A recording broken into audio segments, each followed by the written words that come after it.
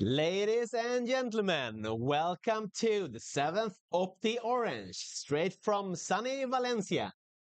Hi, Robin. So looks like we have perfect conditions today. So we are starting procedure. I think it's nearly 2 minutes right now. Black flag. Yeah, we have live images right now. Have a look. It's beautiful. We have these northeast conditions. Steady at around 12, 13 knots. 1 minute now. And Oji, would you start rather close to the committee boat, to the pin today? So if I need to choose, I will just search more like the middle pin because we have really huge incidents of the end of the commercial port.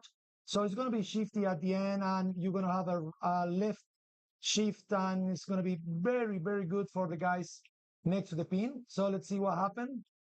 At the moment, it's a nice, really nice curve in the start line. Yeah, all the guys are there preparing. Let's see what happens. And just pointing out, we have a black flag. Yeah. It's no, it's No, not a black no, not flag in black this flag particular. yet. No, No, it's okay. no, It's okay. it's okay. It's clear. Yeah. Yeah, it's the first group. It's yellow group. First race.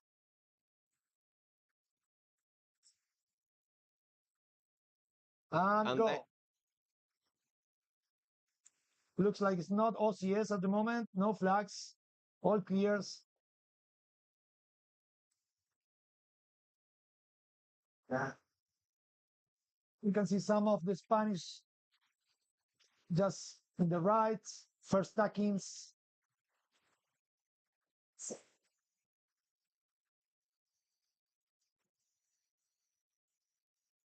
The fleet is splitting very nice.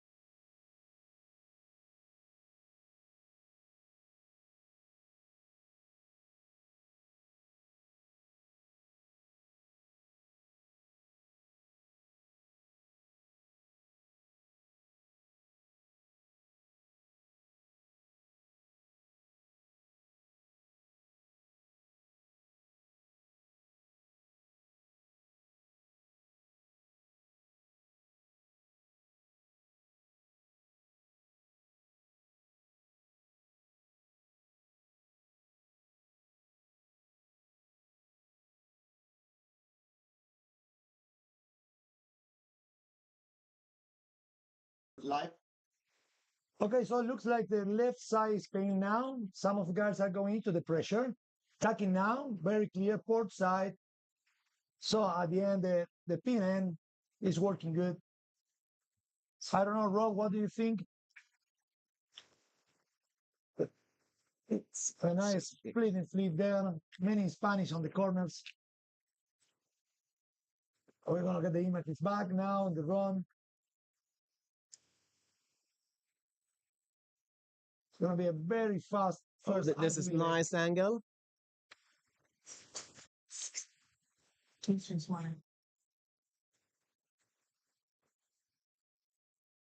Yeah, it looks like Elsa is actually in the lead here. Our Spanish sailor with number 2618.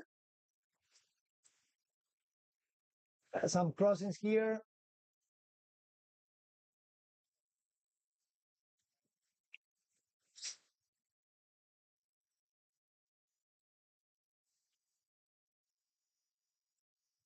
Okay, Denise McMill.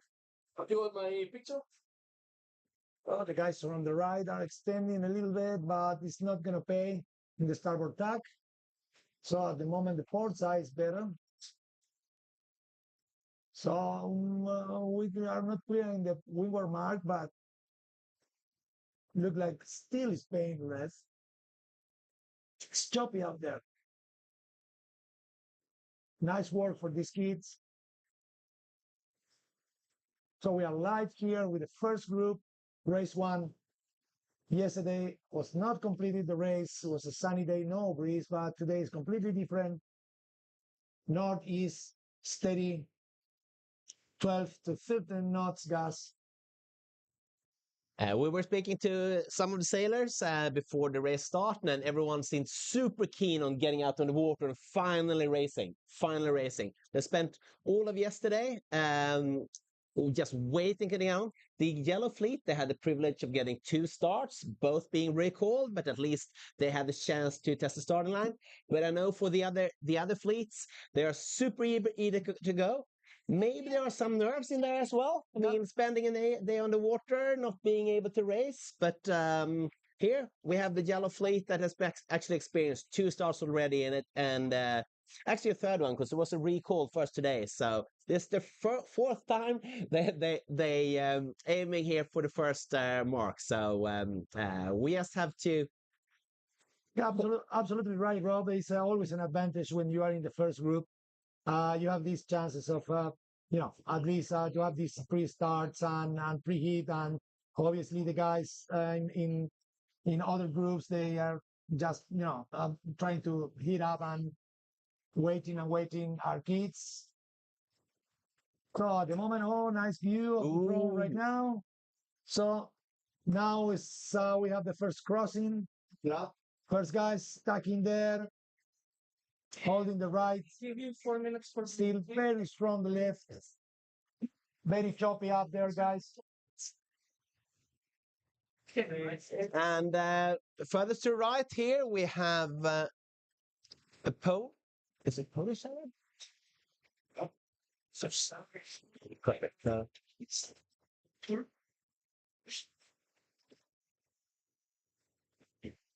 very intense body work here.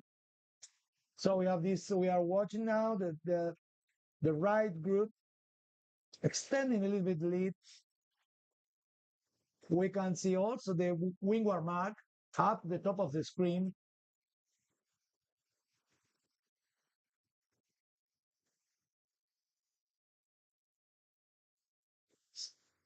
Second group starting the procedure.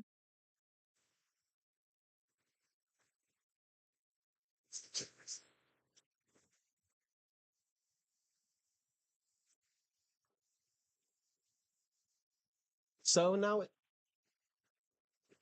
So it's Rob, is we are starting the procedure, the start procedure in the second group, race 1.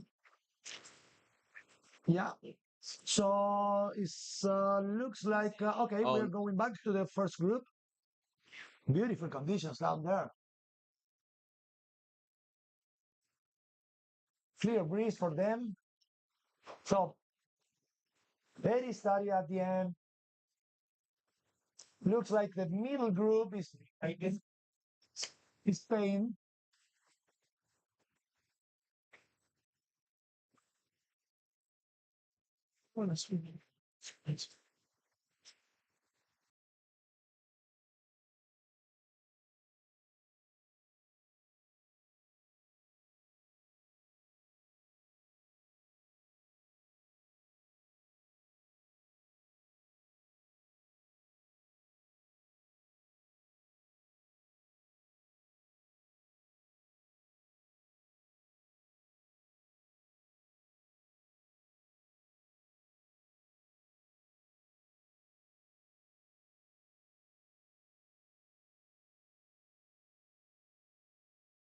yeah.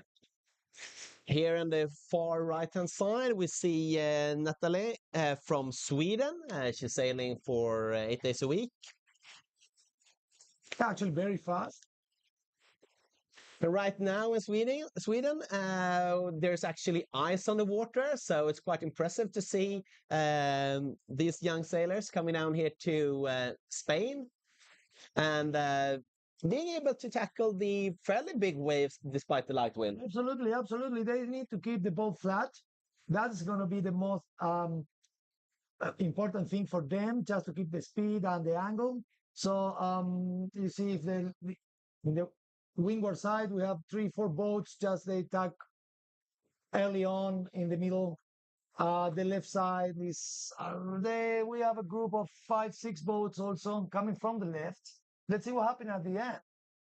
Maybe it's going to be a little bit shifty in the right island, giving some possibilities to the Swiss 4920 and this Polish kid. So going fast. Middle group is looking better. So going back, we have the second group in the start line now. So it's 1 minute to go.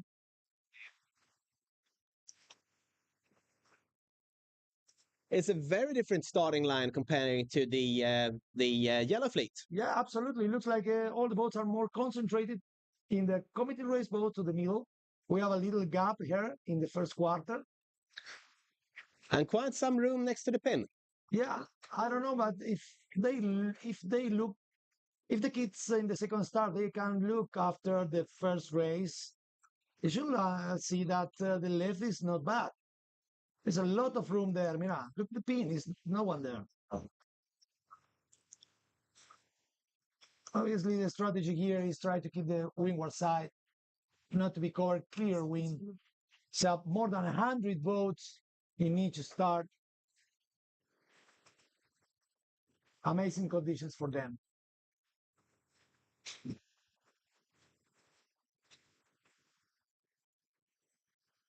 And go.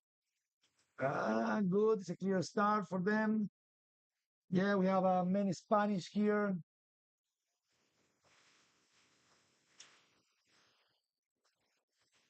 We see at the closest to us on the screen, we have Joan Lenoir, who sails with 3570. I mean, he's one of the favorites for the event, I would say. I mean, he's coming straight from a silver in Torrevieja, so he seems to be in the mood to make the most of the Valencia Regatta as well. So it looks like they are enjoying pretty much.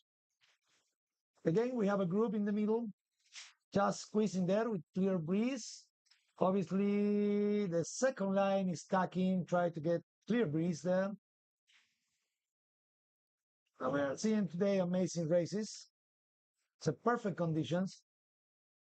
I mean, these guys must be so happy finally passing that starting line after spending first Wednesday with no wind, hardly. Then Thursday with no starts, and then finally they're on their way up to the first mark. Yeah, they were containing the emotion. From some of the teams has been here training for more than a week, so this kid really wants to go there and pushing hard and test himself. See the possibilities. We have Norway and Swedish guys in very good position.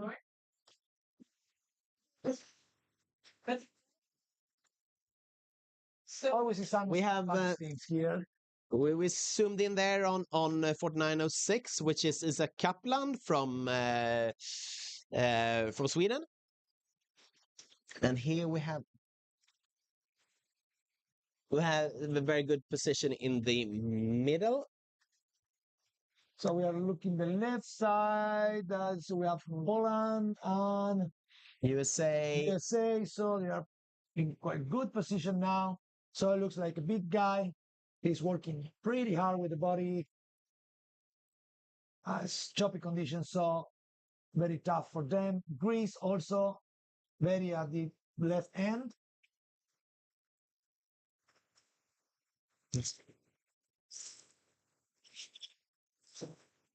All right, so we are going back to the first group. This is yellow group reaching the windward mark. See how this goes. Isn't it beautiful to see that orange there? Yeah. They've been dying to get to that orange. I mean, it's they spent a whole year waiting for that orange, and we'll see who will be the first one to. So it looks like the middle left guys are just very close to each other. 36. We have Spain.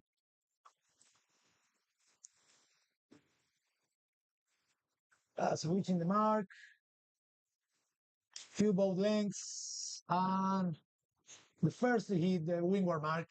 Here we go. Netherlands in second place. Spain 3696. Netherlands second place 3503. We have Ukraine 314. Good position for them. Three first guys. Just Yeah, 3696. That's actually Alejandro from Spain. He's sailing for Alicante, Real Club Regattas Alicante. yeah. Good for them. This is Poland, US, completing the first 10 boats. Another Spanish boat, 2618. Poland, he was coming from the left, and Germany also coming from the left at the time. This is a second group there. Very fast, taking the water out of the water, trying to get the boat light to increase the speed, reaching in the offset. Yeah, oh, we have a little situation here. Spain 2961, touching the mark. Very good, very good. The kid is doing the penalty. That's exactly the rules, very good. It's gonna take like 6, 7 boats penalty. It's okay, he'll carry on in front of the juries. Okay, that's a big pack coming on.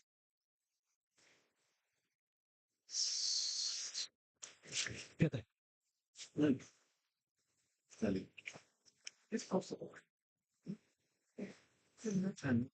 Now it's getting quite tight here Yeah. next to the orange, but still, only 2 people actually touching the mark so far. Finland just keep going, but I think it was a touch with boom. And yeah, this is all the pack. Continuous boom.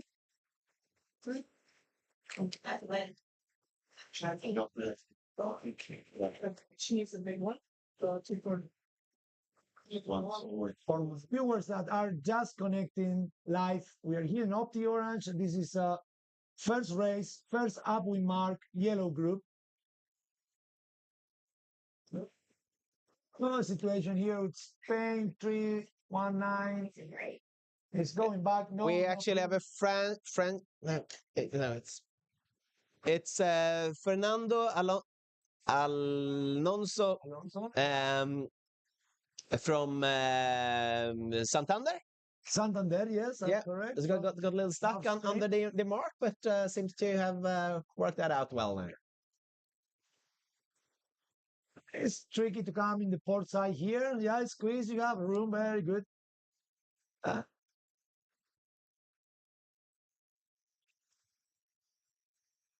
Yeah, the pack is well mixed. It's not dominance of any country, so there are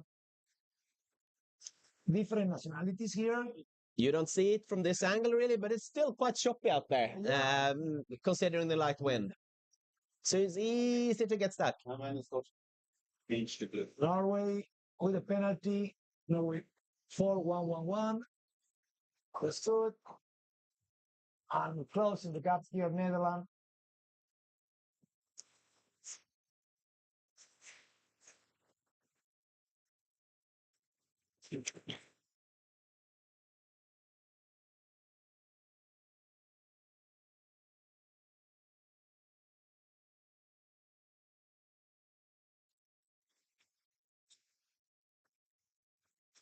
And let's see if we can get some images from the blue fleet. They should be approaching the first mark now. All right. Here we are. Yeah, nice. Nice view. Nice. And for all the viewers back home that are maybe sitting in well, far up north, it could be Finland, Sweden, Norway. Watch those beaches out there. It's a stunning, beautiful Valencia with beaches as fresh as their oranges.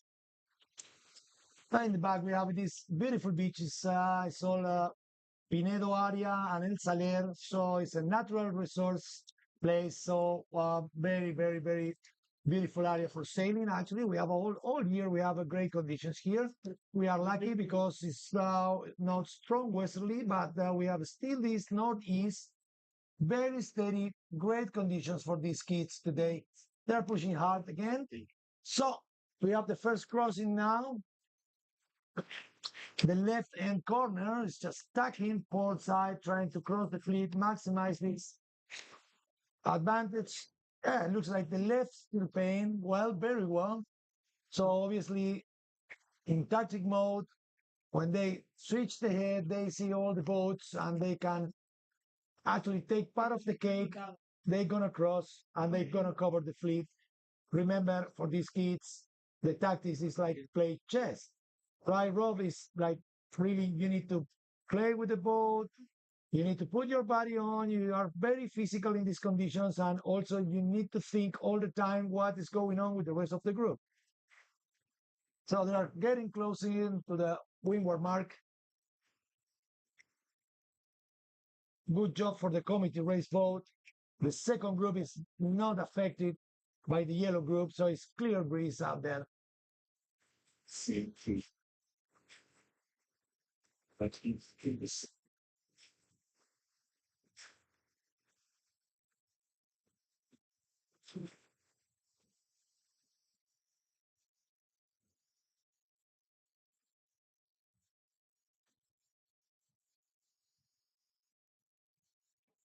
And now we're taking a look at the red fleet.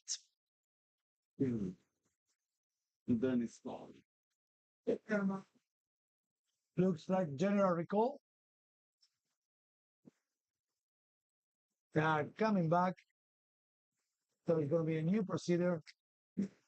At the right side of the screen, you can see we have the first yellow group going downwind. So yeah, it's a general recall. We have a reef crossing them.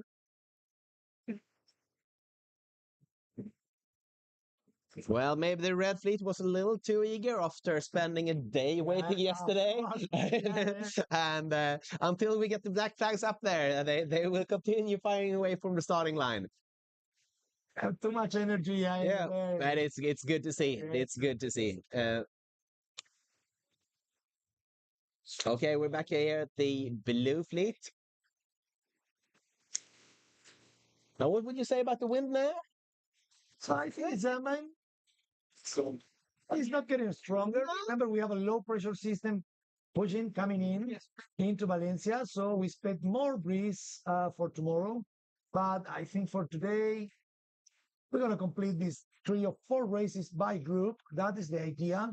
Remember, guys, with 4 races, we're going to have start to split in gold and silver groups. And I think a lot of people are looking forward to the final series. There were no final series in Palamos the 2 weeks ago, unfortunately. Too little wind. So we'll see whether... I think let's keep our fingers crossed for making a final series here. So we have the leaders here of the blue group. So we can see Spain 3640 and also Netherlands 3444, doing pretty well by the left. Very solid, the left is Spain in the yellow and the blue group. It's clearly very easy. See, it looks like it's more pressure. If you look, it looks like it's more pressure on the right, but the shift is coming next to the port side. So it's playing very well. Look, these kids, oh, they are pushing super hard, taking the water out of the boat, keeping the speed, working with the body, with the chop. Amazing conditions, nice trim of the sails.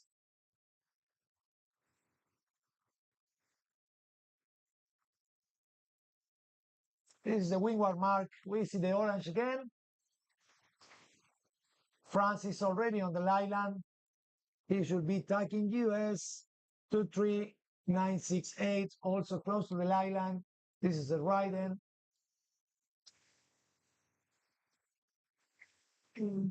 So black, when they came black, then it's funny.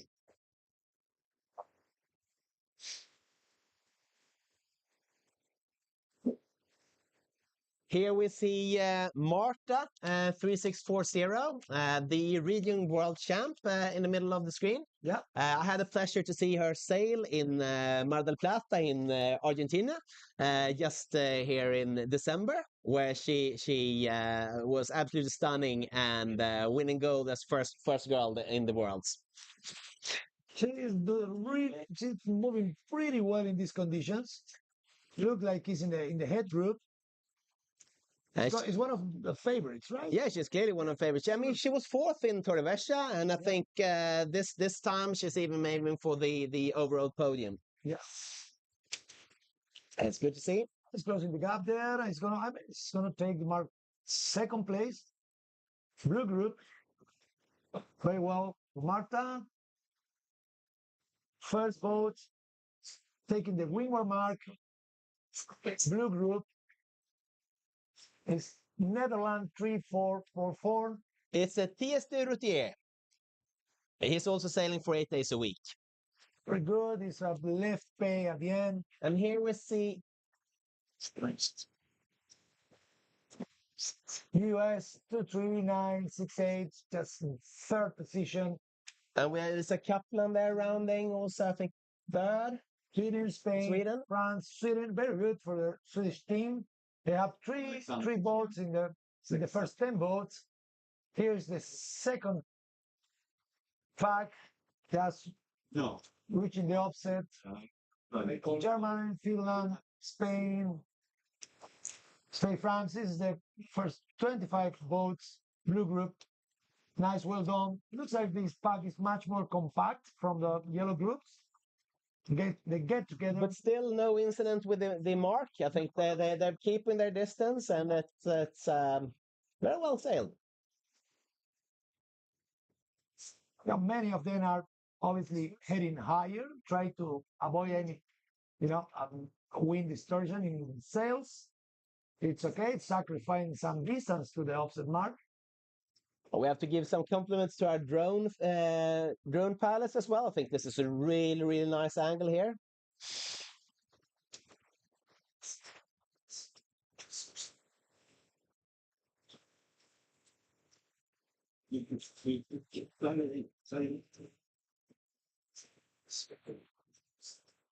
The right side, many of the guys out of the island. This is normal.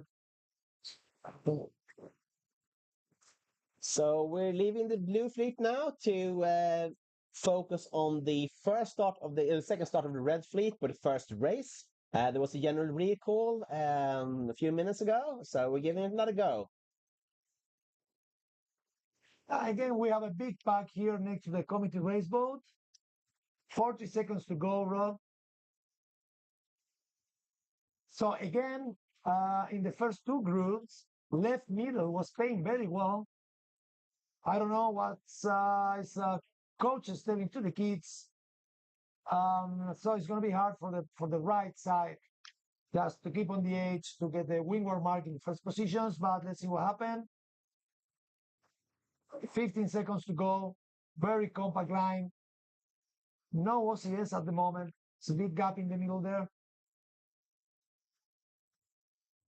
Again, Very, very compact line, but people are getting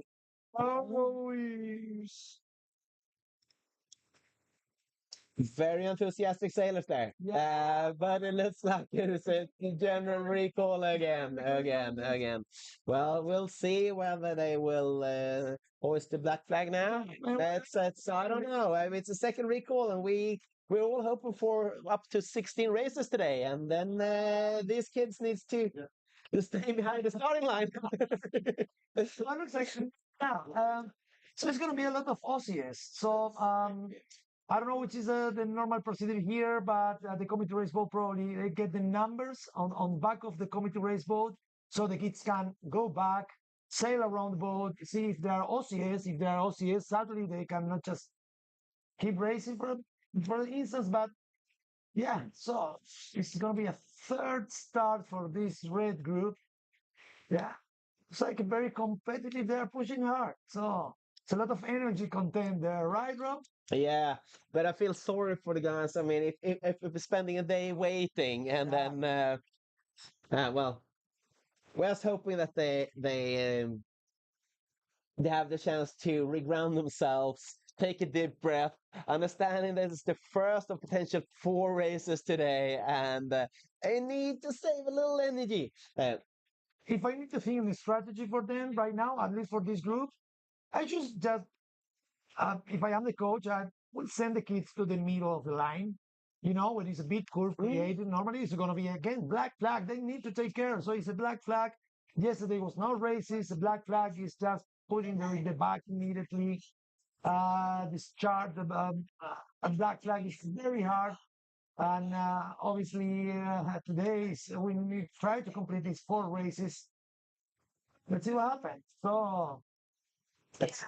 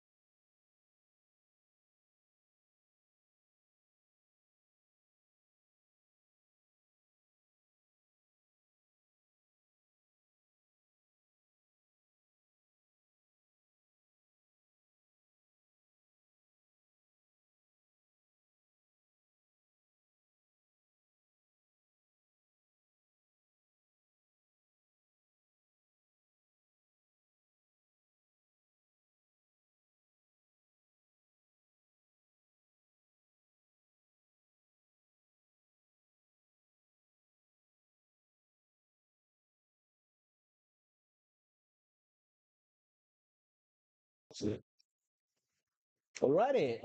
When we had a second recall there from the in the red fleet, we are now going to focus on the start here. We are exchanging batteries on the second drone at present. Yeah, it's going to be a third start for this guy, Red Group. Very exciting. They're pushing super hard, so it's a lot of OCS. It could be quite frustrating for these guys if they return and see OCS in the final list of the day. So, all right. So it's an open opportunity still. We have a good breeze, choppy up there. Look, the flags in the committee race boat is super solid. I mean, it's also a good opportunity because many of these kids are already 13, 14 years old, so they are more than 50 kilos. So remember, the Optimist is a complicated class because they go from 30 to 53 kilos sometimes, and it's a lot of difference weight that make the speed in light conditions very tricky for the heavy ones, and obviously when it's sun breezy, it's more complicated for the light kids. So let's see what happened. They are waiting. Look, they just having a block of boats waiting for the signal. Cesar is the officer at the moment. He's doing well correctly. With sometimes when we have more than 40% of the fleet out of the line, he needs to just say, "Come back, guys. We're gonna do it again. Let's try again." So everybody's there waiting for the signal. And this is the seventh OptiOrange now. I think it's one of the stunning events, especially myself coming from Sweden. We have quite a lot of sailors coming down here to do Torrevieja, Palamos, and Valencia. And Valencia is somewhat of a highlight here. That's nice. And when we started with the OptiOrange here in Valencia, I'm local here. It was very exciting. We started, I think, with the first race with 300 boats. Now we have 520 boats. 520 boats from 29 countries. Amazing. Well, I mean, there's some of the very best sailors of the world getting here. I mean, I think it's amazing to see the Americans coming over. We have Canadians coming over. Of course, all the European nations represented. It's just for us who travel here, we're just super happy to be able to join this feast. It's becoming one of the main events, I believe, and also, Valencia have the possibility to have a great sailing during the winter time that we are now, and the kids can enjoy it. We have a beautiful city. We have many places to visit also when all, daddies and friends and all the guys that are working next to the kids, they also can have an extra value just going around the city and enjoy other things and obviously training every day. So after Palamos, they can bring the boats here. We have a huge facility, and everybody is comfortable. There's plenty of room in the club. It is. But it's also, apart from being a very, very nice regatta, I would say Valencia is a really nice city to see. It's not the classical tourist destination in the same way as the many other places around the Spanish coast, but it's absolutely amazing to come here. So for all the parents watching, I would say take the chance to visit the old city. It's absolutely stunning, and you can see that it's not only cathedrals, but the full city is just a marvel of nice architecture. Plus all the nice cafes, restaurants, and all the others things to visit. But it's definitely worth a visit when you're here. Absolutely, Rob, because I mean it's a mix of the old Europe and the new Europe in terms of if you go to the city and there are some designs look like you are in the 22nd century, it's amazing. You have the oceanographic, all these places, all this architecture. It was a huge investment for the city, and everybody can enjoy it. Apart from that, remember we places the America's Cup. I think the America's Cup just put Valencia in the map like one of the great spots for sailing. For us, I'm particularly like a sailor. I'm enjoyed every weekend. We have many classes, snipe, we have J80s, we have a WASP, we have Optimis, of course, full trainings, 29ers. So, okay, guys, we have the drone images now. But I would say it was also the way you have arranged the OptiOrange. I think small things like everyone has their own parking spot for their trolley. Yeah. It makes life so much easier for both parents and sailors, of course. Now we have like 10 ramps.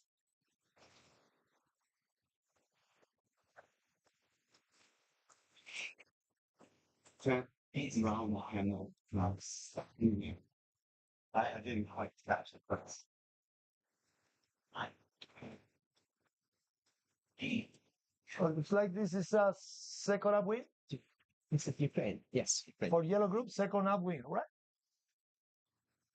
I think so. You think yellow? No, it's probably yellow. This is no you. Yeah, Ukraine.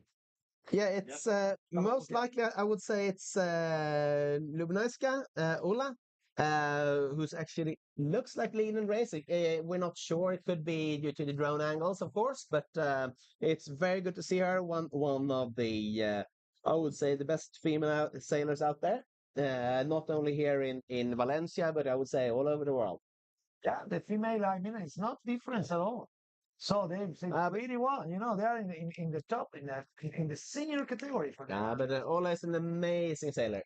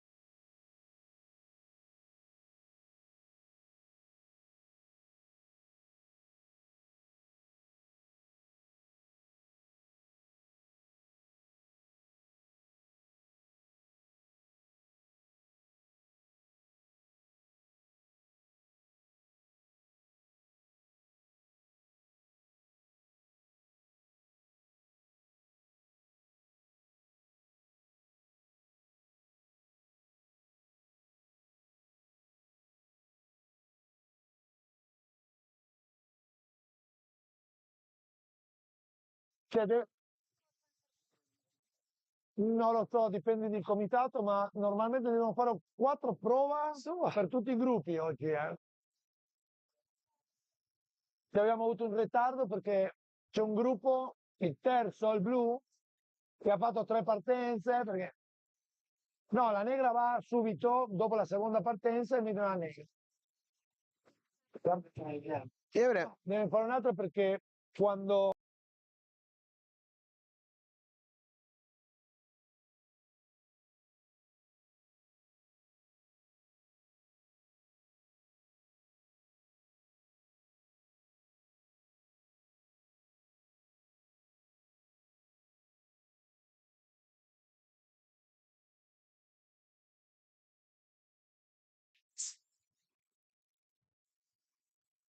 è una giornata bellissima oggi per i bambini, guarda, no?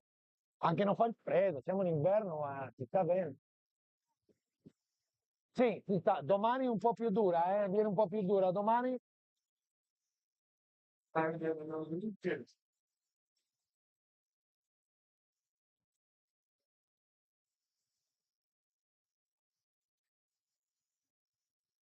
chiamando.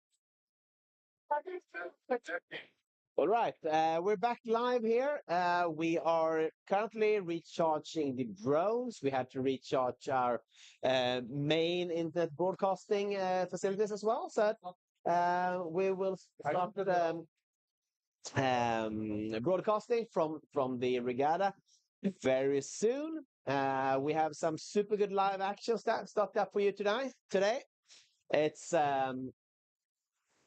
we're still on the first race of the day, and if we're lucky, we'll be able to do 4 races per fleet, which would mean 20 races. We will see whether the winds and the race committee will allow that to happen, but we'll keeping our fingers crossed. Anyhow, we're having a beautiful day here in Valencia. It's the 7th OptiOrange. I think this is one of the key highlights of the preseason for all the sailors, and one of the big events where sailors from all over the world have the chance to test their skills before the worlds, before the Europeans and the big championship races. So, Rob, which is the next event coming? I think a lot of people are planning now for Garda or Slovenia. I think the Easter Regatta is one. I mean, Garda Easter meet is after all, it's the biggest regatta in the world. There's nowhere else in any class where you will have 1,200 sailors competing. So I would say that for most sailors, that's one of the super highlights. It's not. I would say, as I mean, the Europeans and the worlds is organized where everything should be as perfect as Garda is more, it's somewhat of a fiesta, but it's the biggest, I would say, the sailing party there is in any class ever. So I think, and also bringing home a plate from Garda is one of the sort of most epic and stunning symbols for this sport, I would say. Absolutely agree. It's a beautiful place, especially in summer with these conditions. I remember my whole times sailing, having the first race 7 o'clock in the morning. Oh yeah. Last year they did exactly that, but it was also the same day where you shifted to summertime. So the kids actually had to start like 5 o'clock in the morning, sort of in their biological time. So it was and also last year was quite rainy and tough, but it turned out to be a superb regatta anyhow. Yeah, also the location is perfect because you can reach it from all the European countries. It's very, very apt. And it's stunningly beautiful. I think even for parents, you have to include the parents in the planning. And if the parents are to choose, they happen to go to Garda. Yeah, I mean, if you think in optimism, I think like a Dari, I really expect to go there and enjoy the wine and the food and all the facilities. Always the club and the people is super nice there. The Italians they well known how to organize the event. And as really a enjoy Swede, as a Swede, it feels very good to even during the winter time actually seeing some mountains. Even though the beaches of Valencia is beautiful, but in the winter you would love to see some mountains. Of course, of course. But this year actually, the Guardians to meet is somewhat challenged by Slovenia. As the World Championships will be held there later on, a lot of sailors are doing the Easter Regatta in Slovenia this year. Of course, preparing for the wars, right? Exactly. Oh, very good. So I think we have some groups still for starting. I don't know if it's purple. It's purple. It's The purple group yeah. still, yeah, for start. We are waiting for reconnect images from the drone. We can see here we are on board of the beautiful catamaran. Watching, we are in the windward mark. This the second bid of the red group, I think. We don't have images yet, but it's going to happen shortly. Okay, so probably today we can complete 4 of these races each group. We're going to have already just a group split it in gold and silver. Tomorrow is we expect more hard conditions, right? It's said to be very, very different tomorrow. But I think even late this night it will start. The wind will start to pick up and probably build up some proper waves for the more early morning sailors. But considering that the most complete championship that any sailor like to do, just really to determine who are the best, to have all the conditions. So yesterday was really light. Today is middle breeze. Tomorrow it's going to be hard. Sunday is going to be middle breeze probably again, more shifty. So for sailors, you're going to have the top ones that really deserve to win, really. The people are so longing for some proper wind now. Especially after Palamos being so light, I think these sailors, especially the ones that have been traveling far, are really dying to see some good waves and some good winds. Of course, I mean, also it's spectacular for all the spectators, and you see the kids sailing in big waves. So remember, it's not a common sport, right? We are not just playing with a football or tennis. It's a lot of things that these kids need to learn, and a lot of fears that they need just to cross by and really uh, like tough in the sea. The conditions. You are in the water by yourself with your own boat. You are your own captain. So I think it's a great teaching for these kids when they grow and they understand that they can be his own captain. So I think, just being able to sail your own boat and being 11, 12, 10 years old, I think that's just astounding. But also, I think another beauty of this sport is that girls and boys are competing together and also in all different age groups, which means that when you enter the big regattas, maybe you're 10 years old and everyone is I mean, they like they're even teenagers, and I mean that those are big boys and girls, and you have to sail against them. But in a few years' time, you will be the superstar that the youngster will look up to and say, "Whoa, this girl or this guy, he really knows how to sail." And I think that's the beauty of the sport. In football or ice hockey or whatever sport you play, you always play with the people in your same age group until you're 17 or so. of course, and probably here we're going to have the future champions.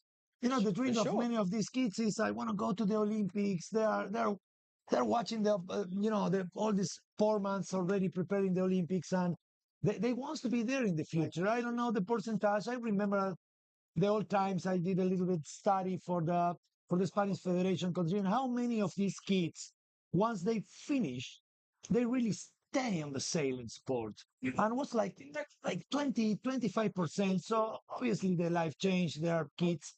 They have different motivations. Probably they go to studies or they swap sports, but it's a big percentage that they're gonna keep going. And it's sad if you have talented and kids with a lot of great skills in sailing that are not carry on in this career. So I think all federations should support all these kids from now, from when you are seeing like little messes. We have many of these in our sports, and sometimes it's not easy to choose the right the right one, because when you finish Optimus, you have these alternatives. They start to look around if it's going to be a Ilka, or it's going to be a 4020, or maybe a 29er, or other class. So my opinion is like they should go straight to a boat that they can enjoy. The other thing is in the Optimus is in individual class, and obviously when you swap the class and you start to work with the crew, that's became a little bit tricky because all of these Optimus kids are skippers and they want to keep doing skippering, right? And But there's also another aspect of the and that is that you get friends from all over the world that you start traveling Absolutely. with and get to know at a super early age. And as you have the mixed age groups, you can be friends and competitors, and you get to know your competitors' siblings, etc. And so it becomes so much more than just your team or just your competition. I think the Opti is formative in so many levels. Absolutely. So I'm still. I have many friends from my from my younger years in Optimus from all around the world. Still, we are in contact. So that is a very solid relationships created through this sport. So it's really we can really recommend it from all that is people watching now, and it's not complicated. Sometimes the that is things that is very expensive. It's not really expensive. All the clubs have its own matters to start to sail, and they provide the materials, coaches, security is always the first. So don't be afraid. You can bring your kids to sailing schools all around the world, and But it's also quite funny when you speak to sailors all over the world and they speak about their friends. They never they introduce other sailors like, oh, this is Alessandro. He was second in the world, or this Filippo. He won Garda. It's never what they did at Ilka or 29 or so. And they always refer when you introduce a sailor to their optimerits. Yeah, that's true. That's true. It happens all the time. Yeah. Okay, so what's we have some images back.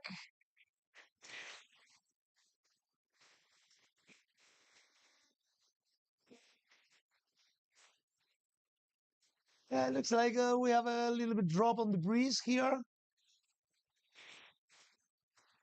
What would you say? Would you expect I mean, you're obviously very used to these waters. Would Yeah. you expect it to drop a little closer to lunch and then pick up in the afternoon? Will we see a breeze in the afternoon, or Yeah. what do you think Yeah, we have to definitely. expect today? So the breeze, we're gonna have some drops during the day because obviously we have this low pressure coming in. So it's already established in Andalusia. We can see how the clouds are just forming. We can expect that isobars are getting closer and the wind increase by tomorrow. But still, we have solid breeze. I think we can complete all the races of the day. So we have first this is a group. Yes, the perfect. Here is the windward mark. Second beat, this group kids. We have Spain 3-3-1 here in the first play. US 2-3-4-5-2 in second place. It's Lewis McGregory from Fall Guys team that seems to be the first one to round the mark. Yeah. Peru, Netherlands, Spain, Belgium, and France completing the first 10 boats in the windward mark. Tricky conditions here.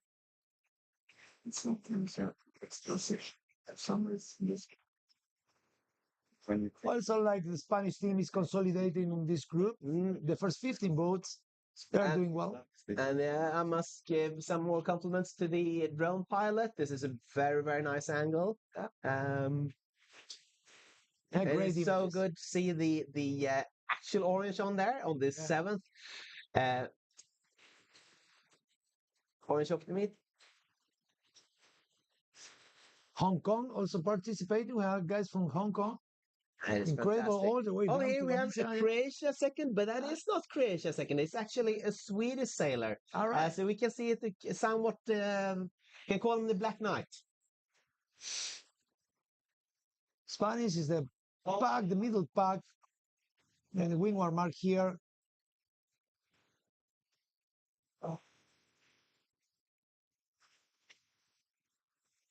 This looks like has been a shift to the right at the last quarter of this upwind mark.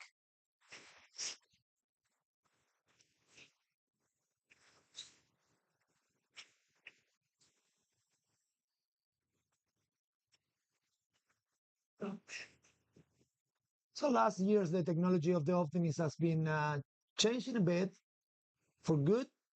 So especially in sales design, all the sail maker has been adapted to the weights of the and the heights of the kits. So now it makes easy to be in the same level, all of them different weights. So purple group, very good. It's the second half of the purple group here, reaching the first mark. We have a little situation here. Portugal just saved the mark. Now touching good tack.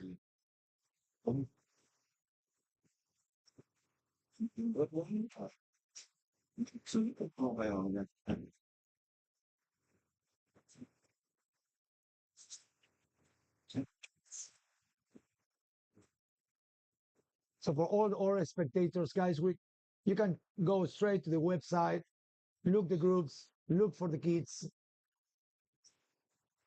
Names, sale numbers are all there. Remember, we have more than 500 sailors at the moment. It's a second day of racing this OptiOrange.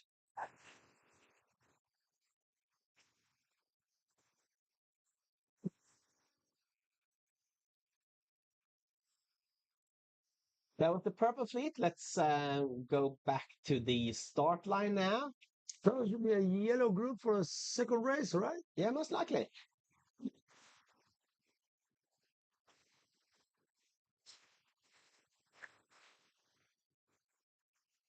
But some things are worth waiting for. So we will regroup our drones and come back hopefully with the start of the second race for the yellow fleet in a little while. So we're going to get images quite soon.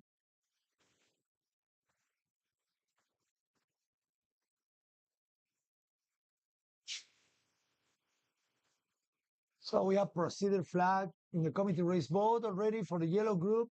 Second race of the day. Beautiful conditions in Gulf of Valencia today.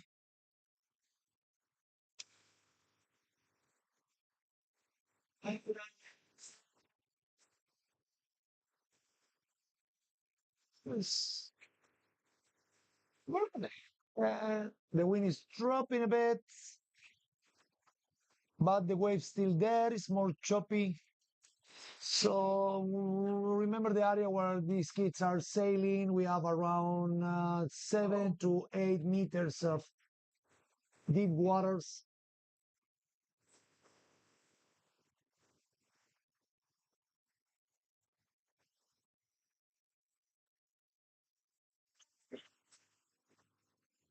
Yeah, it is 4 minutes for the yellow group there. I cannot see the pin yet. It's a lot of activity there. Okay.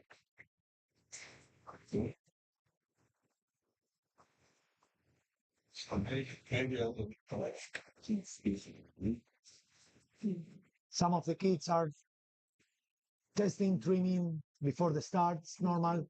They sail a bit. They have a couple of meters upwind. Few tacks. It's important to preheat the legs, get some blood working there for hike harder later.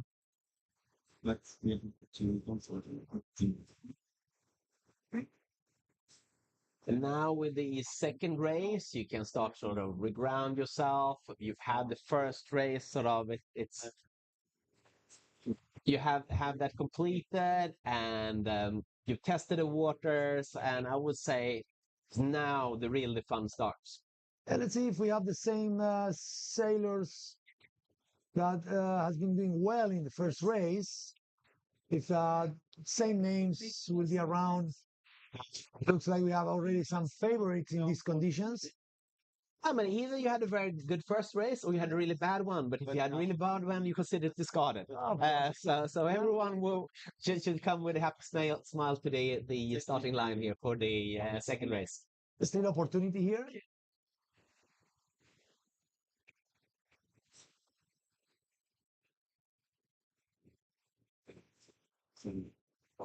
So what can you tell us about the Valencia Yacht Club? So, Real Club de Valencia is really a great spot for any kind of class, from big yachts to dinghy sailings. I think that we, in the last 10 years, we grow, especially in dinghy sailing. So, in the history, when the club was moved, this happened like 50 years ago. Originally, the club was placed in the commercial port. When the commercial activity grows, the club was moved to the south area of Valencia, where we are now. And in the middle, when the first America's Cup, Prada, Oracle team, and Alinghi, they create a basis here in the club because obviously it was the south course reserved in case that the north area was not available to race in the America's Cup. They created this amazing basis, and when they left, they leave all these structures that on the club use it to create all this dinghy area, this all dinghies department, and now all the life of the club is moving through this base. It's amazing. So every weekend it's like hundreds of sailors every single weekend. So we have local sailors, we have people coming from different cities of Spain to practice the sport. Almost every weekend we have different races.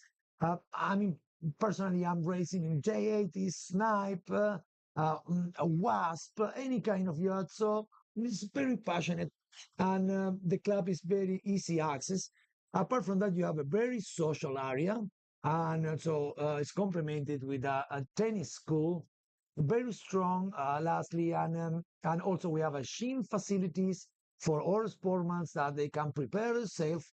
We have more than 30 sailing coaches at the moment. Oh wow, wow, 30 sailing coaches. That is really impressive. Yeah, it's impressive. And I mean, on a day like this, when you have 500 sailors in 29 countries, then it doesn't. Of course, it sounds all that much, but 30 coaches on on sort of a regular week, and that is quite astounding. Yeah. It's also we also provide the opportunity to adults that are not like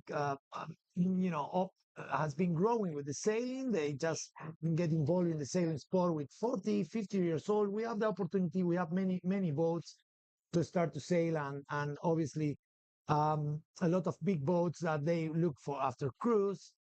Well, it's nice. Really, we have a very, very, very good activity in Valencia, but that is especially for the conditions that we have all year.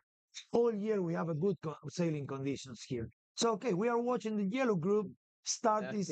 Looks like it's last minute. Everybody, tight on the line.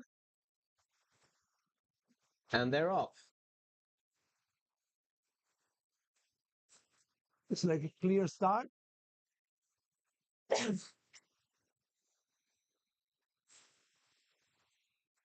And there he goes with the yellow group. Nice start for them. Very nice back into the middle of the line. Oh, yes. I think it's Ola there taking the lead. I mean, the winner from the first race. I mean, she's on fire. Very good. Ooh, that's a really nice start here. Sailing out of the screen even.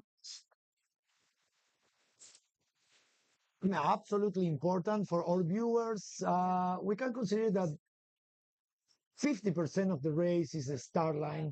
Yeah, how you get position, how you accelerate your boat, how you get enough space for accelerate.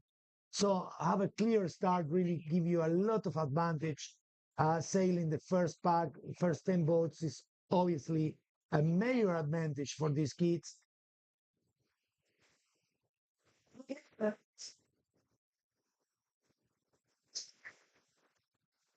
We have drone images crossing all the fleet line. Fleet splitting very well. So again, we have the waves are not really hard in the left side. So first kids just crossing in the port tack left side, trying to get this percentage of the fleet inside of the pocket.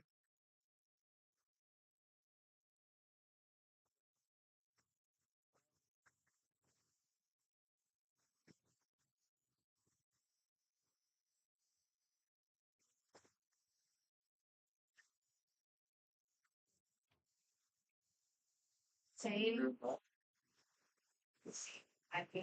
We can see many tags at the moment. Normal when after the start you can are fighting to get clear breeze ahead.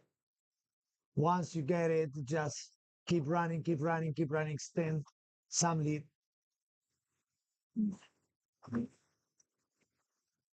We are with the yellow group, guys. Here is in the left corner of the fleet. We can see at the top of the screen one of the groups coming back. Probably the blue group for the second start. Now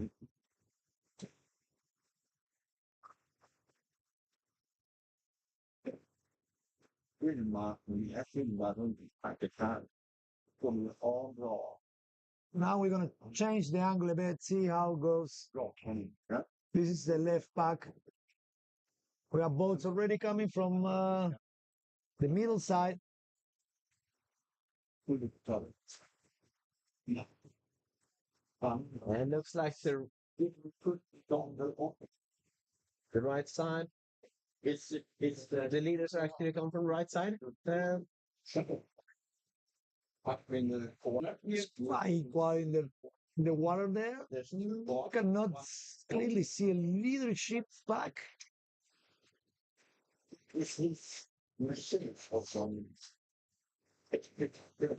Oh, it looks like it's more breezy in the left side. But there's some crossing here.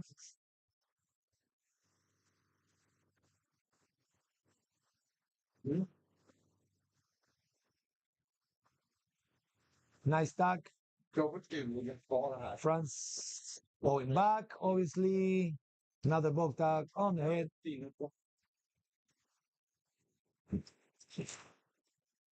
Right. Yeah.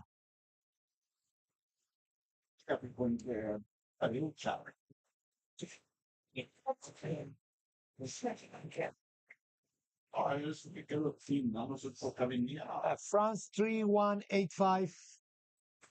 First boat really at the left end of the course.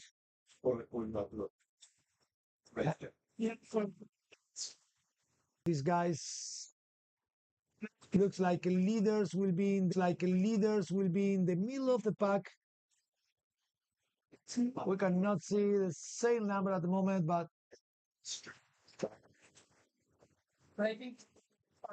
yes.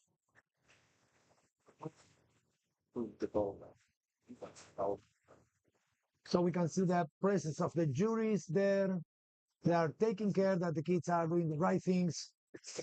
I just remind to the spectators that we have a rule book here. It's not just go and sailing. Yeah, we have a right to cross. We have many rules, mark roundings, situations. Obviously, the big part of the sport is respect each other. Like any other sport, we have rules, and we are pretty serious on that. The juries take this job really, really, really with a lot of responsibility, and when they observe any conduct that is not according to the rules, they will go for a penalty, right? Yeah. I mean, contrary to many other sports, we actually have the chance to protest afterwards and having discussions, etc. But you see, that I would say when you have sailors that are on this level and trying to really to show respect and being gentlemen in most cases. sometimes it's creating situation. I mean, we have protests in all this championship. Imagine 500 kids. You're gonna have protests.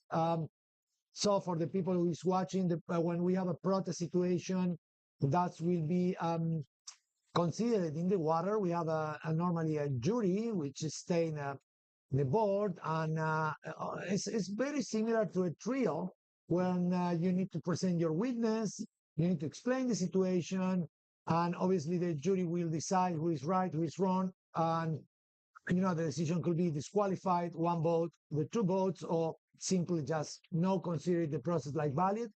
Um, Obviously, the conduct is like um, the best thing is I remember my Olympic coach. I was telling me, you don't need to protest. So it's a waste of energy when you after 4 races in the water, spending all this energy and just being focusing when you are going back to land and you need just to go for this whole paperworks and discussions and bad energy that sometimes produce these kind of things in the protest room. We try to avoid it. So we need to teach the kids that we need to do the right thing. If we just have a penalty, it's not the end of the world. Okay, so But at the same time, it teaches the kids some good manners, and I think it's quite rare when an 11-year-old has to walk into the jury room and present their right. case, etc. I mean that's well, they have to scary, rise to eh? the occasion. Yeah. So it might be scary, but after doing it a few times, I think everyone feels it's quite easy. If you step in there and be polite and say hello to the jury, and then it most will explain itself. I mean, they're there for you. They're there to protect the ones that are not cheating. Right, So they're yes. there just explain whatever happens and emotional. Just explain what Just happened. what Plain happened, and yeah. simple, and that's the best thing you can ever do, and that's what really people want to hear. People don't want a tantrum in there. People just want to know what happened. I mean, the juries at least in Optimist, they try to explain to the kids, uh, in conclusion, what happened and why you are wrong or why you are doing well. So it's very important they understand that, it's an attitude and how they need to compete because they are just working in the future sailors attitude as well. I mean, you cannot be like going to the World Cup later on and lose the World Cup because you get disqualified for an starboard port situation. So better to understand it in these kind of championships. So you get your experience and you use it for the next step. So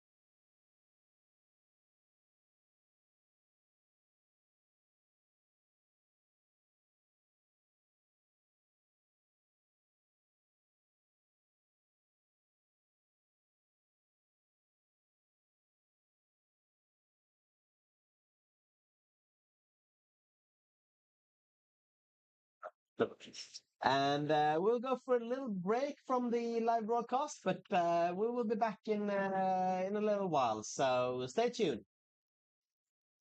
How's it going, guys? yeah, Yeah.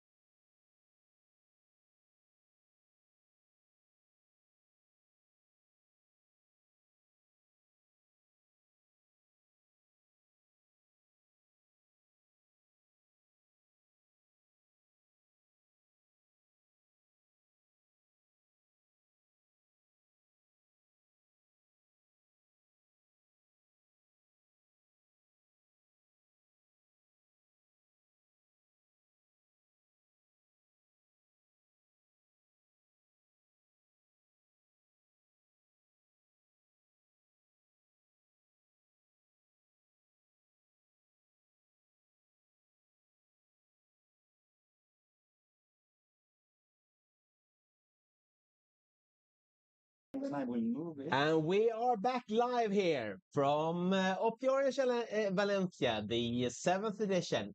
We are focusing on race 2, yellow now. We are in the Windward Gate at the moment. Beautiful view of the Windward Gate. So we have a little drop on the wind. Lastly, obviously because we have clear skies, we have some cloudy there, but more cloudy, more wind. At the moment, we have more sun. So that's made that the wind decrease a little bit. So we have one of the groups, it's a yellow group, just getting around in the gate. Beautiful view of the gate. So see, we have a little miss there. Norway, US, France getting into a good opportunity. Finland going in Netherlands, squeezing there. Look at that. Look at that. He hit like 10 boats just straight away. So now are like facing the last upwind mark for the finishing line, this yellow group.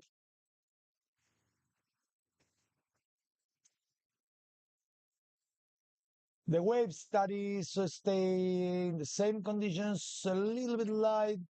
So would you expect the wind to start building from here? Yeah, for the rest of the day? that will depends of the cloudy. So if we will start to receive more clouds coming from the South Spain, the wind will be building up for a bit, that's sure. And but yeah, it's still plenty of breeze for these kids. Just keep moving.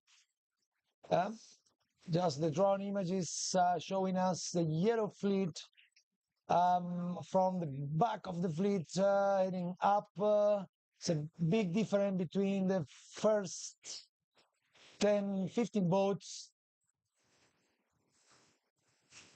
Majority of the fleet now sailing in the windward side. Yeah, obviously because we have a little bit shift right in the last 20 minutes. We have some different conditions for them. So I hope that they are taking this in consideration for change the trimming. Obviously, a different way to sail these waves. Interesting now as we approach top of the fleet. We knew that Ola was the winner of the last race in Yellow Fleet. She ran the second, if I'm not mistaken. Yeah, second, yes. Yes, let's see. We and, are getting closer now. We can see the first 5 boats. But 4 of I them think we had solidarity.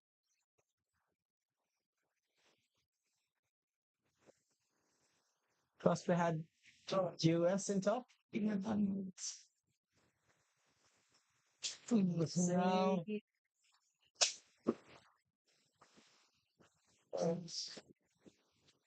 Spain 2618 us in 4th position. I was Spanish. And that's Elsa Celes Fernandez from Santa Pola. Oh, Santa Pola, yes, close to Valencia. It's great fleet as well. It's in 4th position, tacking now. She's doing pretty well. We have a Swedish in 3rd position. As soon as we get closer, we're going to see who is heading. So clearly a right shift at the moment. More breeze when you are getting the windward mark. We have another Spanish boat in 2nd position.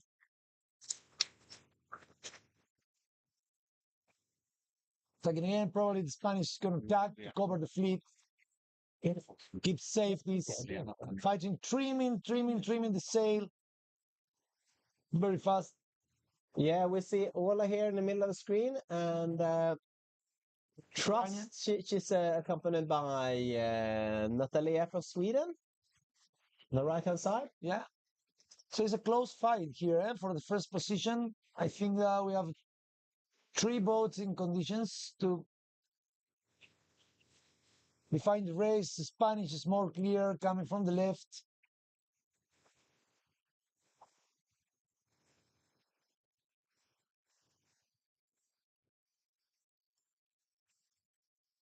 clearly more breeze out there.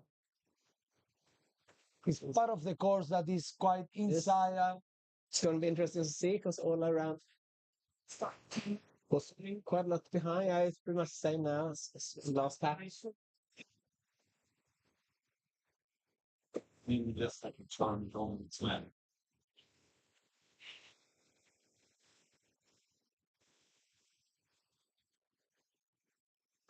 Many tags in the last quarter of this second upwind mark. Obviously, they don't want to leave a single meter to them. We have a boat coming right at the end of the lift. See what happened. He's Ooh, still exciting. No Well yeah, spotted. yeah.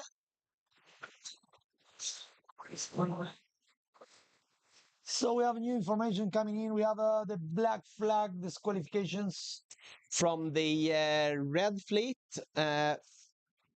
in race 1, we had black flags on Spain 25-20, France 31-34, Spain 34-32, Spain 22-03, Denmark 87-63, Ukraine 61, Spain 1880, Spain 33-53, Netherlands 34-99, and Spain 31-55.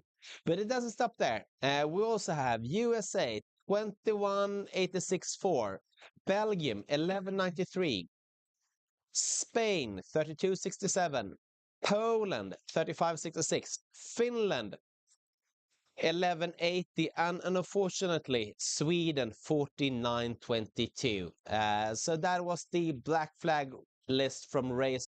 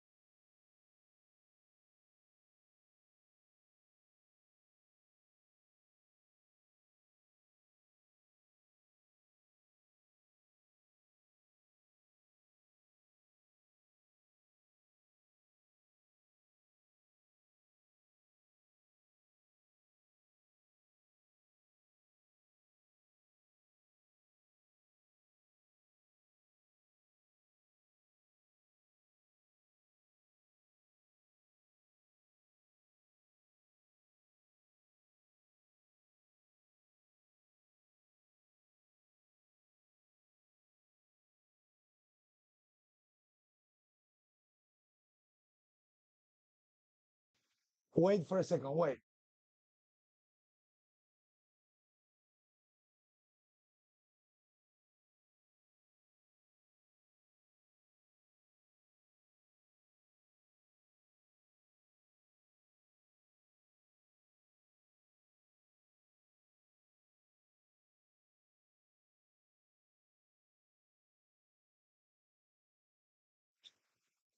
So we're back live from 7th OptiOrange. Just to give you a little quick update on what's going on out here on the waters. We currently have seen the Yellow Fleet finishing their second race. Yes, that's correct. That's winner. We have Spain, Ukraine, second place, US, third place, Spain, Greece, Germany, and US completing the first 10 boats in the yellow group. And that means that the Ola from Ukraine is probably secured a very, very good position here, winning the first race in the Yellow Fleet and then finishing second in the second fleet. Yeah, So that's correct. They're very solid. that's the one to chase. Yeah, very solid. So now we are on the weight. We are AP flag up. So Now we're getting some really, really promising information. All the fleets have gathered now at the starting area, and we are taking the AP down, which means that we will start preparing for the next race in Blue Fleet. That means the second race for Blue Fleet. Coming up. That's very good. And so the breeze still stay from the northeast. Yeah, the waves looks like been decreasing for a bit. We have more left side just coming in, probably 11 to 12 knots. Obviously, in this area of the leeward gate, we have less breeze because we are under the protection of the wall of the port. But we are nearly to restart the procedure with the next group. No, I can't. It's a bit well. It's it. Open. There goes the 5-minute signal for Blue Fleet, their second race.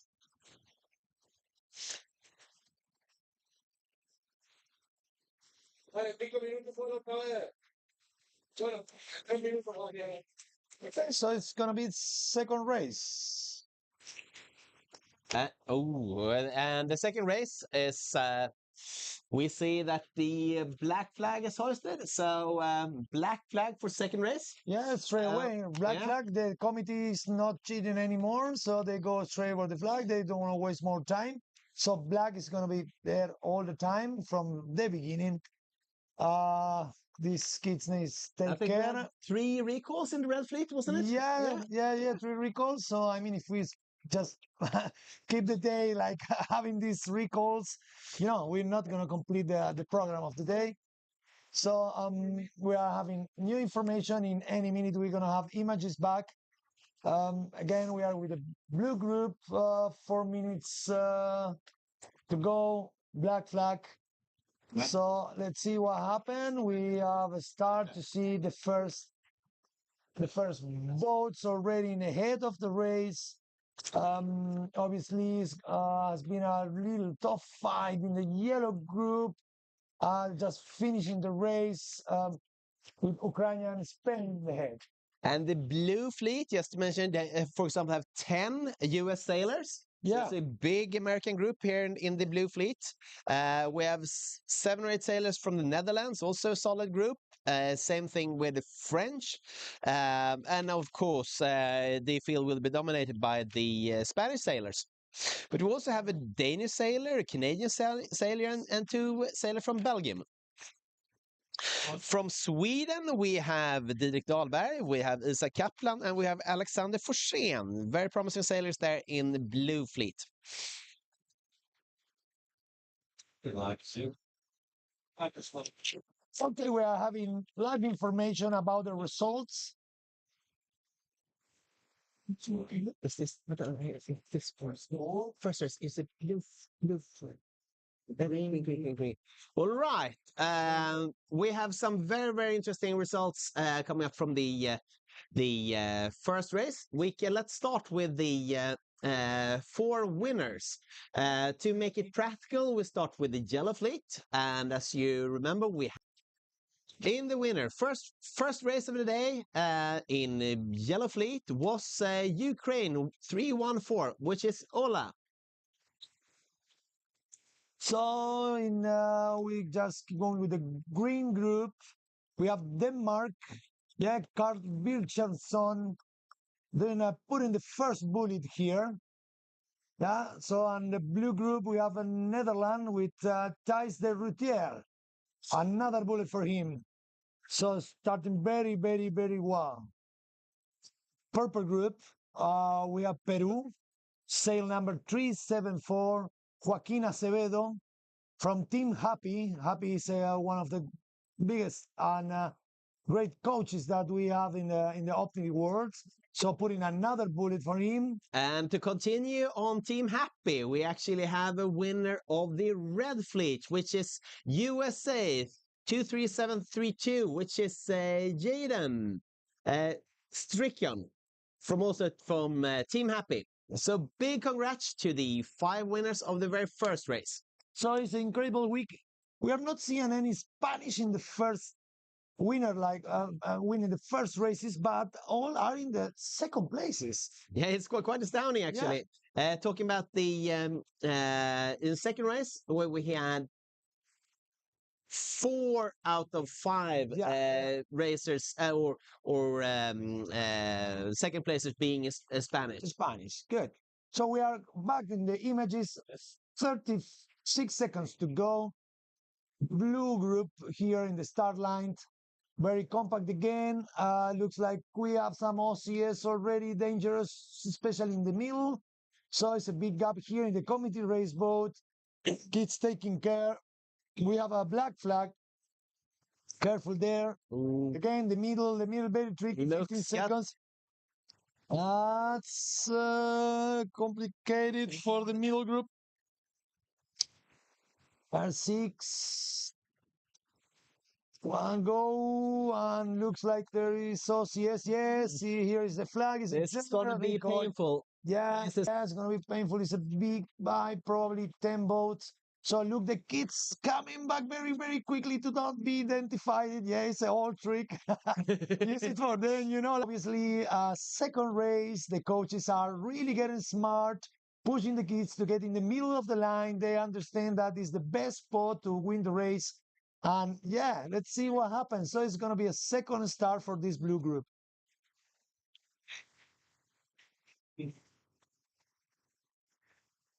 It's always difficult to spot it from the drone angle, but it looked like there were quite a few boats over there. Yeah, this 10 boats on this perspective. The drone is giving us a really great view here. So you can see the pin aligned. You have, like, if you take a reference in short, you will see a big white building, which is called Torre de Francia. And just a little bit down is the City and the Arts and the Science. So it's a great reference for the kids. We used here in Valencia Sailors, we use a lot this kind of reference to be safe in the star line. So great. So this is gonna be a second start for them. This is getting complicated for many of these sailors. Black flags is not ideal, but yeah, see what happens. And here at the very back of the screen, you can actually see the media boat being parked here.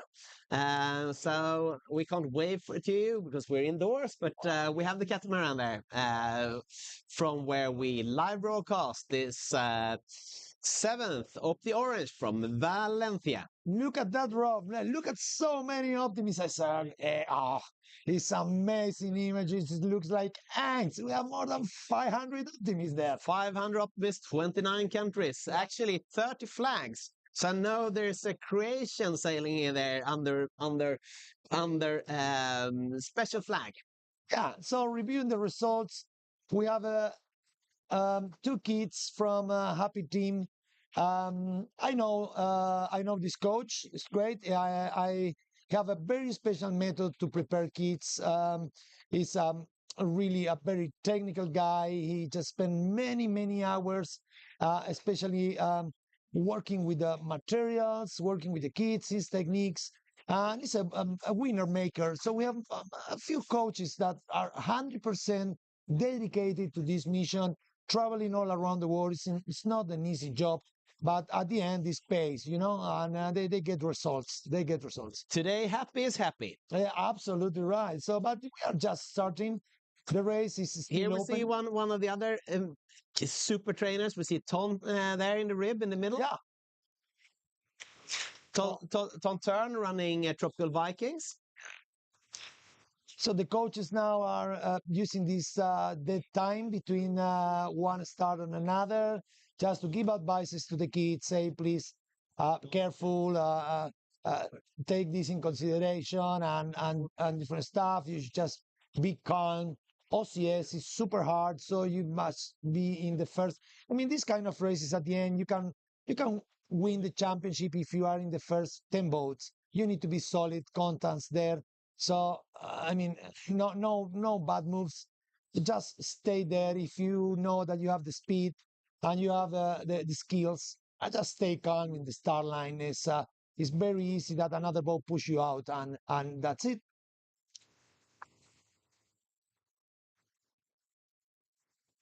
I would say all the major coaches that traveling the world are here as also. So 8 days a week, quite few sailors here, and I think all the naturally all the Spanish clubs and the coaches are here.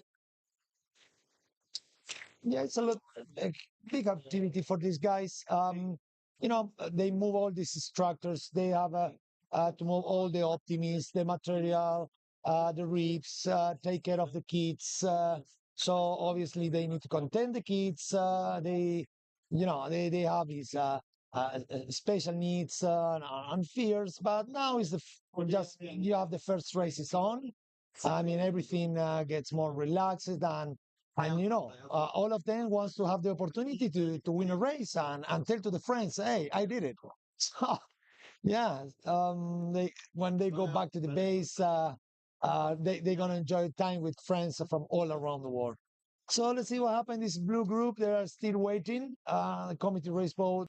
And then again, if you're first or second may not matter all that much when it comes to points, but starting the day with a win. I mean, that is something quite special. I mean, just the confidence and everything that comes from it.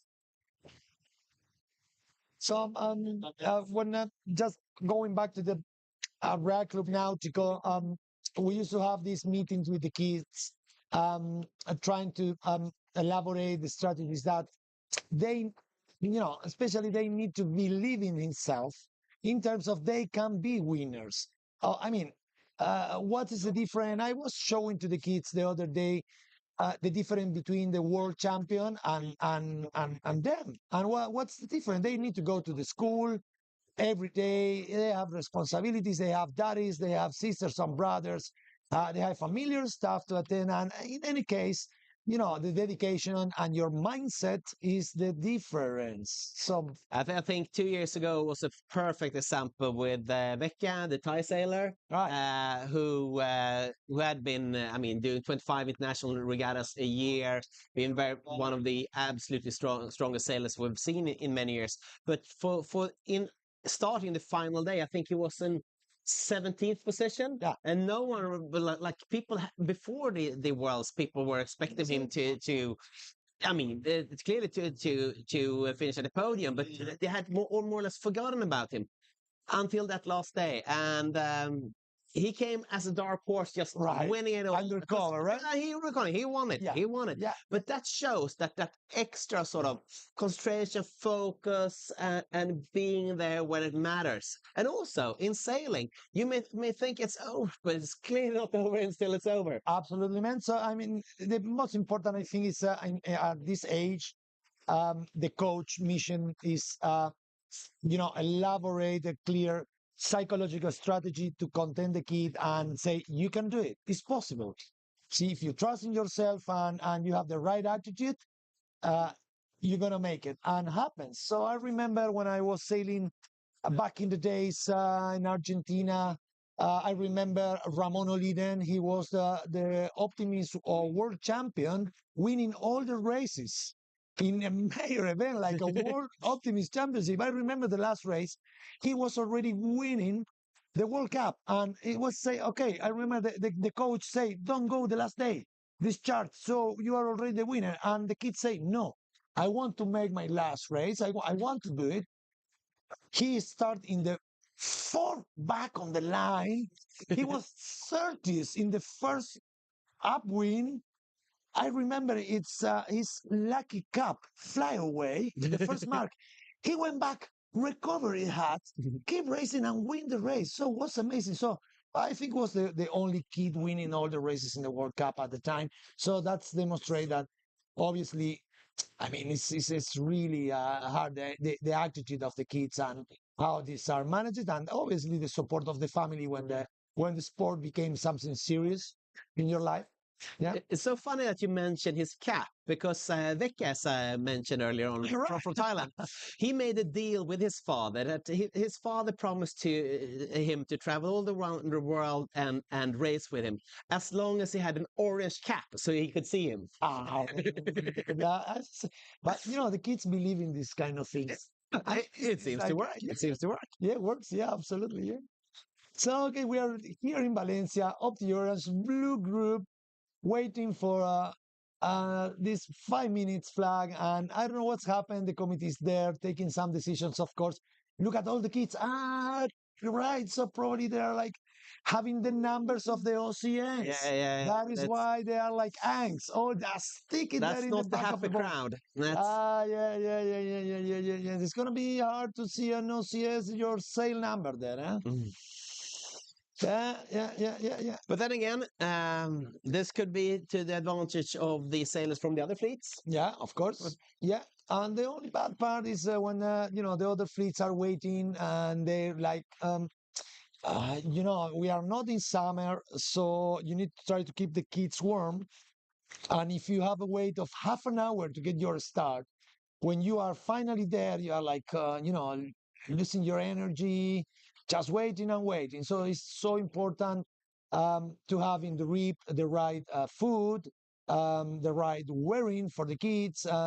That's happening normally. I remember in the Olympics in London, was quite cold there in Weymouth, and it's just the coach always was having a big jacket for us for just to cover it between races, just not have a losing energy and be really in the right temperature just to restart the race. So, but the kids looks like pretty strong. They are enjoying Valencia now. They are moving all the time. There's a lot of activity there, still in the back of the committee race boat. So I love that you're still saying that this is cold. This is Valencia, for God's sake. yeah. Think about our kids back in Sweden where it's still ice. And Right, man. normally we try to go to the southern parts where it's sometimes snowing when we're safe to get out or the there. harbor is freeze. So come here to sunny Valencia, having great oranges and a lot of sun. I don't think it's I don't feel sorry for them at least. Right. But who I do feel sorry for is from the blue fleet, second race. We have the BFDs. All right, go for it. This is a long list. This is a long list. Well, we'll start with France 3080, France 3030, Netherlands 3511, Finland 1238, USA 9550, France 3184. We have Switzerland 2016. We have Norway 4107. We have France 3189. We have Netherlands 3500. And we have Spain 3200. We have Poland 2006. We have Spain 3078. And we have Sweden 4921. We have Spain 3575. We have Netherlands 3484. We have France 2999. We have Spain 3369. And The final BFD of Blue Fleet's second race is Netherlands, 3319. So that's Robin is 19 boats. OCS. That is painful. That is painful. Man. Okay. So for all our followers and viewers at the moment, the OCS means that was a black flag in the procedure of the start line. So the boats that were out of the line are disqualified. So that's the rule. So we have 19 boats in the second start disqualified. So let's see what happened now in the second. So this opened the door for other sailors, right? It sure does. 19 boats. That's a big chunk of the fleet, and there are quite some good sailors on this list as well.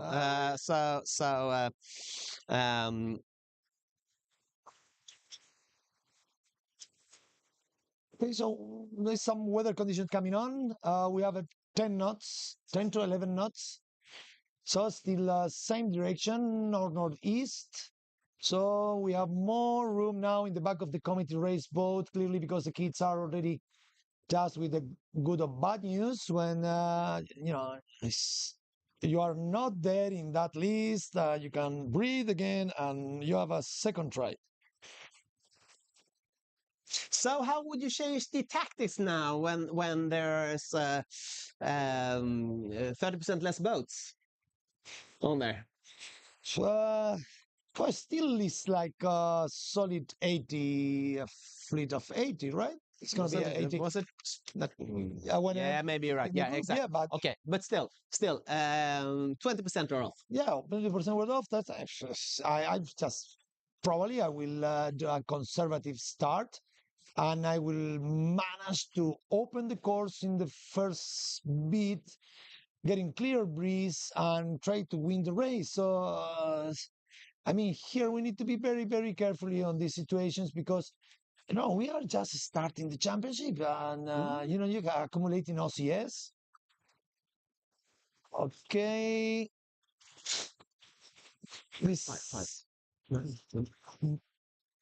Okay, this is the orange flag probably already on. There are getting ready to start procedure for the start of the blue group.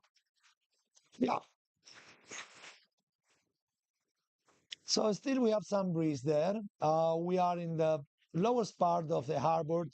So the starting will be with no much breeze. We just received some meteor information. We have 10 to 11 knots there. So probably a little more in the first upwind mark. It should be like around 13 knots. The kids are still moving, getting ready. The coach is very active there. So it's a lot of activity. Oh, so beautiful images of all these optimists sailing around the harbor. So,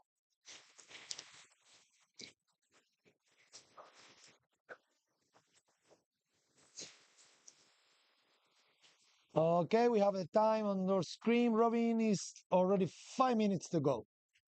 And still, it's the Blue Fleet. We're looking forward to the second race and the second start for the second race. We had painful 19 boats with that were black flag during the first race. Yeah. So first start. First start, yes. And so I think it looks like a good moment to do a change absolutely the techniques in the start for these kids. I remember one of the techniques that maybe can be used here that is calling the Brazilian hook. Ooh. So which you just sail in the second line, reaching very fast, leaving the guys pushing up because they are like flapping the sails, no speed. Just keep reaching, keep reaching, keep reaching. When you find the spot, you just boom in the last 5 seconds. So I remember the Brazilians doing this many, many times. So they're pretty good doing these kind of moves. So 3 minutes, 50 seconds for the second start of the day. OptiOrange 7th edition. Nice conditions here. Look at the view. Valencia on the back. This commercial port there. City of the Science, Art and the Science. Beautiful view. We have some clear skies. Yeah, still no rain. It's going to be different by tomorrow, but these waves are predicting that some weather is going to change shortly. It's going to be opportunity also for the heavy guys by tomorrow.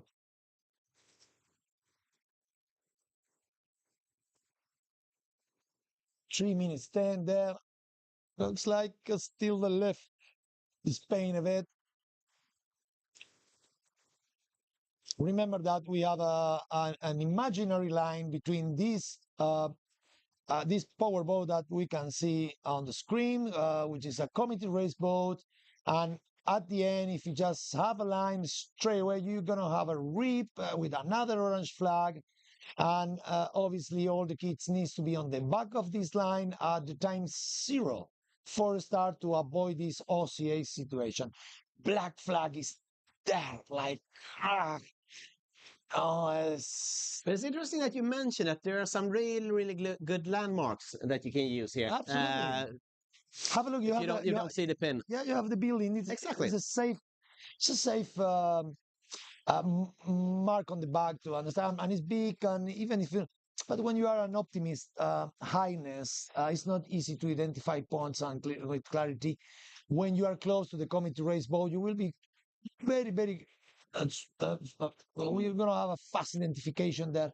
Yeah, so surprisingly tight, nice next to the committee boat now, I would say. Yeah, that's at the moment I will look after some clear spot. All these kids when are OCS normally because the leeward boats start to push harder, and you need to respond according to the rule. You need to be clear. You need to respect the leeward boats when it's coming up, and if you need to give room to them, it's no way out. So that's the line, and you're gonna be out. So it's still time. 1 minute 20 seconds to go. We have again some boats just getting there, but looks like they are getting much more conservative at the moment. Here in the committee race boat, we can see a US team, 2 boats. We have Spanish teams, Greece, France, Greece, pushing just to get the right corner. It's not easy to start there. Remember that the committee race boat is it's something that is a wind stopper. So you need to be sure that you're going to have enough speed for reach the line on time, no losing boats. Okay, it looks like no one in the pin. It's quite free. Yeah, all the boats are concentrated in the first 3/4 of the line. 23 seconds for the start. The line is clear.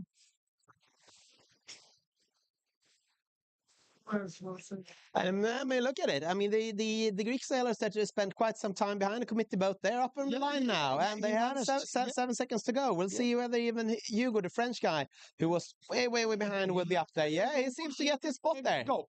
Very nice. Very nice there from Hugo from me with 30.3033.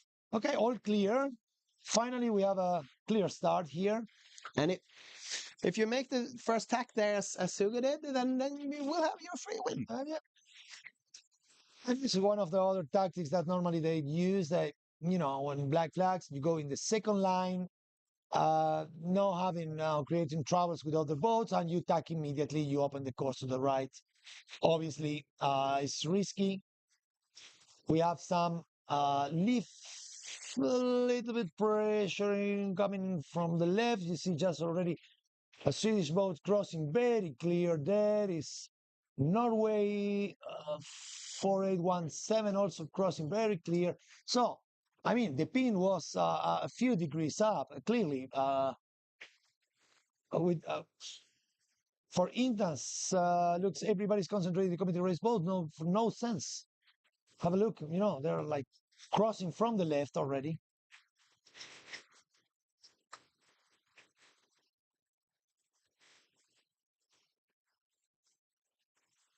Blue Philip on the go. Second race, first upwind. Yeah, look at that. Look at that. Yeah, the left. And So nice position for GVR.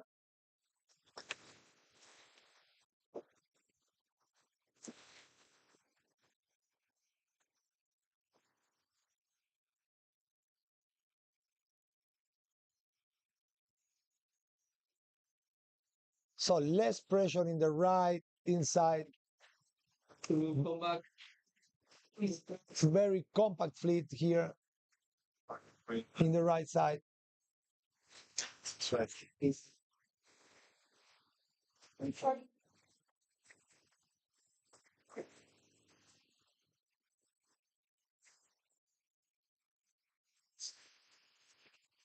Change the drums, see the side. We will leave you for a little, and we're gonna recharge the drones and be back in a couple of minutes.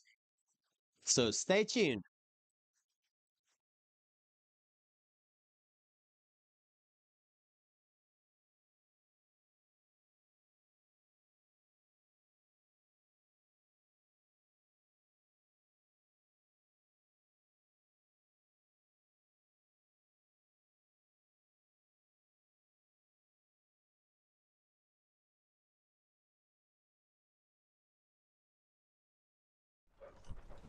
So, what's your name? Agnieszka.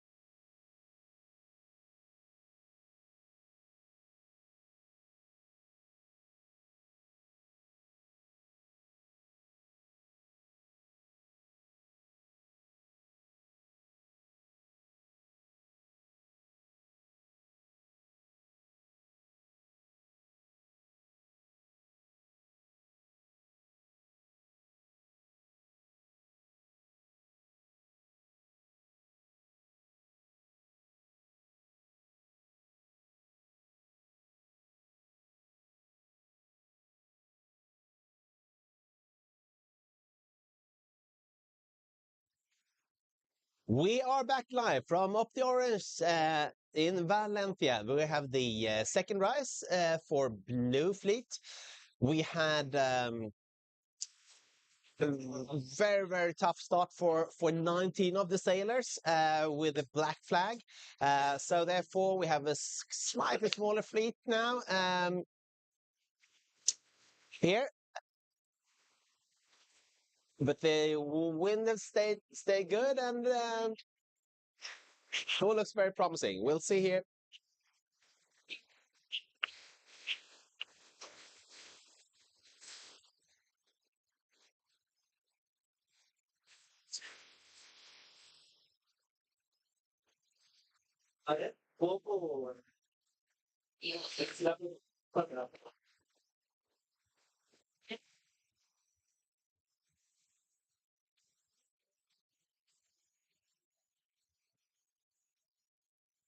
We have almost 10 or even more than 10 sailors from the US in the Blue Fleet here. And the closest to us in picture here, we can follow Alexander Montague from Coral Reef Yacht Club.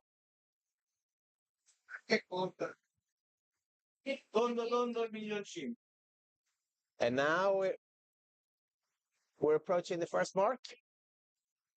Looks like again the left pay, they're consolidated, tack on the right lie line. They are heading to the mark. See if we can watch who are the first. So we have a nice windsurfer being out here.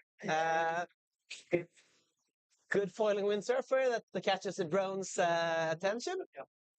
Okay, now our drone pilot is going back to the classical orange buoy, the ones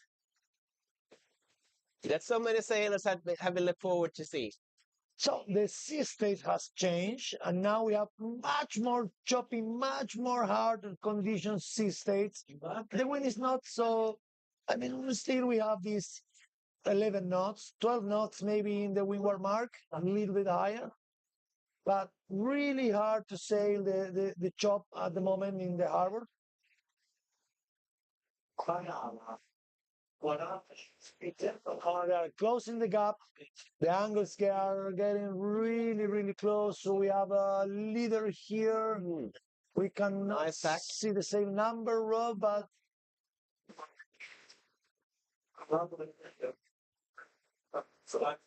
first group It coming looks like, from the left. could it be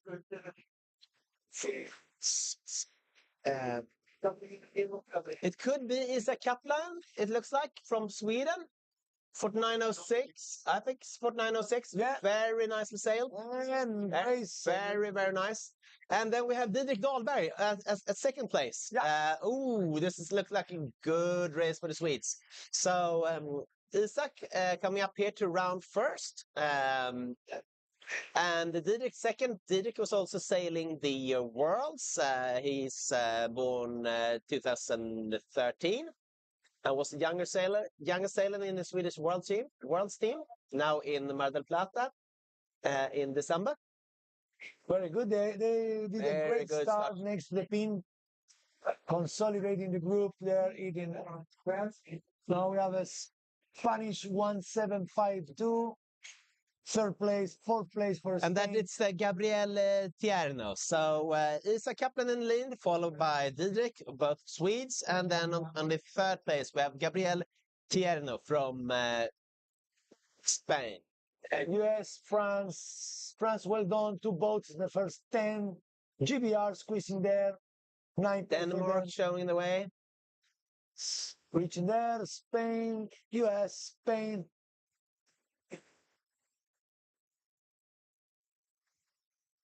And I think we have... This is a Spanish group that... Camille from Norway passing around, I would say, top 10. Well, I don't see that, but...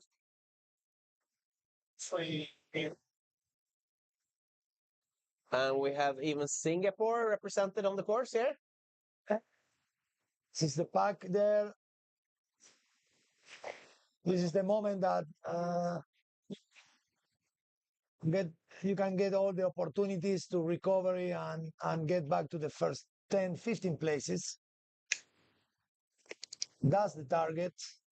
Be in the first 15, 16 boats. That's give you the points. Just stay on the fight. Greece there, Yeah. in there, Belgium. Huge fleet. Look the line from the right. Yeah, that doesn't work if we call it this seguir el tren or follow the train when you need just sail on the back of the rest of the boats because it's no way out in terms of the island. Otherwise, you extend the island and you go farther and farther and farther. Look at that boat. A major distance. First group, first upwind leg. Blue group, second race. So moving back to the start line with our drones. Very exciting race for the Swedes there. We had Isa Kaplan in the lead. We have Didrik Dahlberg second. And we had Spain as third boat coming in there, rounding the mark. But now we're going back to the start line. Yeah, To watch the red group. Oh, the red group. Yeah. It's a hot group, right? Red hot group. They had 3 recalls. Red hot up pepper. Exactly. That's That's right. We'll see whether they will be able to keep calm or at least keeping away from the black flag for this start. As mentioned, the blue fleet caught 17 sailors. That was 19 sailors. 19 sailers on the black flag. So we'll see. Hopefully, the red fleet here can stay calm and do their thing. We should be in the last minute because all are well aligned there. Well aligned there. We see the last boats coming in and squeezing in around under the committee boat. Beautiful view of the start line here. Yeah. We'll see whether France will make it here on time. It's tight. Again, it's more splitting into the left and go. Quite a few boats having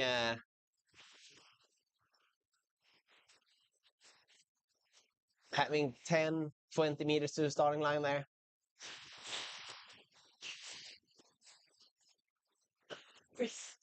So it's a red group, correct? And yeah, the first boat stuck in there. Yeah. Could be a good tactic here from the Belgian sailor, 1260.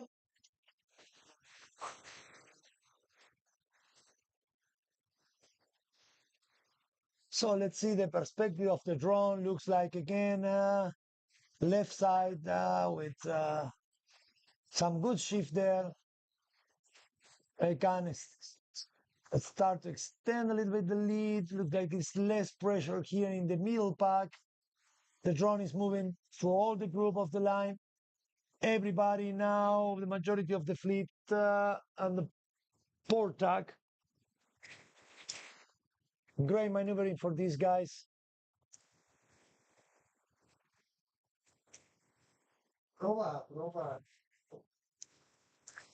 The tropic conditions next to the harbor obviously is a little bit less of highness of these waves. In the images now, we can see the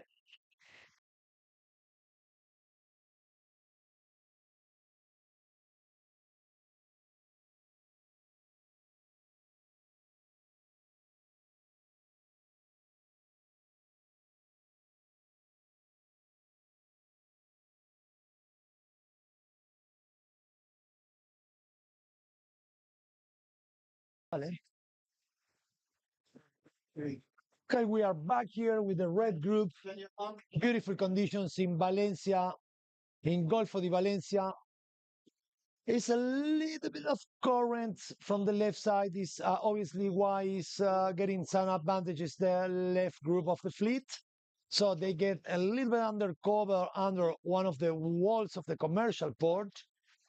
Also, uh, they get some left shift.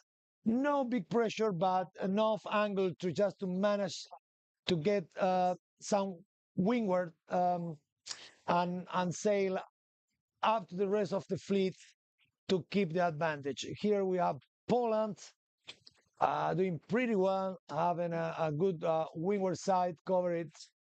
Yeah, and we have two more boats. Yeah, in the middle of the group that extending the lead. Yeah, just already some of the big guys sitting inside of the Opti. Yeah, working, pumping with each wave, moving the head up the shoulder. It's a classical technique that's just to try to not stop the boat. It's Spain 3506, doing a great job in the middle of the fleet with great start next to the pin. France crossing from the back, looking also clear breeze to tack on back. Yeah. We have a big, let's say, 1/3 of the fleet just getting deeper into the right side then. Yeah. So the breeze stay like 9 knots at the moment. We are receiving some information from our weather station just on board. And here we have I think it's GVR. GVR, I think, is leading the group, doing a great job at the moment. GVR 6612. 6612.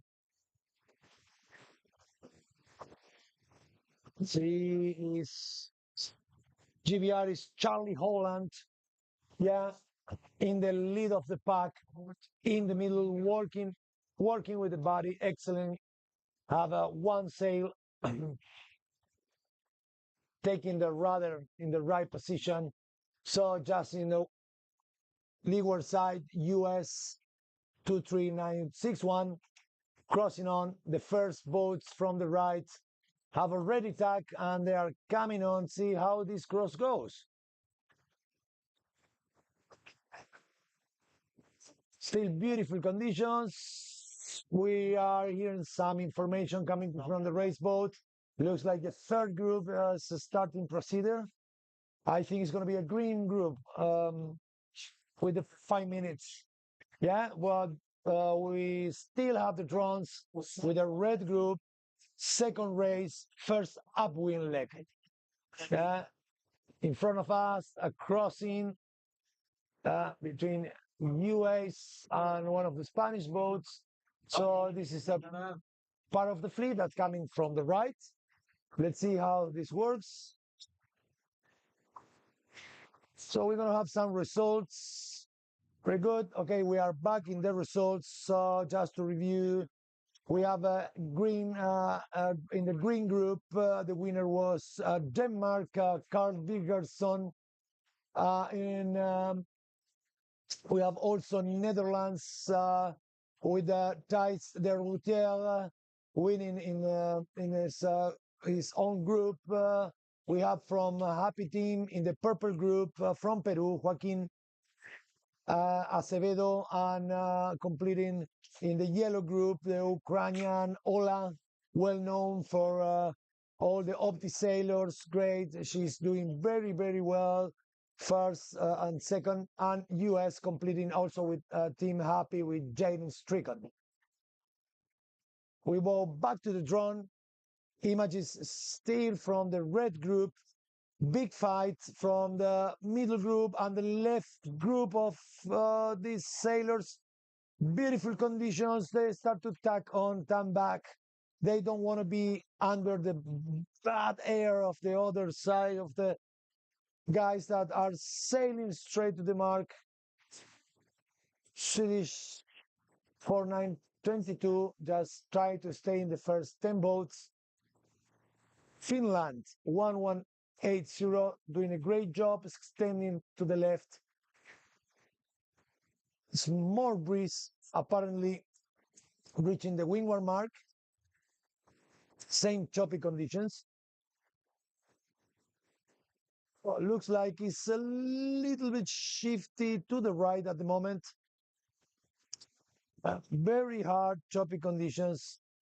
A lot of work for these kids.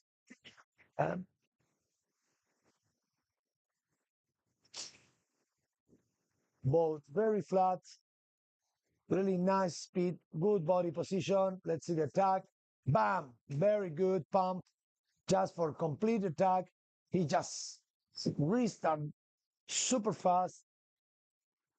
Wingwards are of the Spanish 3533. Let's see who he or she is. From Belgium also crossing back, Spanish coming back. They try to keep the lead. No sail under any sail of one of the boats that are trying to keep in the right angle. Some breeze coming into the left side of the port. Always we are following the red fleet. First upwind, second race of the day for these guys. We have a green group in the starting procedures. We're going to come back soon from them and see how this goes. It's getting a little bit light over here, obviously, because the sun show up.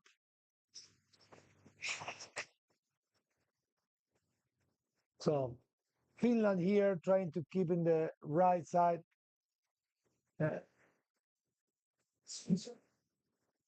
Looks like it's more solid lead from left.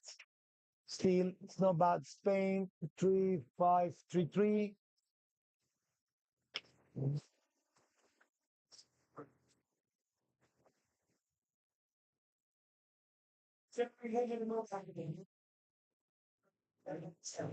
Beautiful view of the drone at the moment. All these racing course here in Valencia, Spain. Beautiful conditions for these kids. They, I think, are really enjoyed. Have around 12 to 13 degrees temperature. Still, the low pressure system is pushing from the south of Spain. Tomorrow, probably we expect strong wind conditions.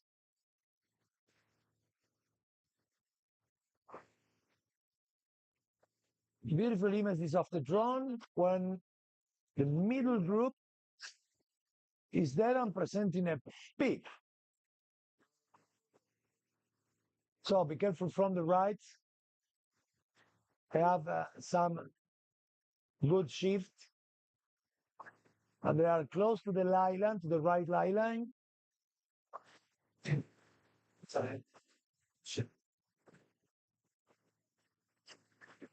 This is first windward mark for this group. Second race.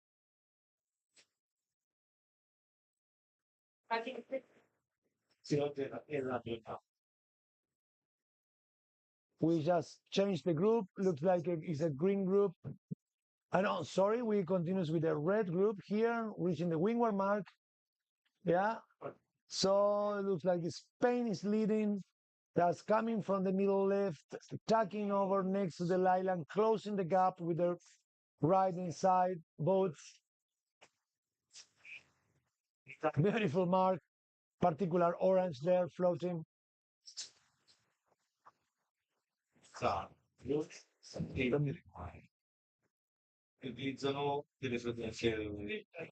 It's more breezy here next to the windward mark. We can see the kids already sitting at the side of the boat. So that means that they need to put more weights to above the heeling. Heeling is not good upwind, otherwise they drag to the side and it's not good because they lose distance and they lose efficiency, of course, of these small yachts. Remember, Optimist is a small boat, a flat boat, tricky to sail, but excellent for learning and competitions. This is why we have so many 500 and nearly 20 boats participating in this OptiOrange 7 edition with great conditions. So we're getting closer to the first windward mark. It's a very clear leader here. Once we can identify the sail number, we're going to tell you who she or he is. Okay, well, it's just we back this one. And if you have that conference in Malik, this is a bit long. No, it's a GVR 6612.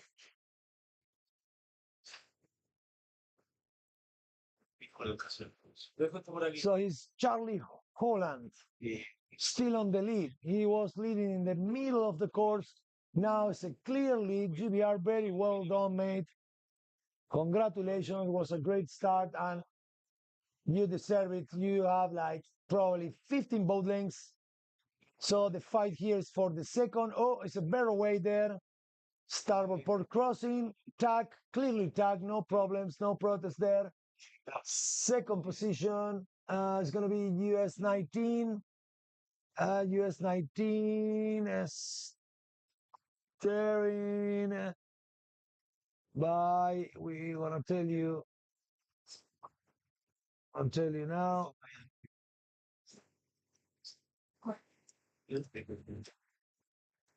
It's a big fight there for the second position. The guys already moving downwind there. It's the first pack of boats, first 10 boats, very split, different nationalities, US, Spain, Finland, GVR leading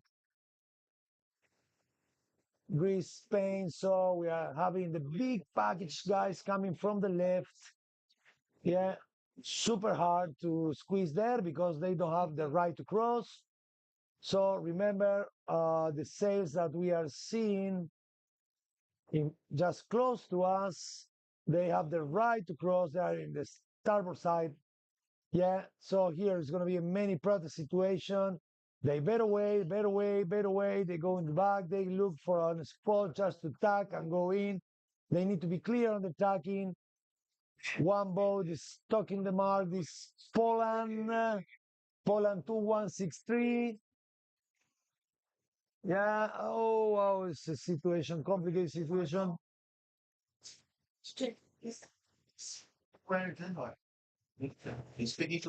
okay. 163 is Elena Fushentwitz from Poland, just touching the mark. Seems to recover himself. And the big pack coming from the left. So look at that. They not have a room. So there's a lot of protest situation generated here. Yeah, Ukraine just crossing the mark. Ukraine. Spain 3569. Well done. So the best tactic strategy is stay clear on really up to the right. So like it's doing Spain 3432. Very well done. He's eating like 10 boats there. Oh, it's a hard situation there in the mark with no right to cross. Oh, it's a classical one. No, you're right. So here it's gonna be a lot of 720 penalties. The jury is very active here, taking care about these situations because it's gonna be a lot of protests. Normal protests. We have Swedish boats trying to squeeze there, again touching the mark, going back, tacking to recovery. France 3134 crossing over, US 212, just passing through the mark, with Swedish 4882 still stuck in the mark. Dangerous situation. All right, guys, it's gonna be hard to recover that. It's painful when you are like in the first 10 to 15 boats and you just coming from the left, you don't have the room. The safe action to take is just better way, look your spot from the back, tack, even if you are just passing the island and stay safe of the protest or touching the mark. Yeah, some Spanish boat just completely the back of the fleet. We have Peru 311 reaching the mark. Germany also, Germany 1716, and here's the drum moving, following the downwind. Beautiful view. We can see how the curve is created. So we can see how the fleet is splitting. Yeah, obviously the best technique here is try to veer away until you can get some fresh and clear wind from the back, and obviously make your BNG much better straight to the mark. So obviously the kids are trying, and they, after cross the mark, they're just heading up, avoiding that other yachts, just cover your wind. So anyway, they are just sailing beautifully here, straight to the gate. It is not far away. We can see just the gate there. I think GBR is still extending the lead in clear breeze.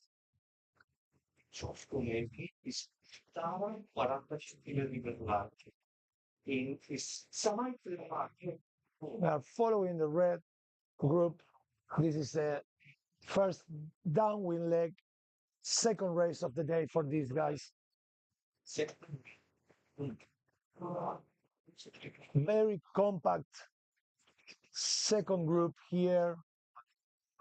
8 boats fighting basically head to head to define the first 3, 4, 5th.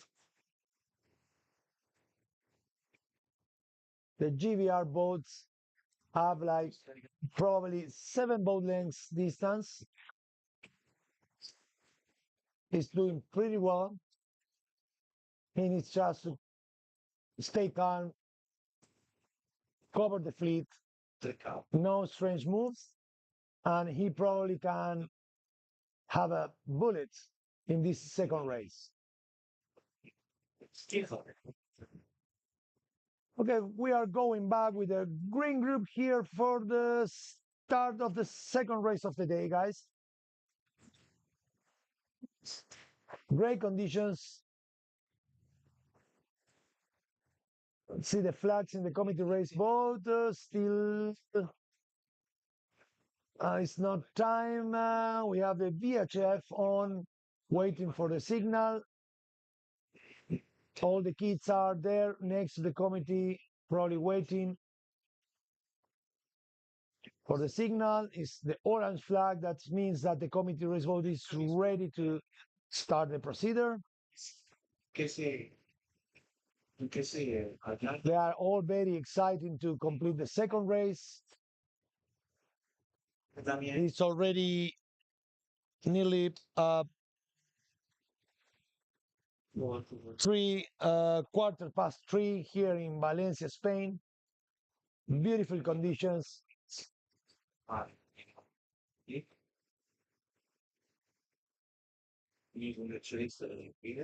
Now we can see the star line is clear.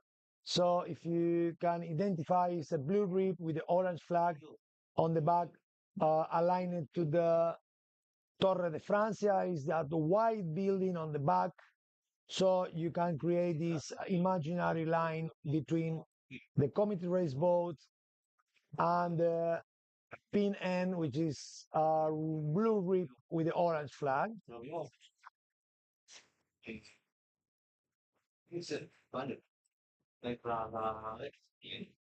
So many of these kids are concentrated there. Probably was a general recall at some stage. We missed that because we've been following the red group. So maybe they are waiting for the OCS. Maybe if we get some information from OCS of the green group, we're going to have it in a few minutes. And we will let you know if who is disqualified for this second start of the green group. che erano nei panni. Praticamente come se Beautiful images. Valencia on the back, all the beach side.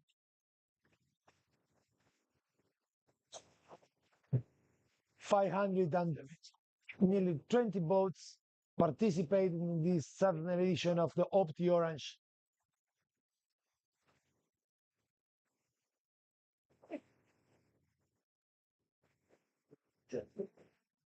So we see all the kids concentrated in the back of the committee race boat.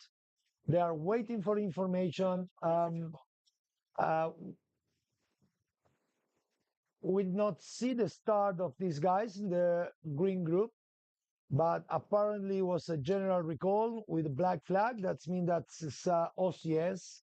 So these OCS are disqualified and they cannot go for a second run in the start. They are waiting for information. Obviously very nervous. No one wants to see this sail number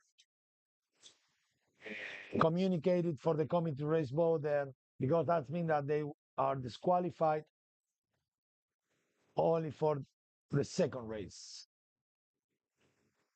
The rest of the group, we can see in the back, the rest of the fleet talking with the coaches, very active. Normally the coaches will be seeing what happened with the rest of the groups ahead, how has been the start of the other groups, and all this gold information for them in terms of create his own strategy, having a previous information of other sailors around.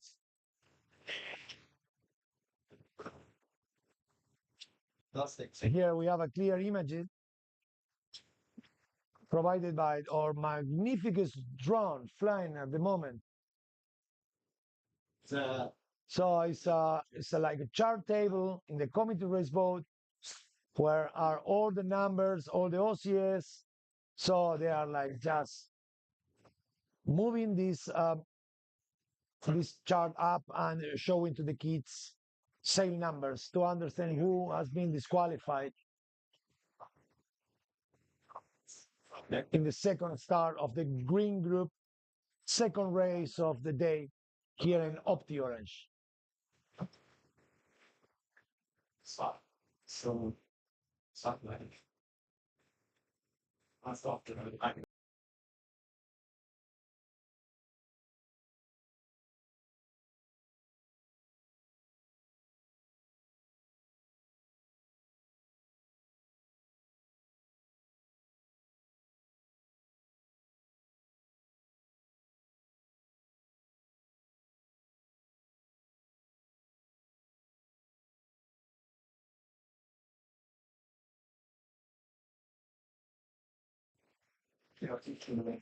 Okay, guys, we are still waiting here for the OCS of the green group. We're going to have a little short here for publicity, and we're going to be back in a few minutes.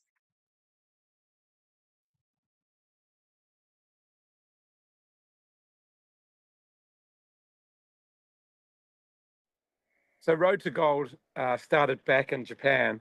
I was coaching there in the 80s, which seems like a lifetime ago for many people.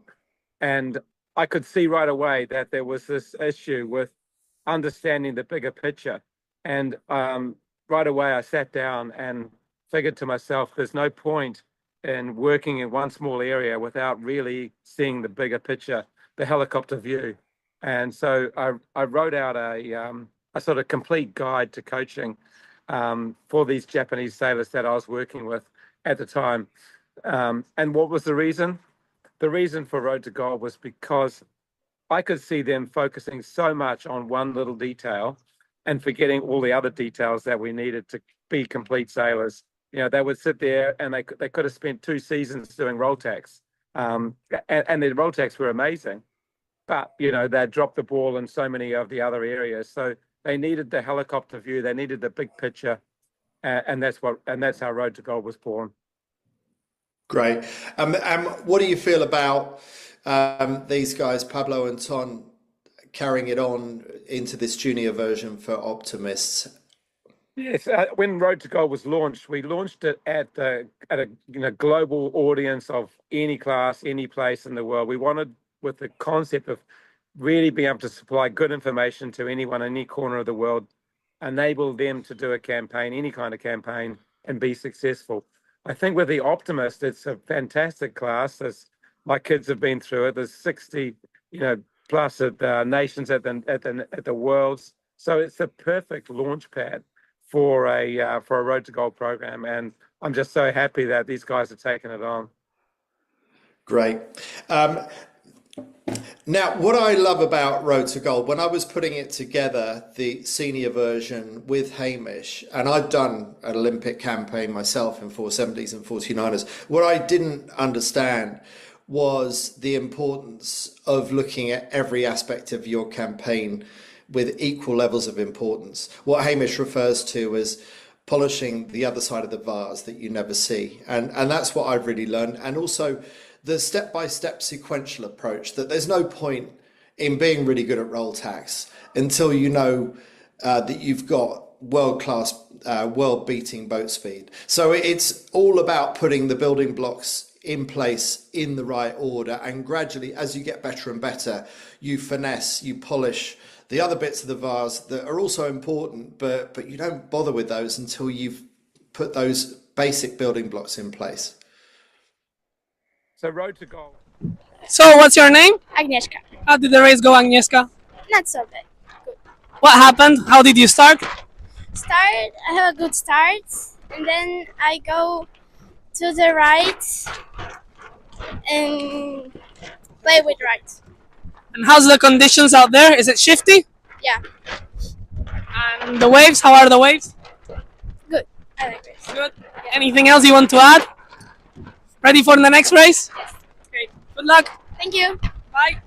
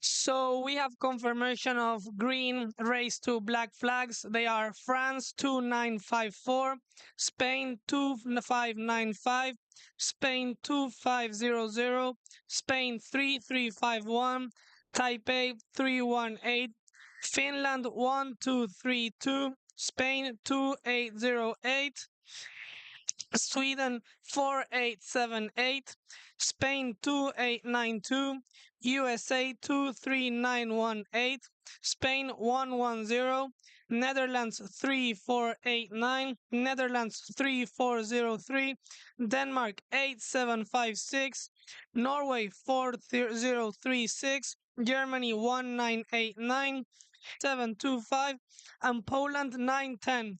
As you can see, the fleet was really pushing in the start. Over 20 black flag disqualifies, and we're gonna go for our next try in this start. We are now seeing a panoramic view of how the race course is looking. You can see the differences in depth. And we're going to go soon back to the start line so we can get in time for race number 2. Start try number 3 for the green fleet.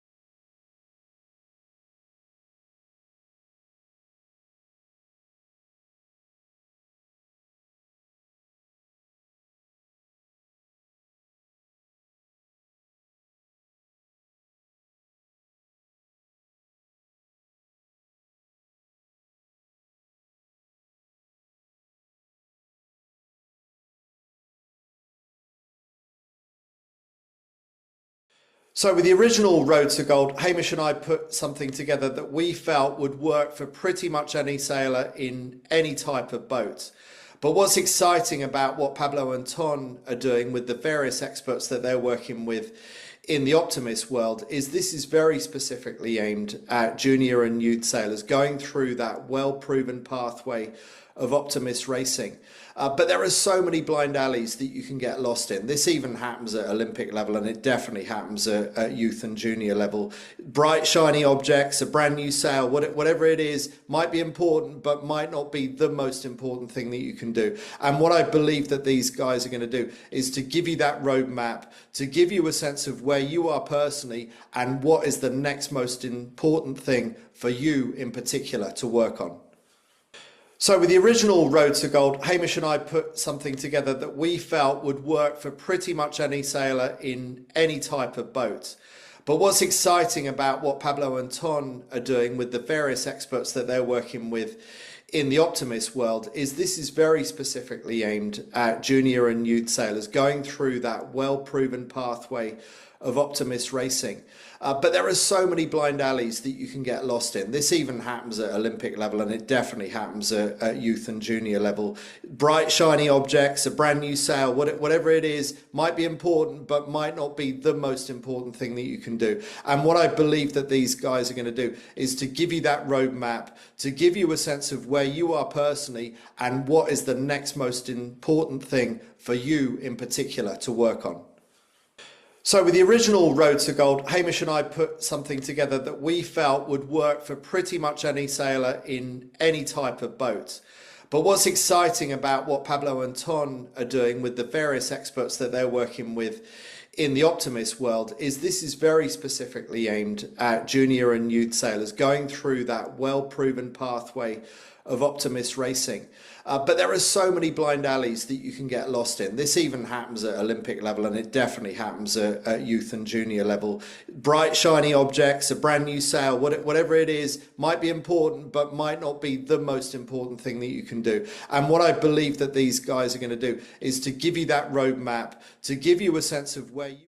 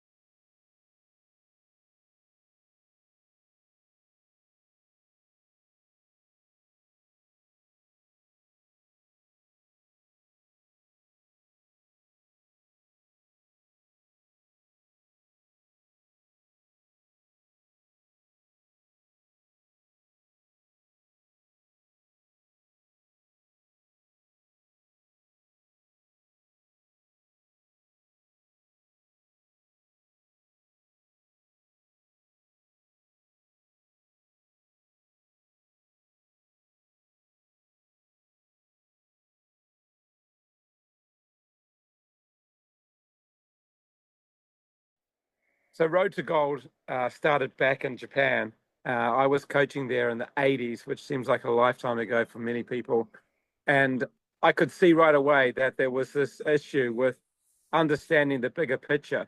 And right away, I sat down and figured to myself, there's no point in working in one small area without really seeing the bigger picture, the helicopter view.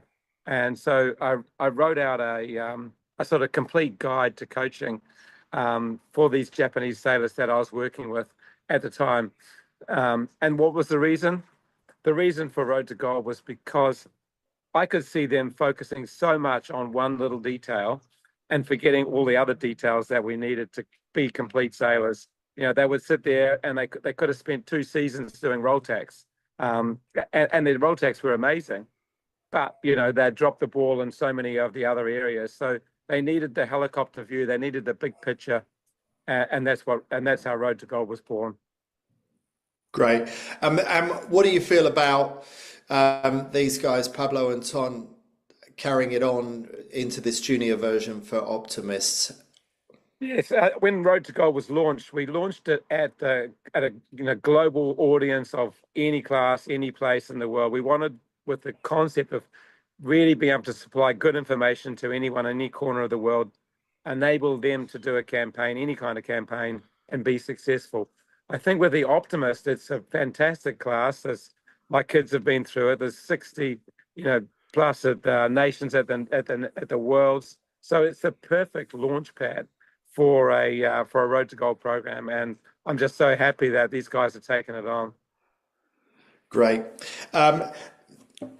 Now, what I love about Road to Gold, when I was putting it together, the senior version with Hamish, and I'd done an Olympic campaign myself in 470s and 49ers, what I didn't understand was the importance of looking at every aspect of your campaign with equal levels of importance. What Hamish refers to as polishing the other side of the vase that you never see. And that's what I've really learned. And also the step-by-step sequential approach, that there's no point in being really good at roll tacks until you know that you've got world-class, world-beating boat speed. So it's all about putting the building blocks in place in the right order, and gradually, as you get better and better, you finesse, you polish the other bits of the vase that are also important, but you don't bother with those until you've put those basic building blocks in place.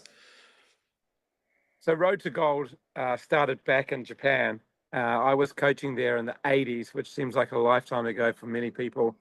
And I could see right away that there was this issue. So with the original Road to Gold, Hamish and I put something together that we felt would work for pretty much any sailor in any type of boat.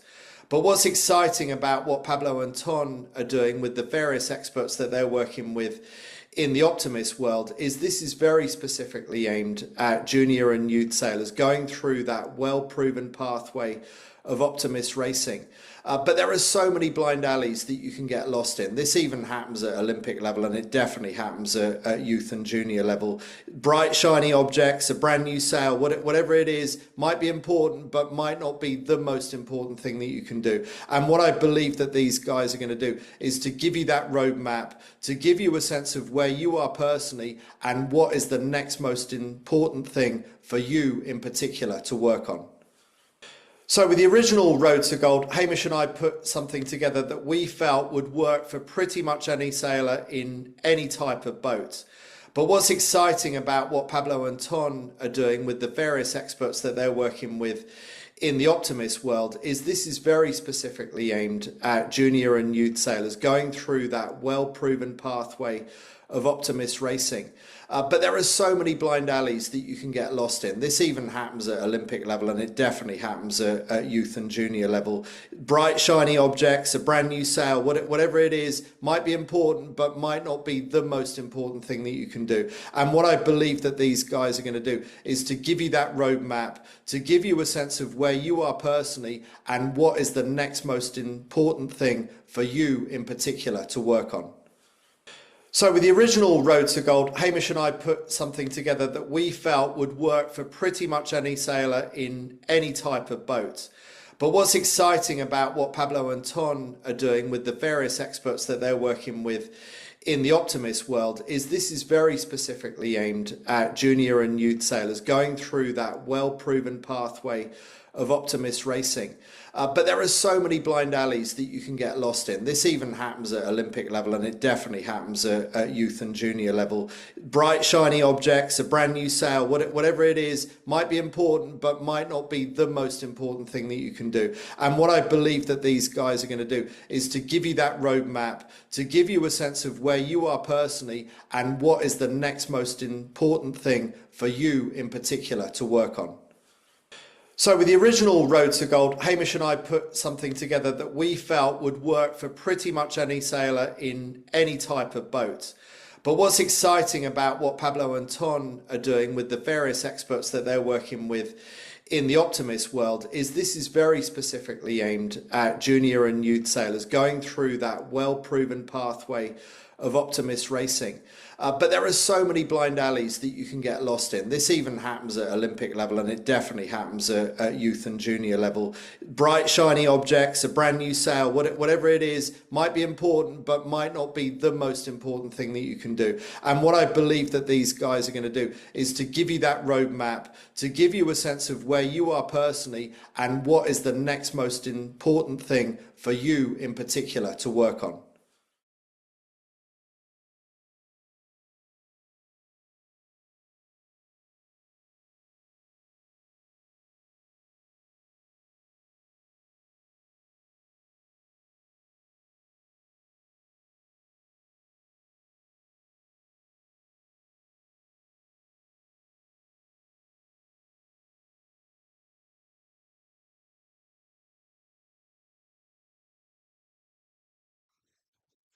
Hi guys, we are back in OptiOrange second day, beautiful conditions. A little update what has been happening. Obviously, the committee race boat has been changing the marks. The wind has been shifting from 60 to 73 and back. So that's make the things a little bit complicated for the committee. Now the mark is fixed. They have a starter procedure for the Green Fleet. We have around 3 minutes to go for the third start of the day for this group. We're gonna receive images from the drone shortly to see how this start goes. Still, we have 10 to 11 knots. This is northeast conditions. The sun disappear a bit. It's more cloudy, but for sailing, beautiful conditions. Little choppy up there. Hard for the kids to keep the boat moving faster against the waves, but they gonna make it. Obviously, they are pretty excited. They have completed a few races already. The championship is still open. So we have some favorites already, but nothing is already said because it's plenty of Aussies. So we're gonna need to wait until the end of the day to understand how are the final positions and what is gonna be the strategy for tomorrow. Well, I have nearly 1 minute 20 to start the green group here. We are just on the back of the line. Clearly, the wind is a little bit shifty, so the strategy will change for the kids.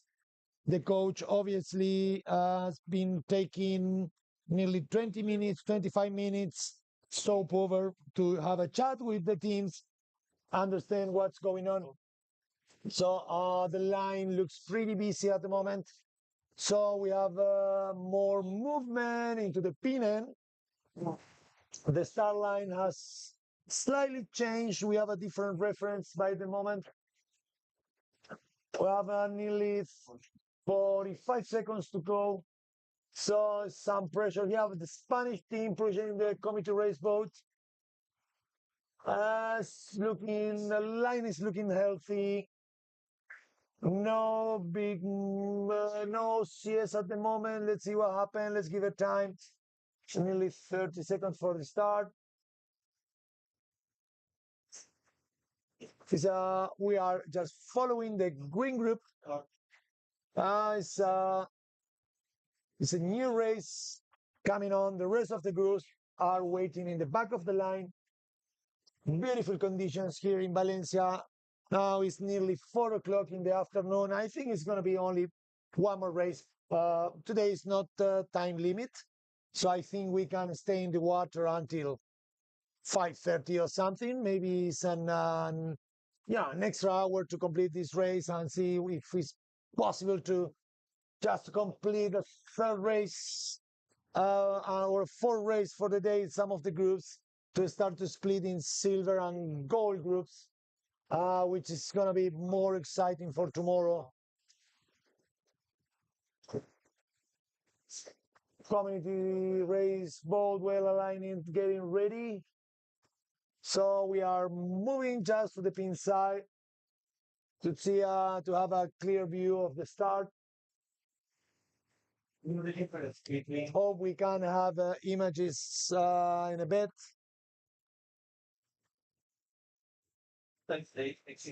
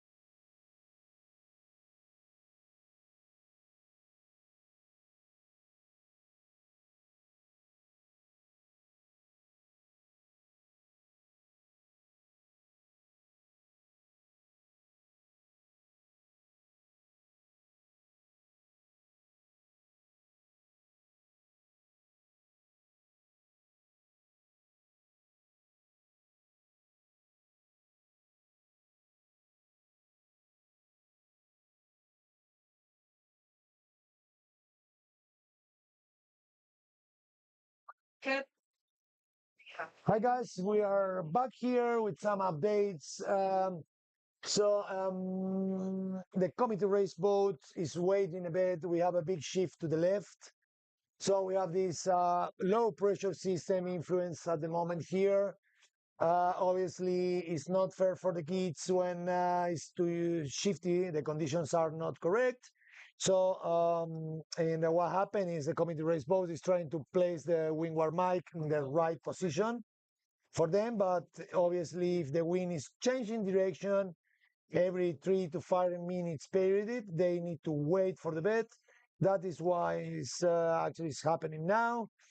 We have these 520 kids now on the back of the line, just waiting, having taking water, something to eat, recovering energies, waiting to have the opportunity to just start this third race of the day. We have all the groups aligned there.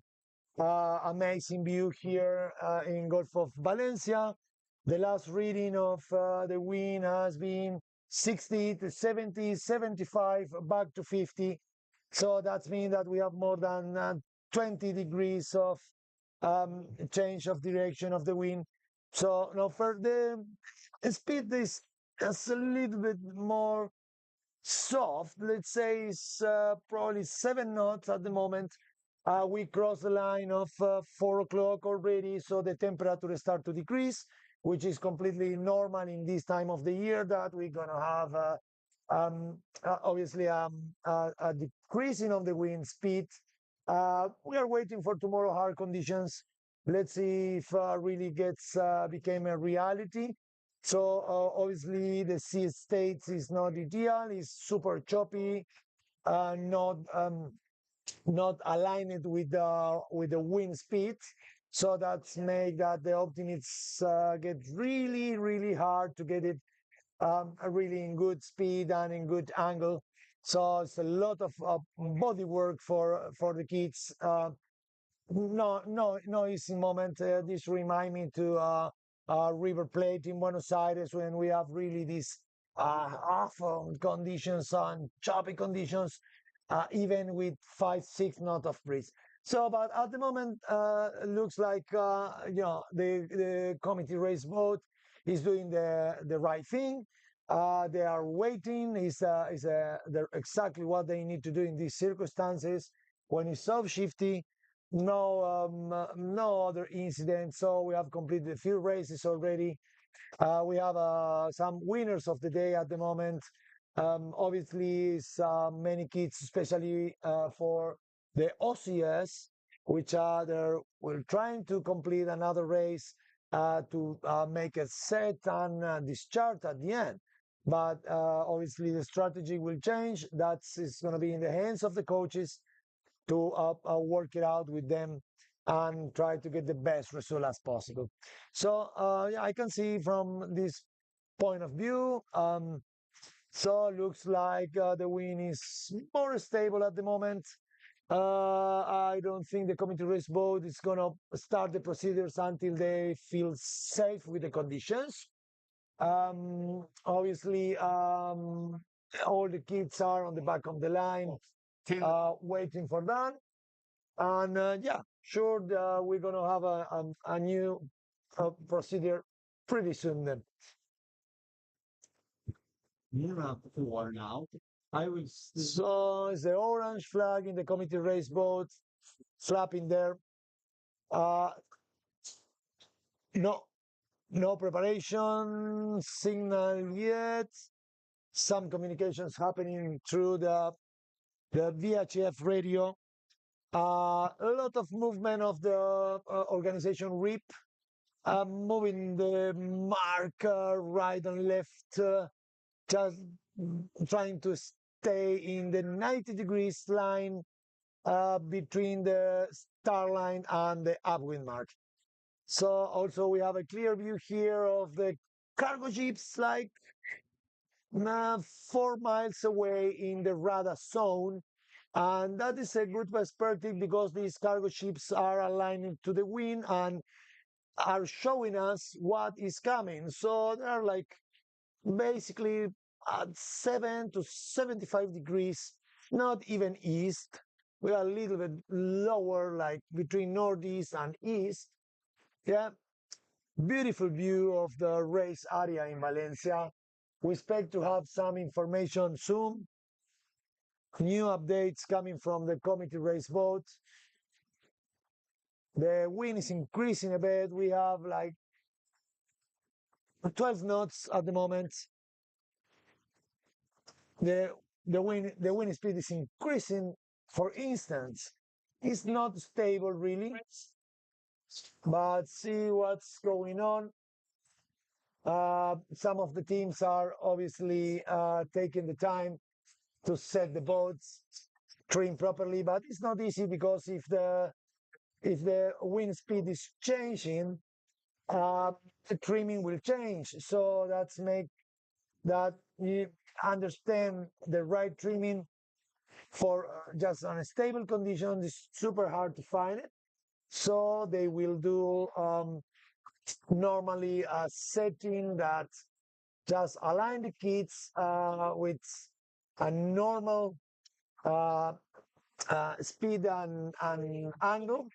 So remember that in the trimming of the Optimus, you can alterate mass rate, you can alterate dip of the sail, and also you can you have the kicker, which give you more compression into the boom and the mast, creating a little bit curve and affecting your loop curve. Yeah, so that's obviously depending of the sail design. We have also different body weights in the kits. So obviously, light kits will use a soft mast, and heavy guys will use more a stiffness mast, just to have an extra on his background for do a properly sailing and get the maximum speed on his boats. So. Det testar jag förut också. Det är verkligen innan man får. Okay, and since that is just we have some activity in the committee race boat by now. Some flags are moving. So still the orange flag is there, showing that the committee is ready to start procedure. We are not sure yet. It's going to be a green group or the blue group in this third start of the day, who are just on the back of the line waiting for a new update. Beautiful perspective from the race field here.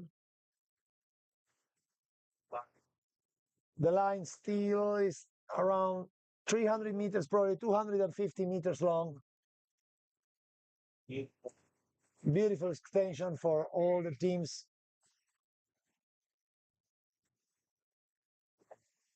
So we have some flags there. Looks like we have a preparation signal coming over.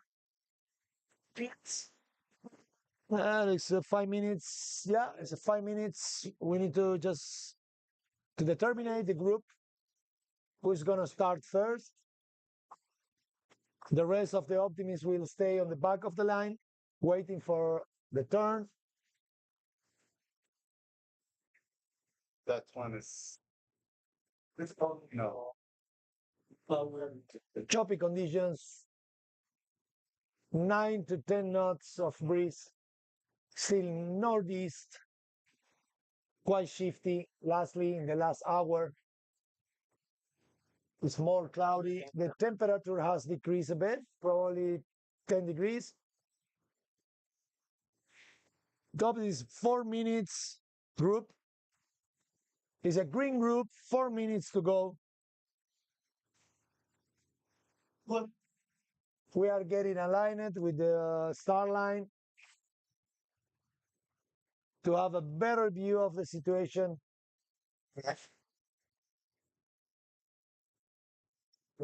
Kids are moving frenetically now with a lot of energy. So they have been waiting for probably half an hour already. They will be happy to start the race, get some body warming back. They just can handle it without hiking pretty hard. So just sitting on the side, they can This is strange. hold the board When I do like without drifting. stars to So we have really a mixed fleet with a lot of girls in the middle doing pretty well. yeah. Amazing sailing. Now we are like probably in a few minutes we're gonna get images. Time we're close to have 2.5 minutes for the third start.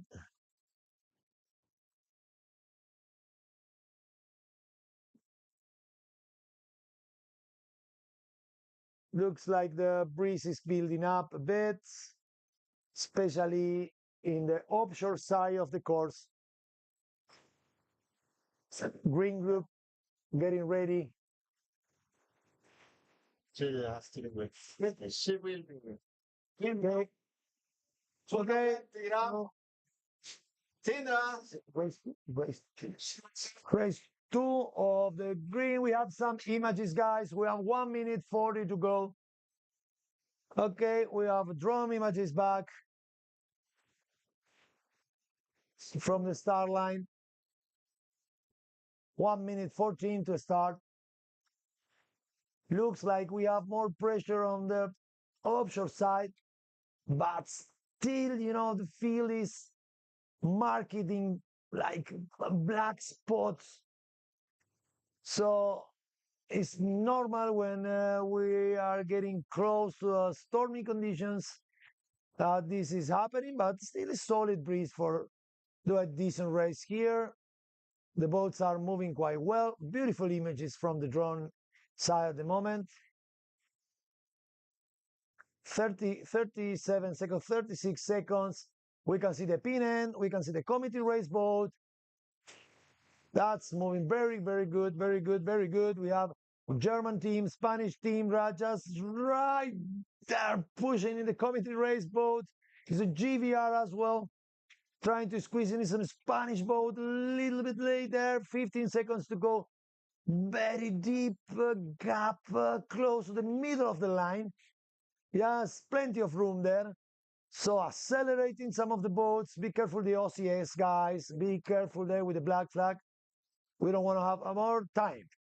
Yeah, see what happened. Yes, it's a clear start for the green group. Race number 2 has started already. Beautiful start in the windward side.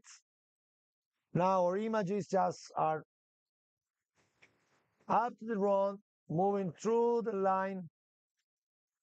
We cannot see any clear advantage of anyone. Maybe just is one of the boats. We cannot identify it in the middle of the pack. Just getting some leadership, tricky conditions, more breeze in the left side. Really, it's a gap here with no breeze in the middle. Really hard to manage the boat in these choppy waves. Fighting, trying to get some angle there. Pushing harder. Here is Spain. Updated the OCMC. Okay, we are receiving some updates. Poland, UK. Oh yeah. So we have some information coming from the previous start of the green group. Here are the OCS. We're gonna have now. We have France 3075, Poland 2168, Peru 364, Spain 3429, and Poland 3883, and Canada 1856, Belgium 1214. These are the OCS from the previous start of the group, green group, race number 2. So carry on with the images. Here we have how the boats are moving. Already many of them are in Portac, with the taking this shift. Obviously, the Pinen has been the favorite on this start. It's more breeze, little bit more breeze. Some of the yachts manage, like GBR 668 manages to squeeze there from the left side and move a little bit forward, taking the lead, clearly lead over here. Very good trim. Nice steering on the waves. He's heeling a little bit windward. Looks like it's some preparation there. Tricky conditions, maybe 8 to 9 knots at the moment. So obviously the wind has been changing to the left.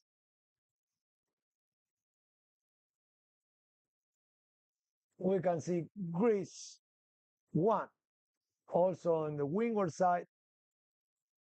Now the beautiful images of the fleet.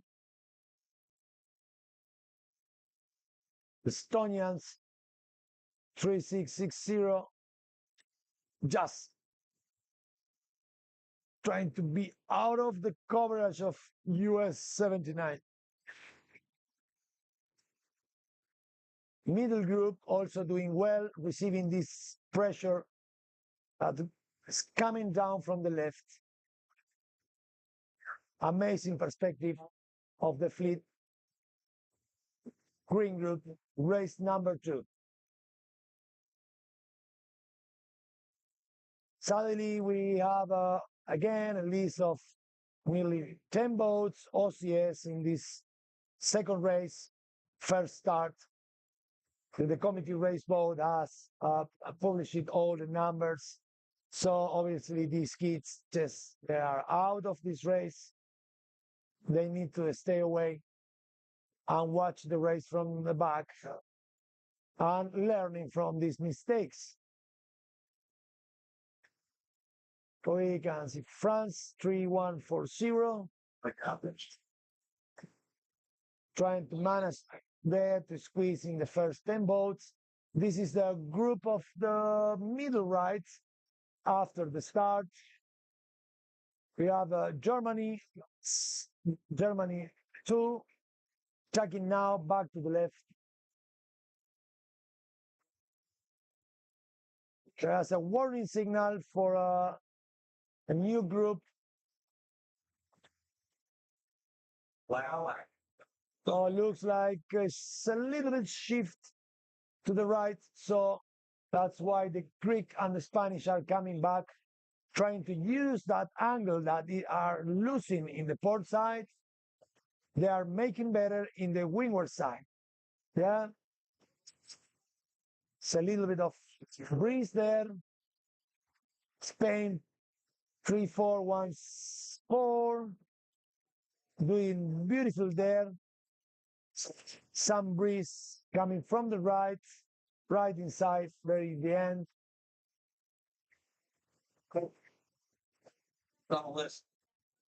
What's the So the breeze is steady at the moment.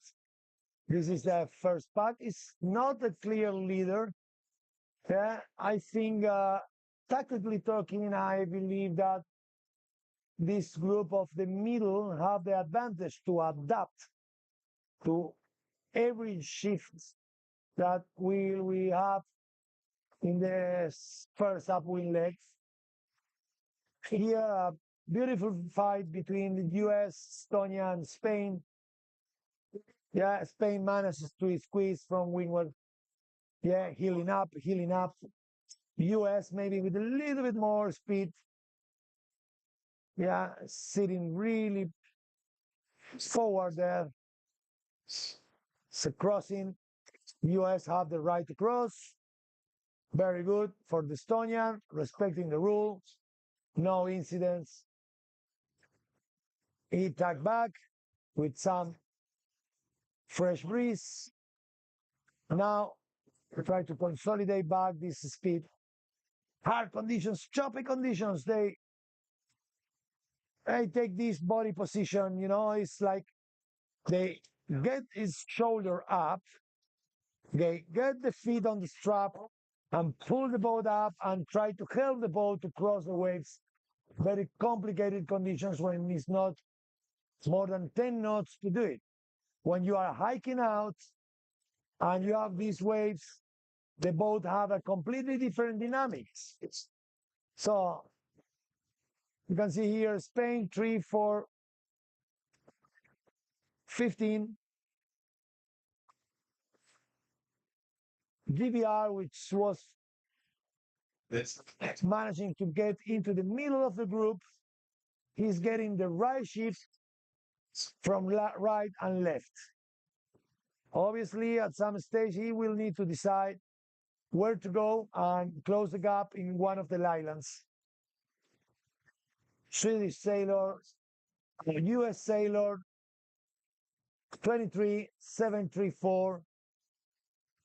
Getting good speed, different trimming. You can see the skid is like is driving the boat with the main a little bit more ease. Is correct. It's a good trim, so he's not giving preferential to the angle. It's giving more like importance, obviously, to the speed of the boat, which in this condition is much more important to manage to go faster and not really to go deeply up.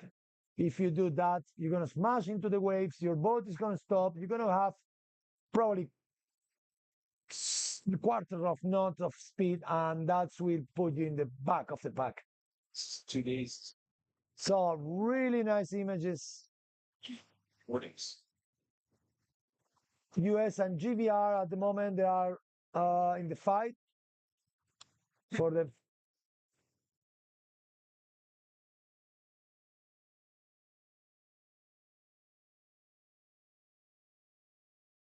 What's that? okay, so we have an update. We have yellow, green, and blue going back to the port. Yellow, red, and blue. I'm sorry, guys. They are going back to the port. The situation is not more time for another race for these groups. So it's 4:30 at the moment, but still we are in the green group. Yeah, so this is gonna be the last race of the day for the kids. Green and purple. Purple still on the go. Very good, good updates. So we have Pablo here updating us in the VHF. Well done, mate. Thank you very much. So it's a full team of Road to Gold. Great job, guys. So US, they're managing. It's a nice fight here for the first position. They need to put all the energies, the last race of the day. This will give to these guys a huge advantage if they manage this to be in the first 10 positions. Still lovely conditions in Valencia in this OptiOrange. You can see how after less of 10 minutes of upwind mark, how the fleet is like have a huge distance between the first and the last one. And what happened is like really considering what kind of analysis we can do here. So obviously, good start will define a big part of the race and where are you heading, if the right or if the left, which is your tactics. Staying clear breeze is fundamental. So now we have a group of 4 guys fighting for the first. So tacking there, very close to the mark. We can see just the orange wingboard mark there. They are looking for the island. They don't want to cross in the port tack. It's very dangerous to get the mark in the port tack and suffer an incident or touch the mark when you are in the first 5, 6 boats. You don't want to lose that position. It's gold position, really. So US here doing great, managing just maybe doing first. Germany just crossing from the back in the port tack. He's gonna see it. It's gonna be a great definition. I think Germany is gonna cross with a right cross. Yes, US just tack under and see who is crossing first. Very complicated situation for the US boat. Yeah, the German manages to cross first in the upwind mark. Very well done. US, I don't know, is touching the mark. It's in safe. Swiss in the third position. Spain and GVR in fourth. Okay, US touched the mark. He just completed the penalty. Very good. Swedish by the fifth. Sixth looks like German is managing to squeeze into the mark. Yeah, Hong Kong in seventh, Spain in eighth. Very well, Spain. Okay, this first group is quite a little bit distance. GVR was doing pretty well. I think he just lost distance. Estonia in the position number 10. So it's the first good of the pack. Yeah, leading the second pack is Netherlands 3-4-5-0. Great position. He needs to try to stay calm,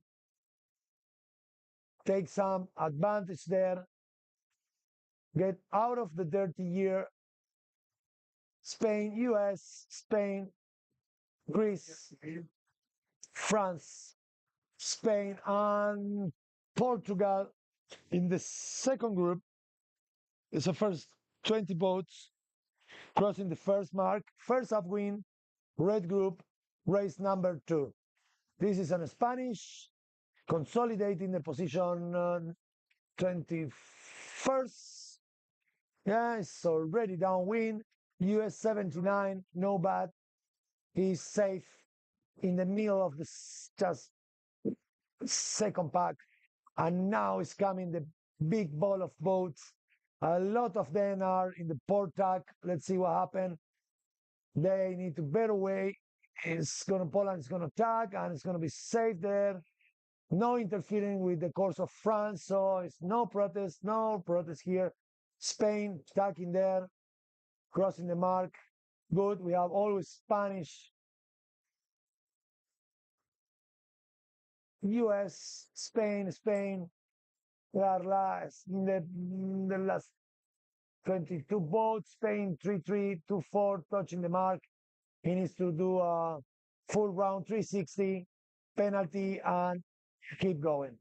Very good for these kids that even if they are not like having a jury on his back, they are completing the penalty by himself. He's talking very good about his kids, about his coaches, about his daddies, about his sailing education. Congratulations for these kids. US, Spain, US 11787. Yeah, he's the second pack, the first 35 boats crossing the line. A lot of boats in the port side, so the left was Spain, but not so deeply. Another GBR boat squeezing there with a lot of speed. Well done, mate. Netherlands very close to the mark. That is gonna be hard. I don't know, it's touching the mark. I cannot see it from this position of the drone. Finland just crossing the mark. We have already the first 40 boats. Netherlands and France. France, I think, is touching the mark as well. He's stuck on the mark. He needs to tack back. He compromised the position and can generate the protest. Again, the Spanish boat, yeah, complicated. I should do a penalty there. Yeah, I need to find a room and do a penalty. Here we go. Very good for that penalty. Congratulations, France. Very honorably. Okay, so this is a pack of the first 50 boats. Green Fleet, race number 2. First beat, first upwind legs. Finland here, Spain, US, Spain. Very good. It's the end of the pack. The last boats coming from the right. Yeah, normally these are the kids that have been extending the island. Were going too high. That's the reason because they are speeding now. They are almost reaching to get the mark. We have a Swiss and we have the Spanish 2992.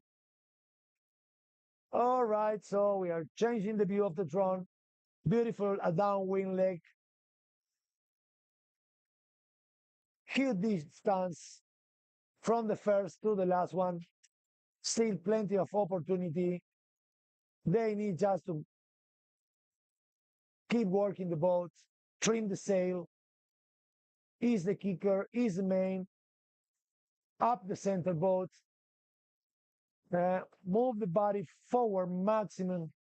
Yeah, this is quite a reaching, so it's not giving really great opportunity because it's not a 180 degrees downwind, so it's not giving really a tactical chance to jibe and come back or do some tactical moves. So this will be like pure speed, being clear air, no make mistakes with the waves. Every single waves counts. So pushing back, up, forward your body, you're gonna get this extra. Remember that every single meter counts. So one boat length could represent maybe 5 or 6 boats when you will be arriving into the leeward mark. So we can see the first boat of this group getting the first leeward mark.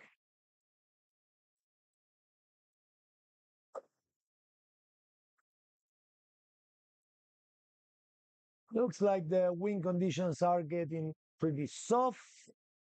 Down here, maybe we have 6 knots, 7 knots on the gas. We can see far there a snipe sailor reaching the harbor. We are moving now, getting new images from the drone at the downwind mark.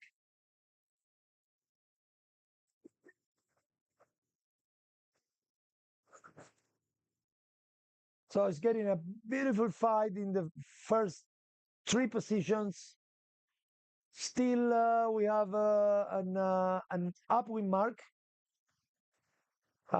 It's going to be another upwind leg for these guys to complete the race. So it's plenty of opportunity for these 3-4 boats in the head of the fleet to get the best result as possible. So remember that to win the championship, every single point counts.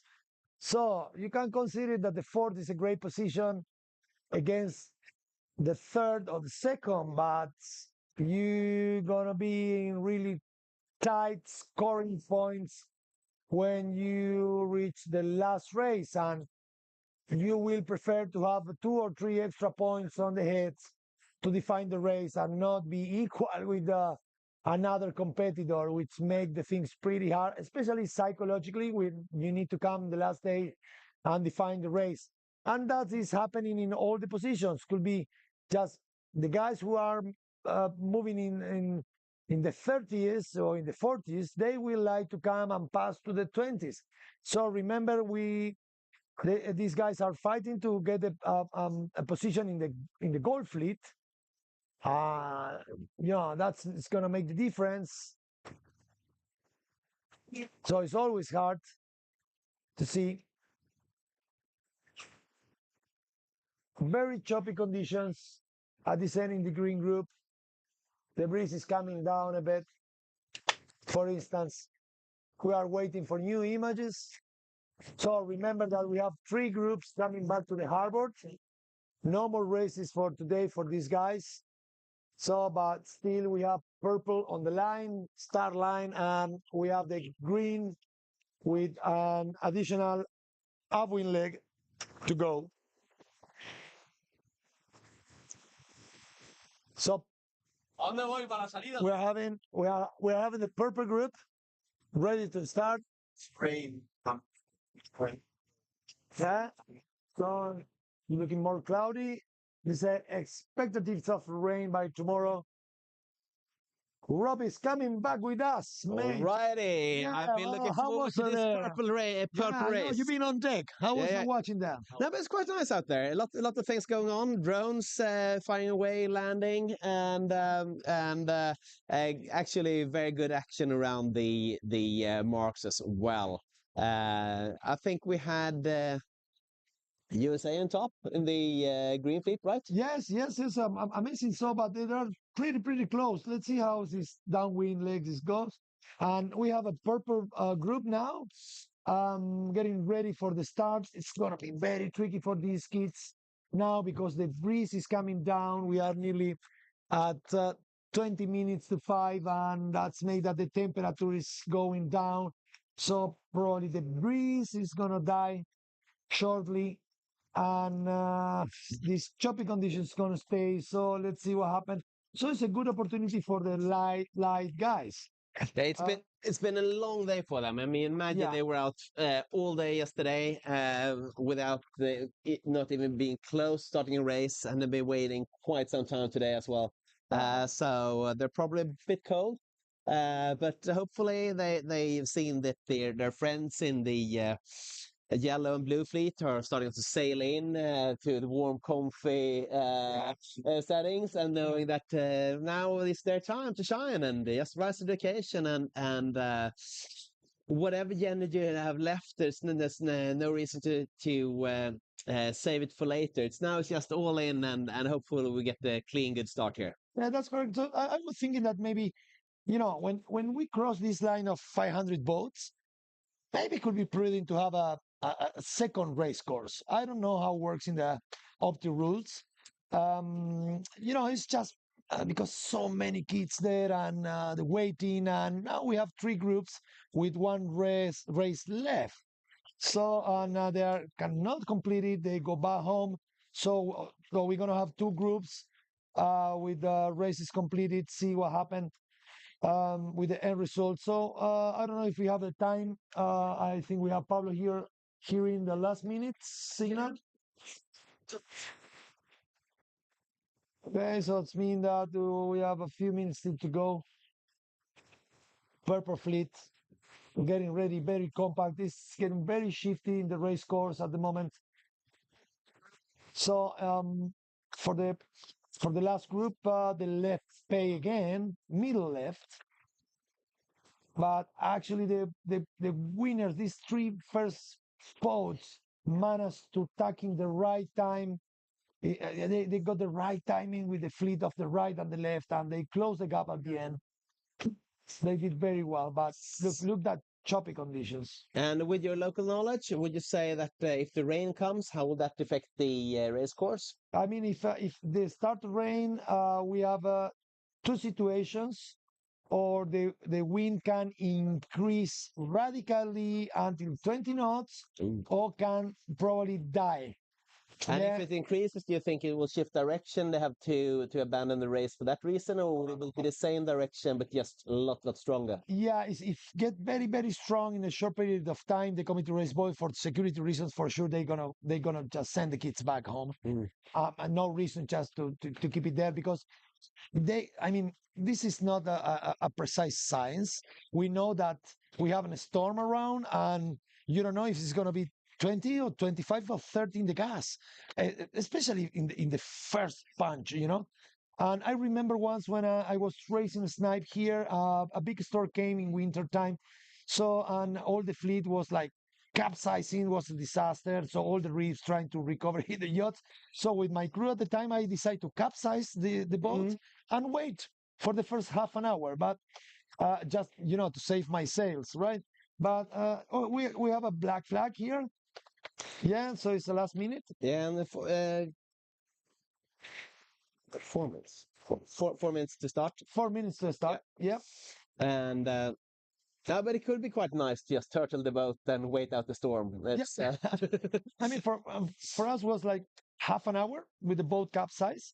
The direction of the wind, if we have this storm coming, is going to be the same. It's going to be northeast. Is what happened with this low pressure, and with the isobars are getting super close. So you get just there, but the rain sometimes gets a little bit scary because everything became dark. We're still in winter, so we don't have much daylight, and around 7 we are like getting the night over our shoulders here. So, but I think we have still time, 3 minutes to go with this purple group. Second race looks like it's not more than maybe 6, 7 knots there. Maybe a little bit more. Looking the flags in the committee race boat.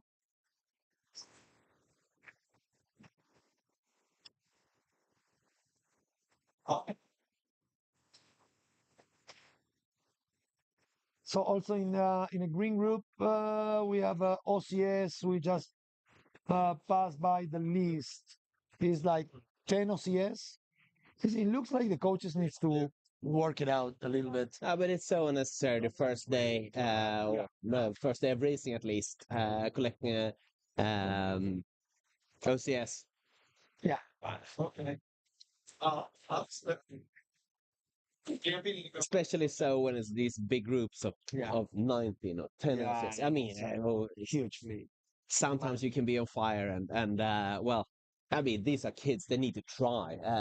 So 1 or 2, I mean, that's just no guts, no glory, right? All right. Yeah, they need to take the risk. When it's 20 of them, Yeah, that's a different story. I remember this Santiago Lange, ex-Olympic from Argentina. He was commenting that you should have a media of 1 OCS each 10 starts, because that means that you are there, you are there, you are there. And close. Obviously, you cannot be all the time in the second part of the line. So the last minute is coming. So the black flag is going to be super active here. I would say it's quite nicely spread out fleet for this start. Yeah, it's a splitting with all. Yeah. So it's going to be interesting because the wind is shifting a bit. So it's an open opportunity. So we can consider here that it's a percentage of luck at the end. In the green group, we saw like big spot with no wind, some gas from the left, from the right. So at the end, if you catch the right spot, it's a huge difference speed. Yeah, 3 knots of gas. Less than 30 seconds to start. US very close to the line there, but a really nice position. US here. 10-second start. We still have quite a few sailors waiting to get that spot next to the committee boat. Yeah, it's a big curve there in the middle. That's more classical line with black flag and go. And off we go.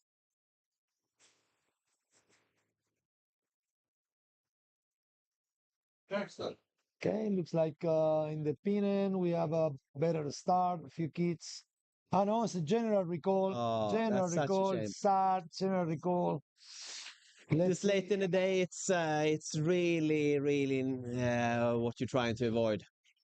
Yeah, I don't know if the community race boat is gonna hold the line for more time, or they're gonna send the kids back home. Not sure. I mean, I understand the officer is really difficult to handle the fleet like this. I mean, it's a huge number of kids, and it's normal they have, they're trying. So that looks like the group of next to the pin was like more than probably 15 kids out of the line. So now they're gonna wait again to get the numbers to see which one are out, if second star will proceed or not. Well, let's keep our fingers crossed for second start. I think these guys deserve it. They've had a long day yesterday, and well, knowing that their friends are back on shore, I think they want to show off some racing at least before going back home.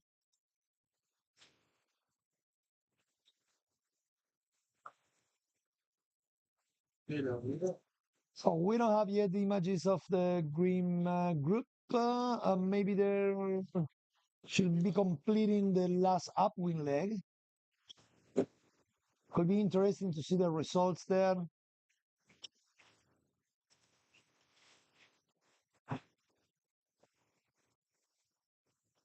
Back on the line, all the coaches get closer. Probably they just giving them good advices.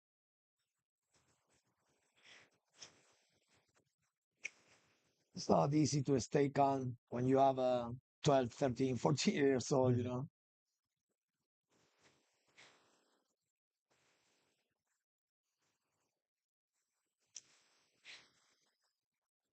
Yeah, definitely the condition is soft, but still we have these choppy conditions which make the optimist super hard.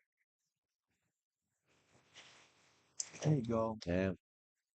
Okay, we are back with the green group. Yeah, beautiful perspective. See if we can identify the first. That's the fight.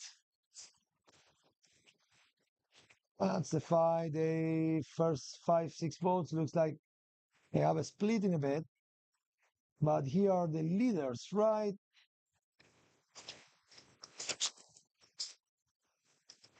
Okay. See if are the same guys. Swiss, Spain 3-4-1-4, and we have another Spanish. I don't think they are the leaders. It's Charlotte Crosby. That's from Club Nautica Javier. Yeah. Javier. Javier. Yeah, very good. Closest to us in picture. It's not the leading boat, I presume, but it's nice view here. Good body work. Yeah, but was 3 Spanish in the first 10 boats in the first beat. Now that looks like the Spanish are getting closer and closer, because was GBR and US. I cannot see these guys. Some Spanish are squeezing there, probably getting like some advantage from the left side.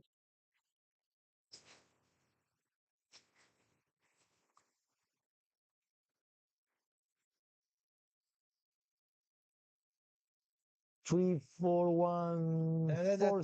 That's Charlotte. Charlotte still up. 3, 4, 1, 4. Yes, this is a girl. Yeah, it's a girl, Charlotte. Charlotte. That's Charlotte from. And that is GBR. That's GBR, and that is.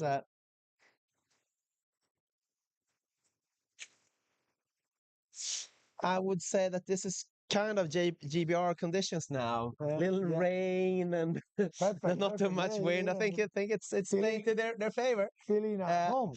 Exactly. Can it be Tom Keegan, maybe? Okay, so this is a finishing line, getting closer. See, that's this GBR, coming the starboard tack up. Tight. Coverage. See what happened with Spain. Spain. Tracking. It's Thomas here. Thomas Carbonell Monte. 3415 and 3414 was Charlotte. See if we can have a perspective of finish line. Yeah, it's a beautiful battle here, the last meters of the course. 2 Spanish on the beam there. And GVR losing a little bit of distance, but still in the starboard side. Is a crossing here. Let's see what happened. No, the Charlotte is safe. That chop, hard boom. And the Spanish is going to attack over and tack. Stay there. This looks like a teamwork, but it's not. It's Thomas in lead and Charlotte just behind them. Yeah, Thomas is there. He's doing a great job. It's like 5 tacks in less of 1 minute. Bam. Yeah. Will that allow us to catch up? No. So the Spanish. Thomas is playing it safe here. Yeah, it's safe. Yes. So, big congrats to Spain, I must say. Very good. There we go. Thomas, securing the first place. Charlotte securing second, and here USA or GBR. It only looks like GBR. GBR. Yeah, GBR. Good. And the US on the fourth place. I think our USA was the one to first round the upwind mark. Yeah. Switzerland. Fifth. Right. It's 1977. Seven. Swiss. And that is Tommaso Magneti. And GBR just so capside the finishing line in the last tag. Come on, come on. I think he crossed the line. GBR crossed the line. Oh, it's a desperation there. Oh, But will he be blocking other boats? terrible. That's- Sorry. Ooh. That's the nervous. That's the car. And it's all on camera. Yeah. And Oh, here we have. take the boat out, water out of the boat. Otherwise, it's not gonna move. Not gonna move. He's gonna do his best. He's recovering himself. Hong Kong And there we have Linnea Wallström from Sweden yeah, crossing. That's very nice to see. Yes, nice. That's a very good race for her. a good position. Nice. To be Nice. happy for Yeah. that position. It's not terrible day with a lot of OCS, a lot of complications now. First 10 boats, happy.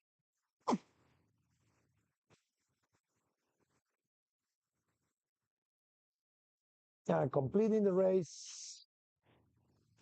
And we see Flores from Netherlands just crossing the finish line there with number 3450. France, which was in the first 10 boats, losing some 10 positions, was doing pretty well in the first beat. Spain and Portugal fighting here to save another point. And Portugal is Martin Lopez. And Martin Lopez, yeah.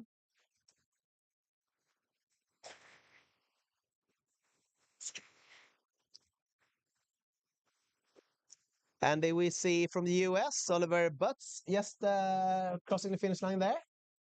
US, yeah. Yeah. US 76, 79, sorry. 9-0 Spain. Oh, sorry.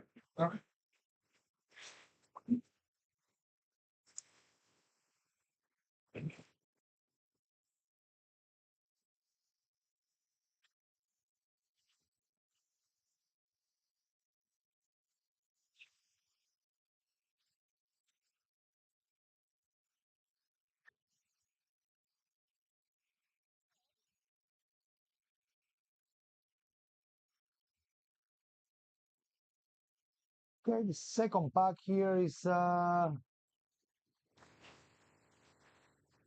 kids of Poland, Netherlands, US, Spanish. Still managed to do a decent sailing. Very choppy conditions.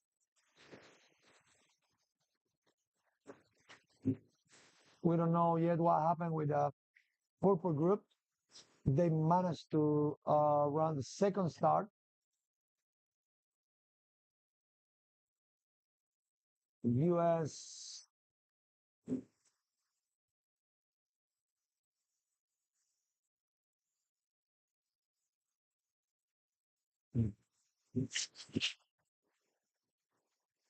I think everybody will relax after this last race.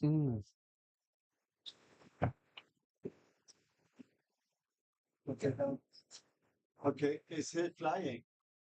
Is Eloy flying? I have a picture. Hopefully It's the tomorrow we HDMI. can have conditions, sailing conditions. Kan han jacka i HDMI? Beautiful perspective of the finishing line of the green group. Second race.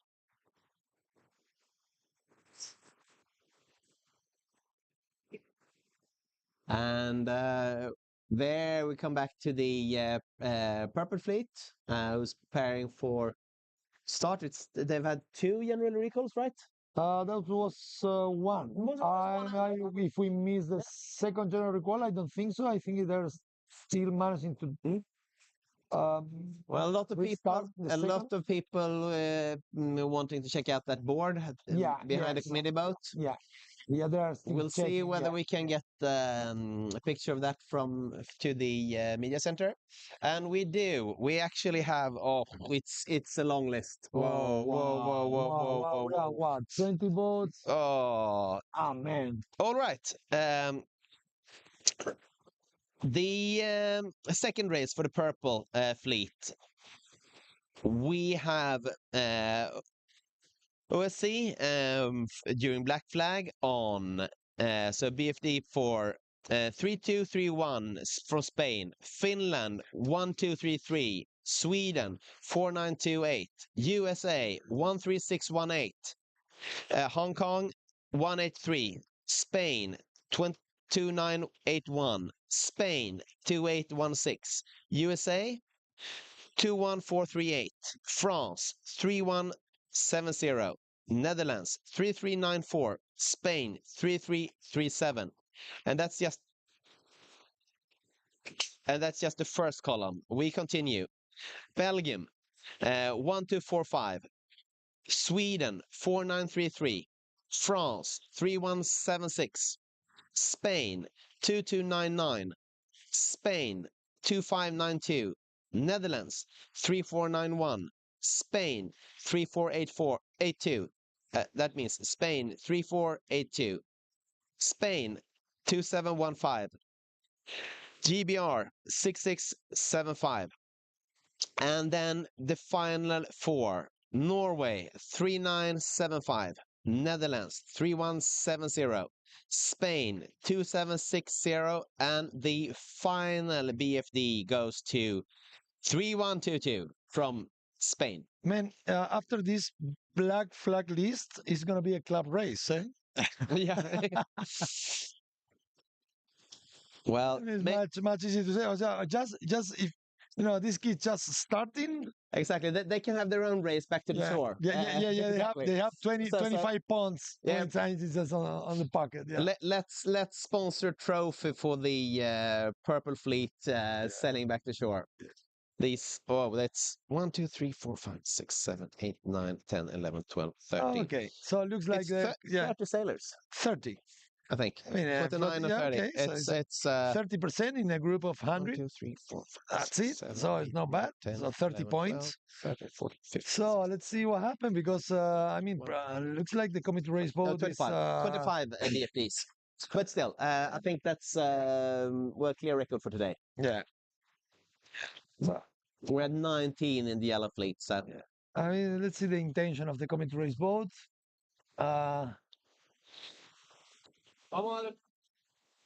To give a okay. One okay. top. 4 minutes. 4 minutes. Good. Well, that's very promising. Yep. So we can see the kids are really on the back of the line. They are just not able to do the race. The black flag, they are having 100 points plus 1, I believe.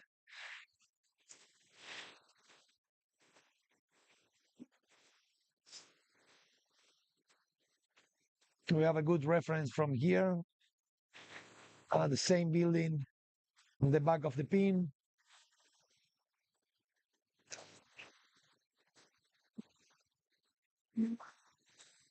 I think they're gonna have still some breeze.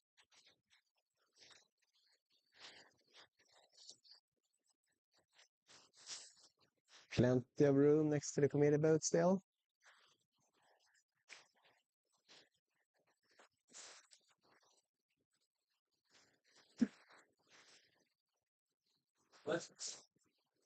Time is running. It looks like some gas coming from the left.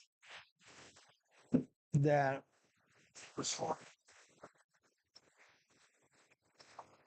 Let's keep our fingers crossed for not having a final recall. It's doubtful whether the sailing, the racing, The race committee will allow another recall.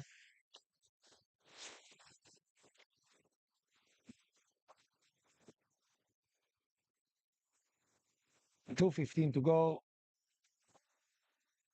It's getting cold out there, but I think for these sailors, it's anything but cold. I think they're steaming hot out there, pumping away for doing their second race of the day.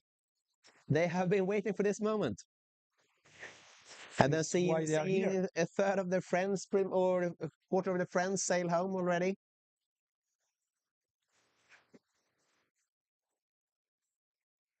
Maybe having a feel that this could be their race.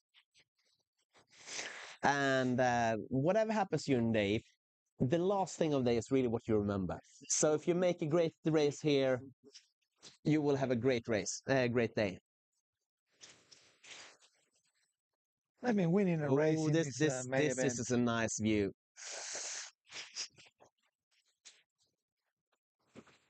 Oh, it's plenty of room in the line.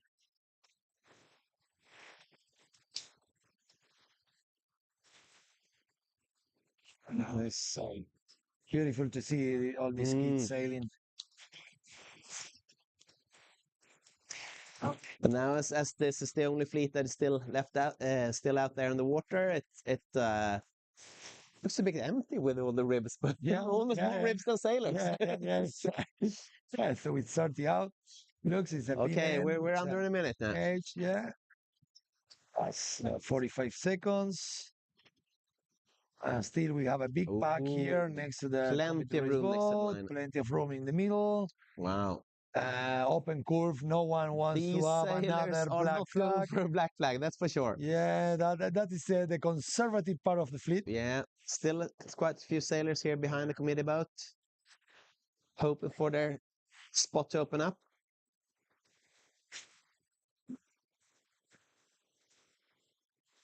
Quite some distance for all sailors actually to the starting line.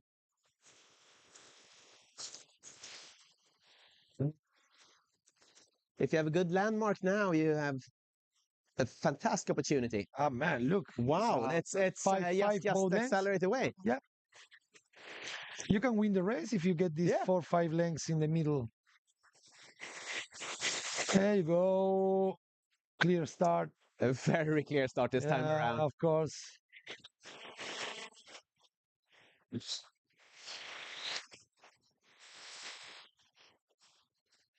We see Netherlands is doing well. We have some sailors starting next to the pin that are They manage. I mean, good position there. Good positioning. Yeah. Yeah. I mean that's like 4 or 5 boat lengths already. Yeah. These guys already in port tack are clearly ahead. Just to be in the right position in the start, which I mean, this has been happening all day long. Middle left has been paying all day in all the starts. It's Noé Florencio from France. I would say having a very clear lead on this second race for the Purple Fleet. Well understanding when to tack.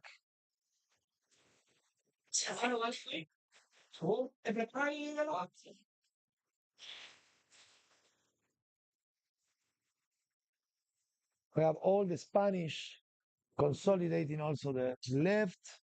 Another French boat there. Solid position. Croatia. Very good. Yeah, go Croatia here. We're zooming in the right hand corner. It's looking good. It's looking good. And we are changing the perspective now. It's going to be more clear. Look at that. Yes, look at that. That is a French sailor. Very solid there. Poland is looking pretty good as well. And another French sailor really at the end left. Over here. Nice. We see here closing the screen. We have Casper Ameriksen from Sweden sailing under Croatian flag. Behind him, we have Josefina Arnell sailing for Sweden. It's going to be tacking shortly, probably Sweden there. It's a dirty year of Croatia. Boat gets low. Yeah, here we go. Pack. It's a really solid group here in the middle.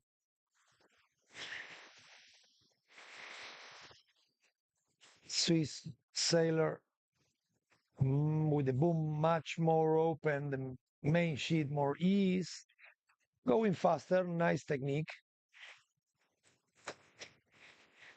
If you over trim your sail in It's these conditions, you die. from the Spanish, the Swiss sailor we have there is Eduardo Desparter.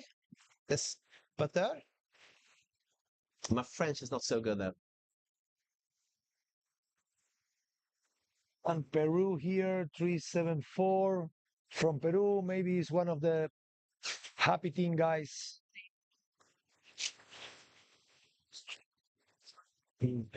He's speeding quite well.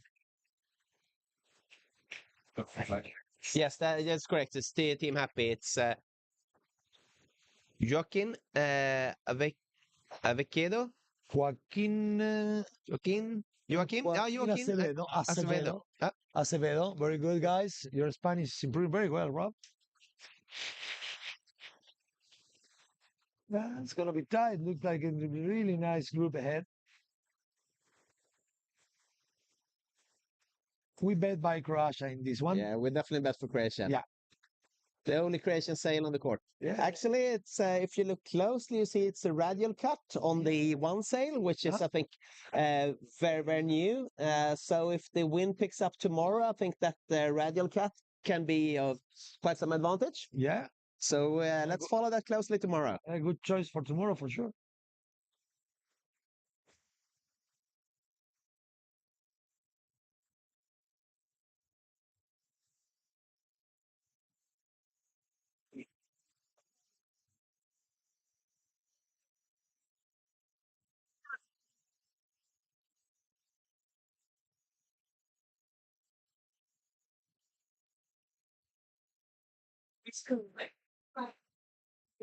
So I think the breeze increased a little bit here. Are speeding a bit, but looks like what happened after the start. They just basically tagged to port. I don't understand why were looking. Many boats are looking the coming to race boat when they just immediately tag port and you just make your run there because I mean the windward mark is lefty and on all the shift is left. It's been like this all day.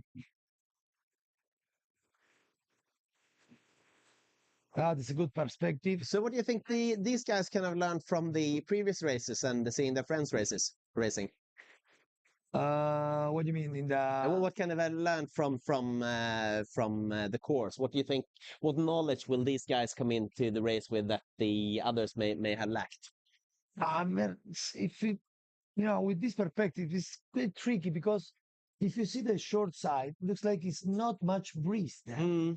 But always the middle left was working pretty well, but especially because the waves, because the guys were open the course, like we are swimming now, looking at Switzerland, yes.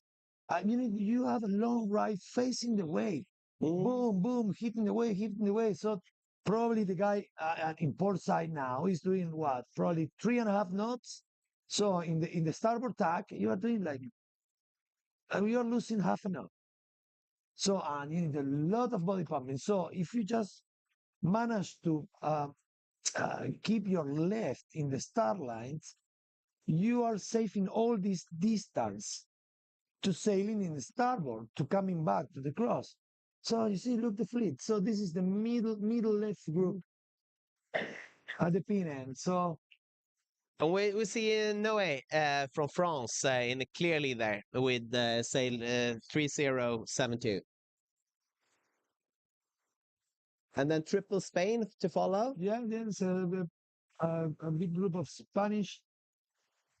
Poland, Spanish sailor. Back, and it's a group just pushing to the left. Deep the left, they should not go so deeply. We have Croatia, for example. Closest. Yeah. Croatia is doing the right because it's sailing with the group. Maybe they have a shift and they go, but now they have a gap. It's no much breeze there. Looks like the right is a little bit strong.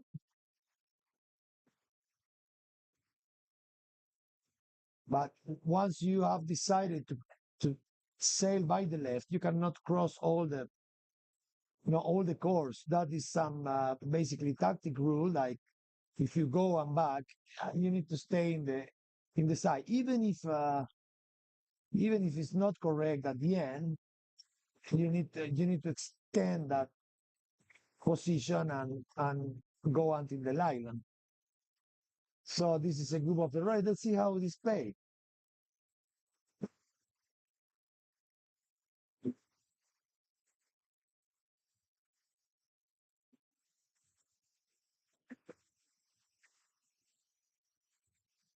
It's amazing the drone technologies, how we managed to follow the fleet.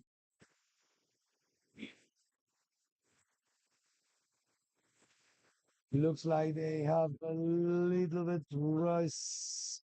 Now it's back to the left.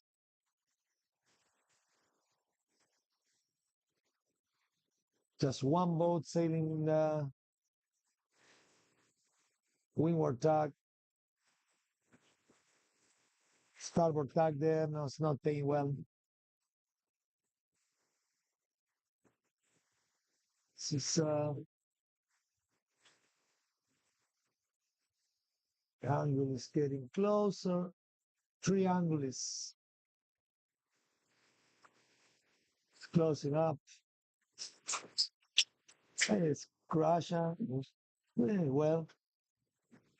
It's just staying clear breeze.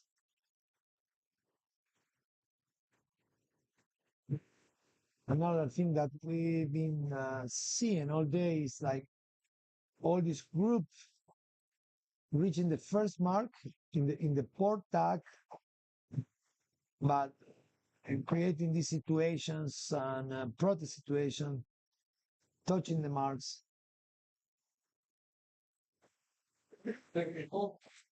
Nice cross there. Good.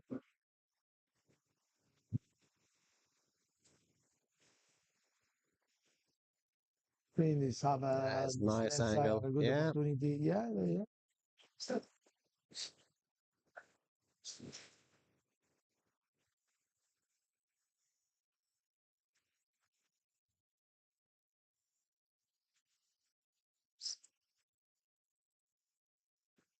I think they have still some time until the breeze start to die. We can see the sun on the west side of the Ooh, that's Valencia coast. beautiful. That's Yeah. beautiful. So we have a mountain on the back. I mean, And here we have the orange. I mean, Yeah, all you can you ask know, for. That is a beautiful view. So it's sad to remember that, but 4 months ago, Valencia suffered the Dana. So it's all flu coming from that mountains. So it was not even raining in Valencia, but all this, water was like accumulating there in that mountains was uh, coming down in a huge river of mud and it just created a disaster in part of that area.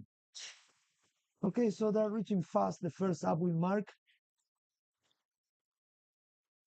Well, I say go Croatia. So This looks still- extremely promising. Still, I think in the head we have Croatia, we have France, we have Spain. I think We used to have Noe from France in 3072 Yeah. in the lead, but we'll see here when we approach. It's Croatia attacking first, and we'll see whether he's on lay or. so this is a US squeezing there. Oh, here we see a lot the of shade. island. Many other boats just extend the left, but I think I'm not gonna manage to use first. So we have US 12900. You have a Lloyd. Yeah, I see, but I will fast one. So US in the first position, France. And that is Tucker, Tucker from the USA, Tucker Govens. France in the second position, France 2951. Hong Kong, third position. Spain, Peru. And fifth, Croatia in sixth Very good, sixth place very there. good. And There. it's just sticking in the Very back. nice. The first ball, very good, very good. US, Spain, and Finland, I think. Spain to close the There first we have 11 votes. Switzerland that we zoomed on earlier on. Yeah. We have Yeah, in Spain, 12th, good position. Portugal. Yeah, it's Again, all the guys has been started in the middle left side of the start line.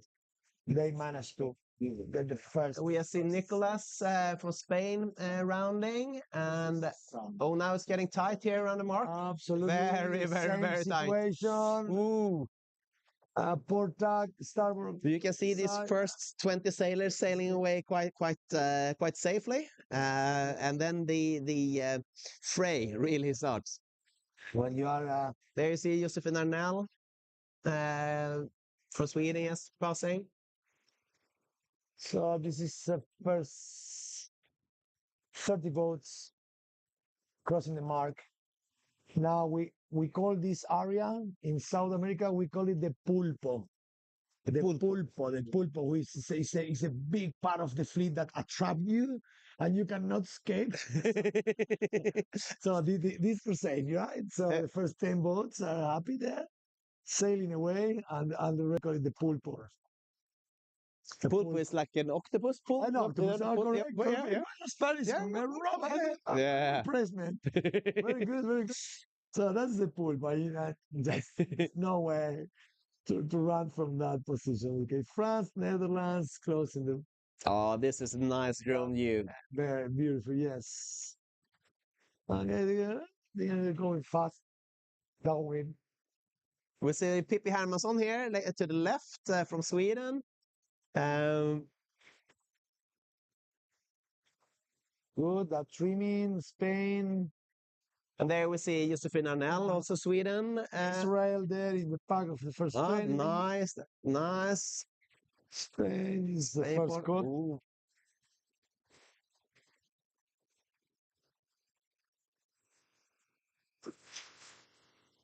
They are sailing pretty close to each other.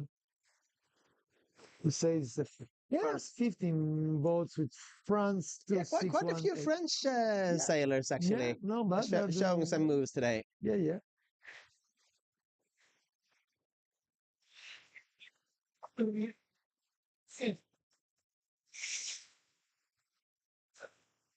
Sí. La fiesta es muy española. The Swiss, very in a way.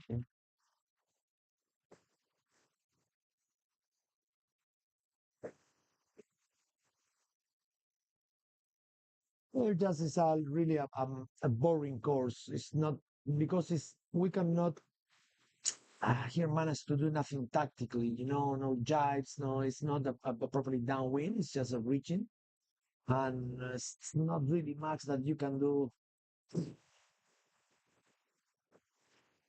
as to pump the boat and work with the main. Be sure that there's not water inside of the Opti. Just reduce the waste at minimum. Some jury there generated some waves.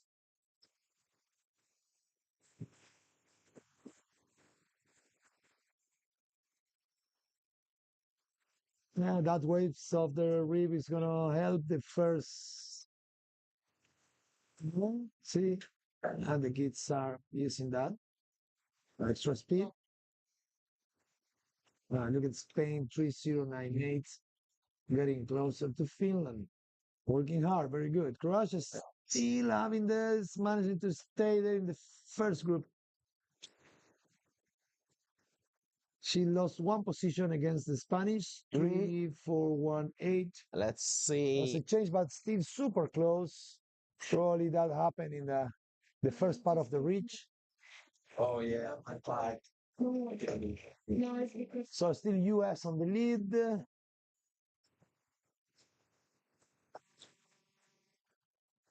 I think it's still Hong Kong third, keeping the position. Everything can change. It's one more leg.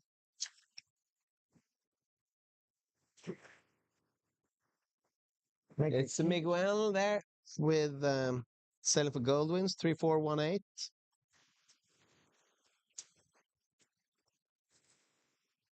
Peru still on the 5th.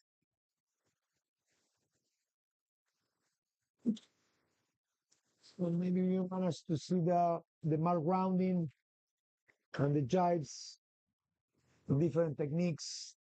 Yeah, this it's still region. Tucker in the lead. Yeah. Tucker from the US. Where he's from? USA. About the club or which is Florida, or I don't know if we have this on the list. No. Some Petersburg Yacht Club. Yes, Florida. Yeah, great sailors from that area. Coconut Grove, clear waters, great sailing spot.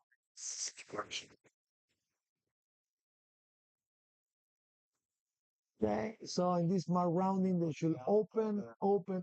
Just get distance from the mark. No, go to 90 degrees. Yeah, the better way they stay. Okay. First 6 sailors have a quite a lead onto the next two. This is a properly downwind leg now. Yeah, good move from this Peru. Happy team. It's good. Take its an advantage to manage to reach the gate and squeeze into the left gate. So they are creating your own opportunity. Driving US. Six. Beautiful picture. Yeah, nice images from the leaders.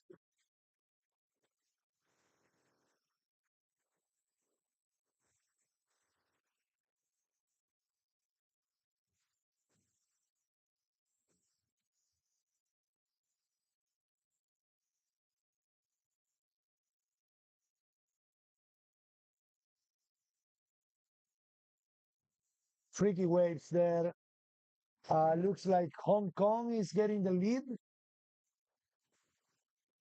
For the spectators, guys, this is a downwind leg, second race purple group. After a fatidical black flag with nearly 30 guys out with the Aussies. Jury is very active, looking that they are not cheating, they are not doing excess of body pumping. Centerboard really highs for these guys. Maybe they can ease a little bit more the sails from this perspective. And yeah, and here is Oh, what a nice angle! This is a beautiful. It's gonna be tough fight here for them. And we've seen they made some quite some distance to the followers. These 6 boats, and then we have a group of 4 coming slightly after. It's a beautiful trim for Spain, going faster. Hong Kong, super fast. Looks like it's a light guy. Perfect conditions for these light kids. They are getting closer here to the port side, so that's makes that the wind speed gets slow and shifty. What a fine, Nice swell here. Wow. Now I'm excited to see the gate here. So where is Peru? Oh, Peru was around here somewhere. So that's the 6 boats in the lead, and you have the 4. And where's Peru? US is a little in the back. But there were 6 boats clearly in the lead there, and then the next group was 4.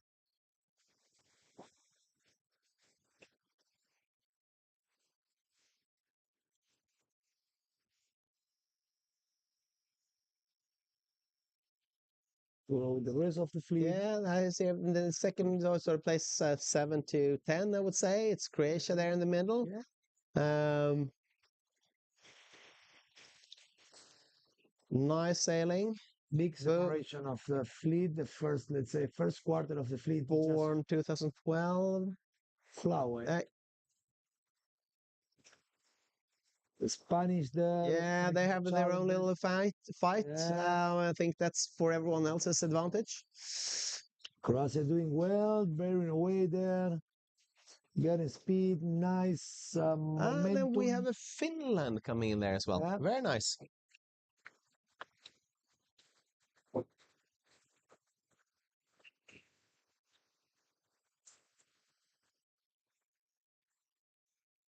So this is the second half of the pack.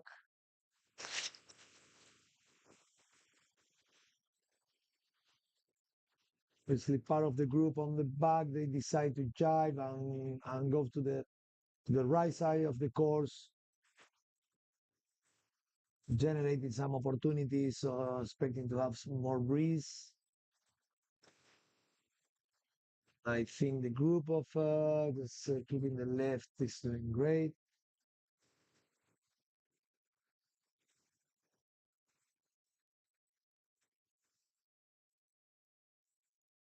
Holland, US, Spain, very focused in this downwind leg for them.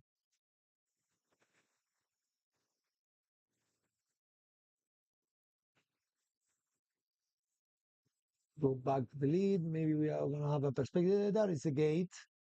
That is a gate. Oh, wow. Yeah. Very clear lead. We have three boats on the fight. It's Hong Kong, I think Peru. For the last race, I think the left gate was the most popular one. Yeah. Yep. Croatia here, stay there. Yeah. It's good. It's not easy. It's many great sailors. So let's just start trying to hold your position. It's not easy. US, who was first on the beat, now lost some distance. Obviously, is sailing slow downwind. Instead, we have Spain, maybe a home court advantage, sailing up to the lead. Or maybe France. No, France is still France still in the lead. Head. Yeah, but that's the mark. So at the moment, France have the inside right to go, and Hong Kong should just go up and go straight to the other mark. Still time. Yeah, no reason to get compromised with the other boats. Also, it's already with the booming to the other side. Hong Kong should go up, and try to fight. I cannot see other boats coming from the left. But the decision will be stay and give space. Spain 3, 4, 9, 8 managed to squeeze there, but now it's no breeze because France is covering him. Hong Kong is taking the wall. Whoa, that's France. This is going to be interesting. Yeah, I just say Hong Kong should go to the other side. Spain, the inside part. That was painful. Yeah. Careful, could be a protest between France and Spain. It's not clear. Hong Kong, come on, guys, you should attack immediately there. Okay, now we see two sailors rounding also the left gate. Yeah.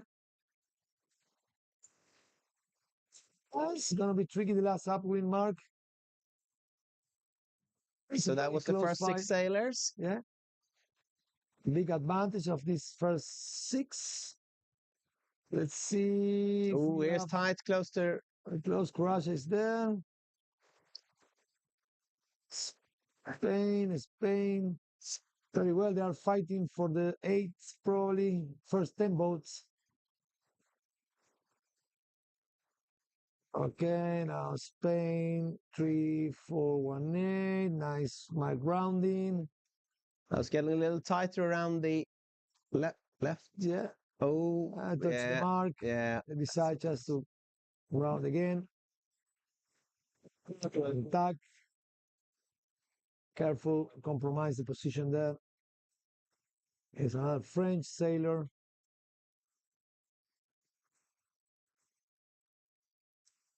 No incidents here.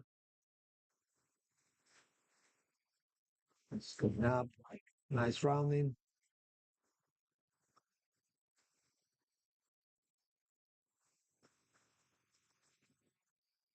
This is a good angle. Wow. It's an amazing angle. Imagine if you are nice. if you're Well sailed. relative of one of these kids and you are seeing him in Valencia doing the mark rounding, beautiful technology. I think some parents will stay up all night and rewind. Yeah, just find the perfect angles here. It's amazing to see. It's fantastic what quality we have here. So,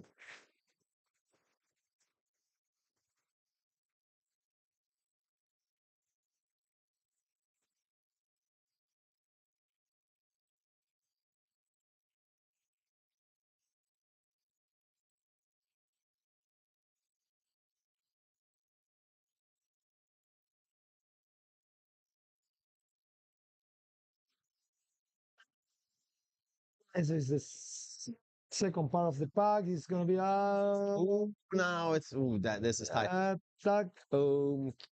Canada in a very, very difficult situation there. Everyone wants to at a safe distance, no lose a single meter. The big fleet are now splitting in two. Let's see how this goes. I really prefer to keep the left. There you see Spinarnell just passing from Sweden.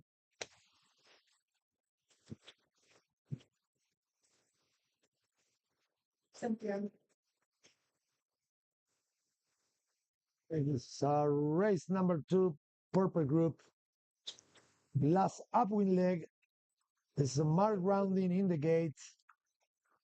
Amazing images coming from the drone and the technology of Road to Gold, official sponsor of this OptiOrange 7 edition. Amazing work, guys. Amazing work. You can just bring all these races just connected in different areas in the social media. So all of the guys that are able to watch it via internet, they can really enjoy it from the couch of your home, relatives, friends. It's quite amazing Club sitting members. here in Valencia knowing that you have sailors from 30 different countries, which means there's probably parents, grandparents, Yes, absolutely, siblings from all around the world actually watching. So I remember, I mean, I'm 47 now. I spent 7 years sailing in Optimist, and I cannot even remember my daddy coming into the reef to watch one of the races because it was like so easy like today. Even today, if the daddy can go to the water and first, you cannot do it with the coach. It's not allowed. You know, the You're coach certainly is not allowed. working. So you need, if you are not a kind of daddy that is related to the sea sports, you're not gonna be renting a reef, getting a license, going out, do all these kind of things. But now look the technology. And especially when you gather sailors from all around the world like this, you can't expect the both mom and dad and the grandfather and grandmother and the uncles and so on to travel here just to watch the race. But now you can. Now you literally can. And as it's live, when the race starts, if your kid is in a good position, just flash it on Facebook and you will have all your friends cheering. It's quite astounding what you can do nowadays. You know, it's great to have that companies like Road to Gold that offer us this opportunity to watch live these kind of sailing events. Yeah, It's but a privilege. the team behind Road to Gold has been having a technology advantage in sailing for the last couple of years. It's clearly the ones dominating the drone field and how to use the drone images to both strategic, tactical, and entertainment. Yeah. So also with these old first images, I remember getting the first in London Olympics, and I was doing my preparation here in Valencia, and really I used it to learn a lot of things. I remember just these images of Ben Ashley, doing the downwinds, and really we start to understand how the technique of this guy was really uh, uh, uh, working to win races, because at the moment we've been doing completely different things, but it's not access to this information so easily. So great technology, great friends as well. So it's And a privilege to comment for them. And I think it's quite nice that you also can rewind on YouTube, finding sort of your moments there, seeing what happened. You can talk through the race afterwards. And especially, I mean, if you're sitting ashore and trying to watch your race, it's hard to know even what race it is. Yes. Well, here you have the purple too. It's very difficult to get lost. And it's recorded in the YouTube and different platforms. So you go back, you can take also some pictures of your kids and show to your friends, you know, this is me sailing in Valencia in the OptiOrange. So great. I mean, it's been a long day for many sailors, but it's been a very, very good day as well. Here for the second day of the 7th OptiOrange meet in Valencia. Yeah, so we can say now, like a general update, all the fleets except for the purple one are back in the base in the Real Club Náutico de Valencia. So the purple fleet is finishing the last upwind leg. Let's see how this goes because it's a very, very tight finishing now.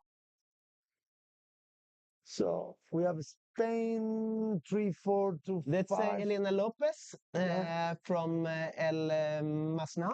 Yeah, sí, más now. Sí, más now. Sí, Masnou. Sí, it's from Catalonia.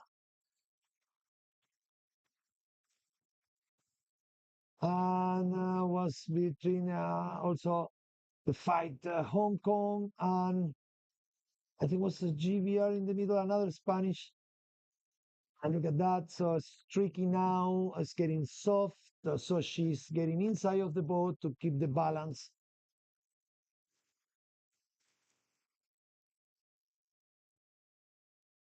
Now we're going to have some crossing here.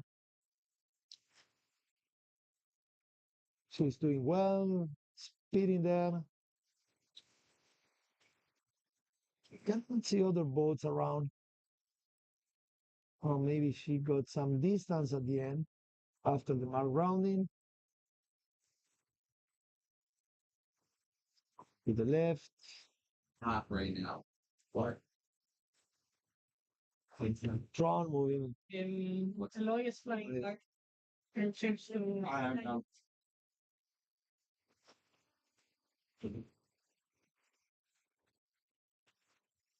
It's the group ahead of the purple group. Race number 2, less upwind leg.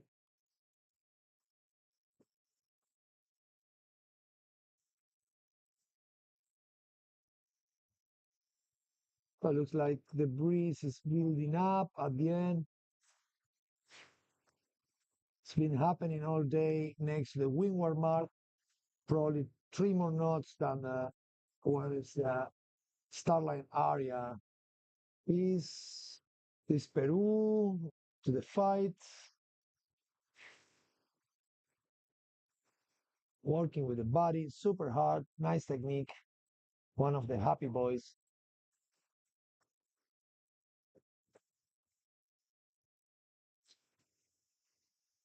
Spain and France keeping the left, fighting each other.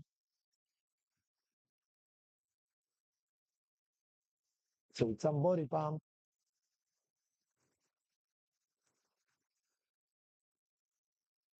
Are getting close to the finish line. It's Pablo Lopez from Spain. We see there. Close to us. France. It's Norway, I think. French sailor. One, I think.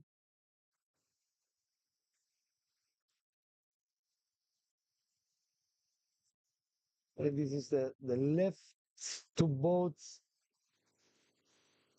Now we can see that with the H, we have the finishing line. Finger crossing the right is crossing at the moment. With Peru and Spain, I believe.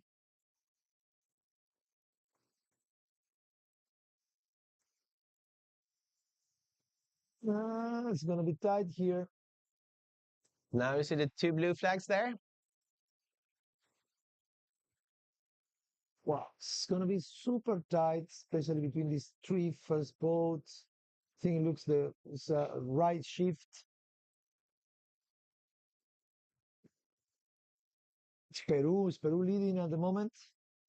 Yeah, tacking and just covering the fleet. Here, it will be no mistakes for him. Let's hold the line. The last boat. Think we have Croatia coming up here joining the fray. Left-hand side. Mix it on this group. Think there. Yeah.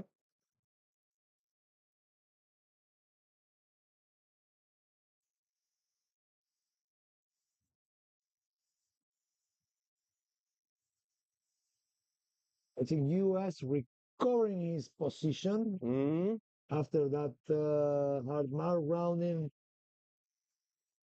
Spain losing the first, passing third, fourth, tacking back. So fast upwind was really fast downwind. And looks like Peru is going to win this race.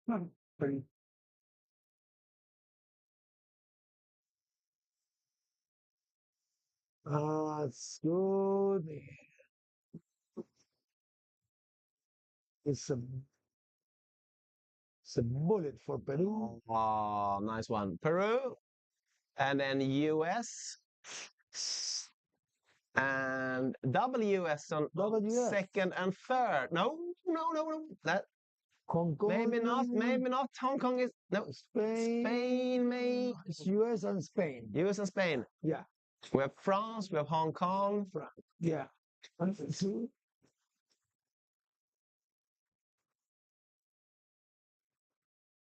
we are managing to see the first 10 boats. Spain. Spain, followed by Finland, approaching the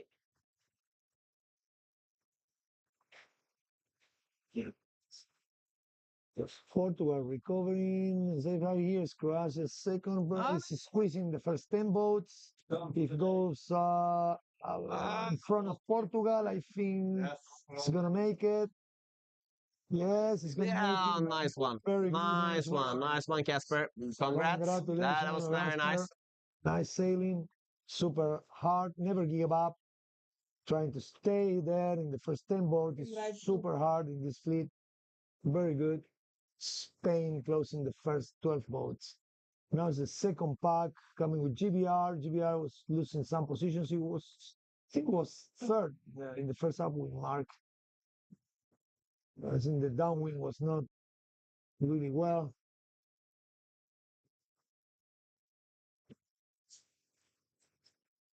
And what will you say about the wind? I mean, it's clearly still sailable, and it's nice. I think everything just steady, but no strong, and was dying, but still some breeze. I think all this stormy system around until which is really low temperature, like less of 6 or 5 degrees, the wind is gonna stay, but it's northeast. When this dies, it's just shifting hardly to the north. It's gonna be a little bit cold tonight for Valencia. And when you say cold in Valencia, what do you expect then?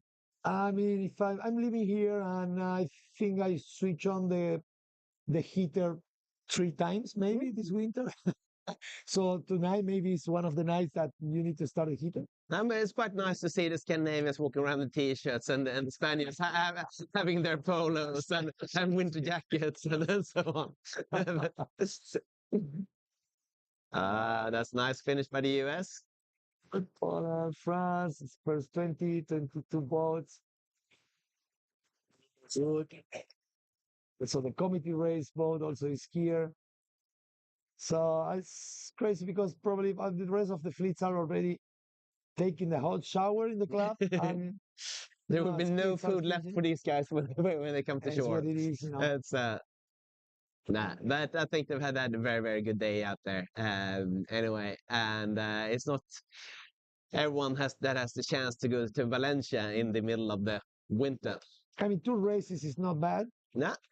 Still 2 days to go. There's a lot of things can happen. Tomorrow, we expect more wind. We're going to update the weather Yeah, we're definitely going to have 2 races tomorrow, which then probably takes us to a final series for Sunday. Sunday, yeah. Con fai canale.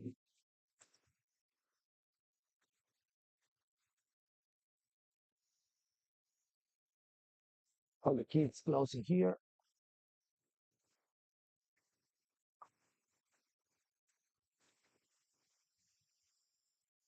And here we see the the first upwind mark being towed back home to shore. It's a good friend that we're gonna have with us for the rest of the week. We need to take. It's kind of a little sad seeing everyone just sailing back after a great day at the boat like this, but we need to sum up the day. I think we've had at least 8 very good races, some really, really tough starts, lots of black flags up there. Yeah. Very, very tough first race day for some of the sailors, but then again, that's the sport. I'm updating the weather for tomorrow. I say definitely it's gonna be more breeze. So I don't know if we're gonna have this like solid 20, 22 knots, but still it's gonna be breezy tomorrow. More waves growing up until nearly 2 meters. Let's see what happens. Yeah. So it's gonna be a great day for heavy boys. I mean, we have some like for example, I think Ola in the Yellow Fleet, they had a fantastic day, starting with 1 win and 1 third place. I thought he was second actually, as I remember it, but I could have missed something behind the camera. Yeah. And we have the Peru win from Happy, very, very nice thing to remember. Now we have the first 2 Spanish. We have Miguel Echevarri from Santander, and also squeezing there Begoña Perez, Manglano Sanchez from Javia. Very good. Oh, yeah. So, hola. So, this is first guys splitting between 2 girls, 2 boys. Very equal situations. You see, the sport, the optimist is like completely open. It's nothing related to the female or male that I can do better because I'm stronger. Not at all. Open opportunities for both. Yeah. It's also nice to see Isa Kaplan here winning the second race in the Blue Fleet from Sweden. Very encouraging. Now we have Alejandro Valero Ruiz from Alicante, and also we have Maria Antonia Peñalver Párraga from Mar Menor, this is Murcia, a great sailor from there. Yeah, with 2 seconds. That is great to have 2 seconds, not bad. Yeah, just moving into there. Another Spanish with 2 and the 5th.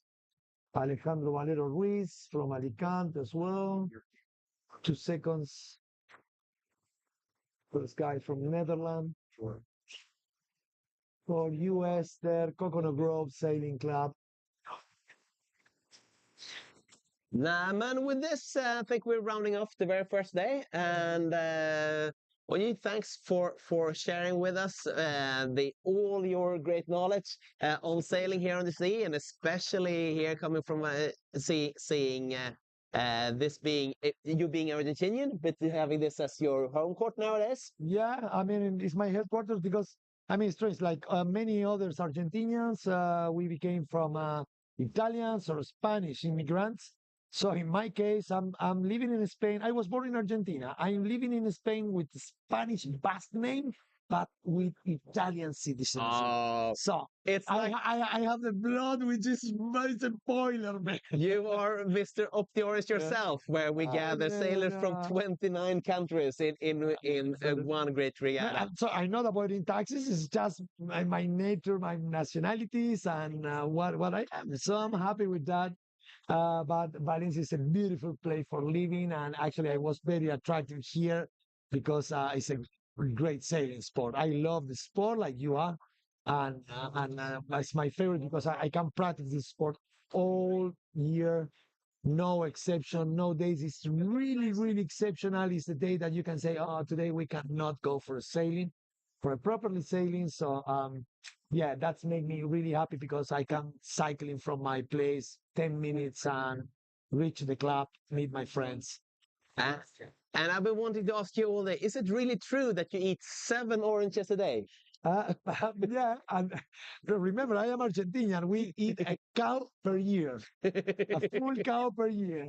And Yeah, after you're spending December now for the Opti Worlds in Argentina, I salute you on that, and I can only say it's worth it to go into Argentina just for the cows. Yeah. And then there's so much more in that to explore. But you told me you are vegetarian. Very good, guys. Yeah. Very good. Thank you very much for sharing with me. Thank you so much, Road to Gold, for bringing us all here live from Valencia and the 7th Opti Orange. Yeah, we hope to be tomorrow with you guys again and for another tour, for another row with the OptiOrange. Thank you, Road to Gold. Thank you very much, guys. Thank you.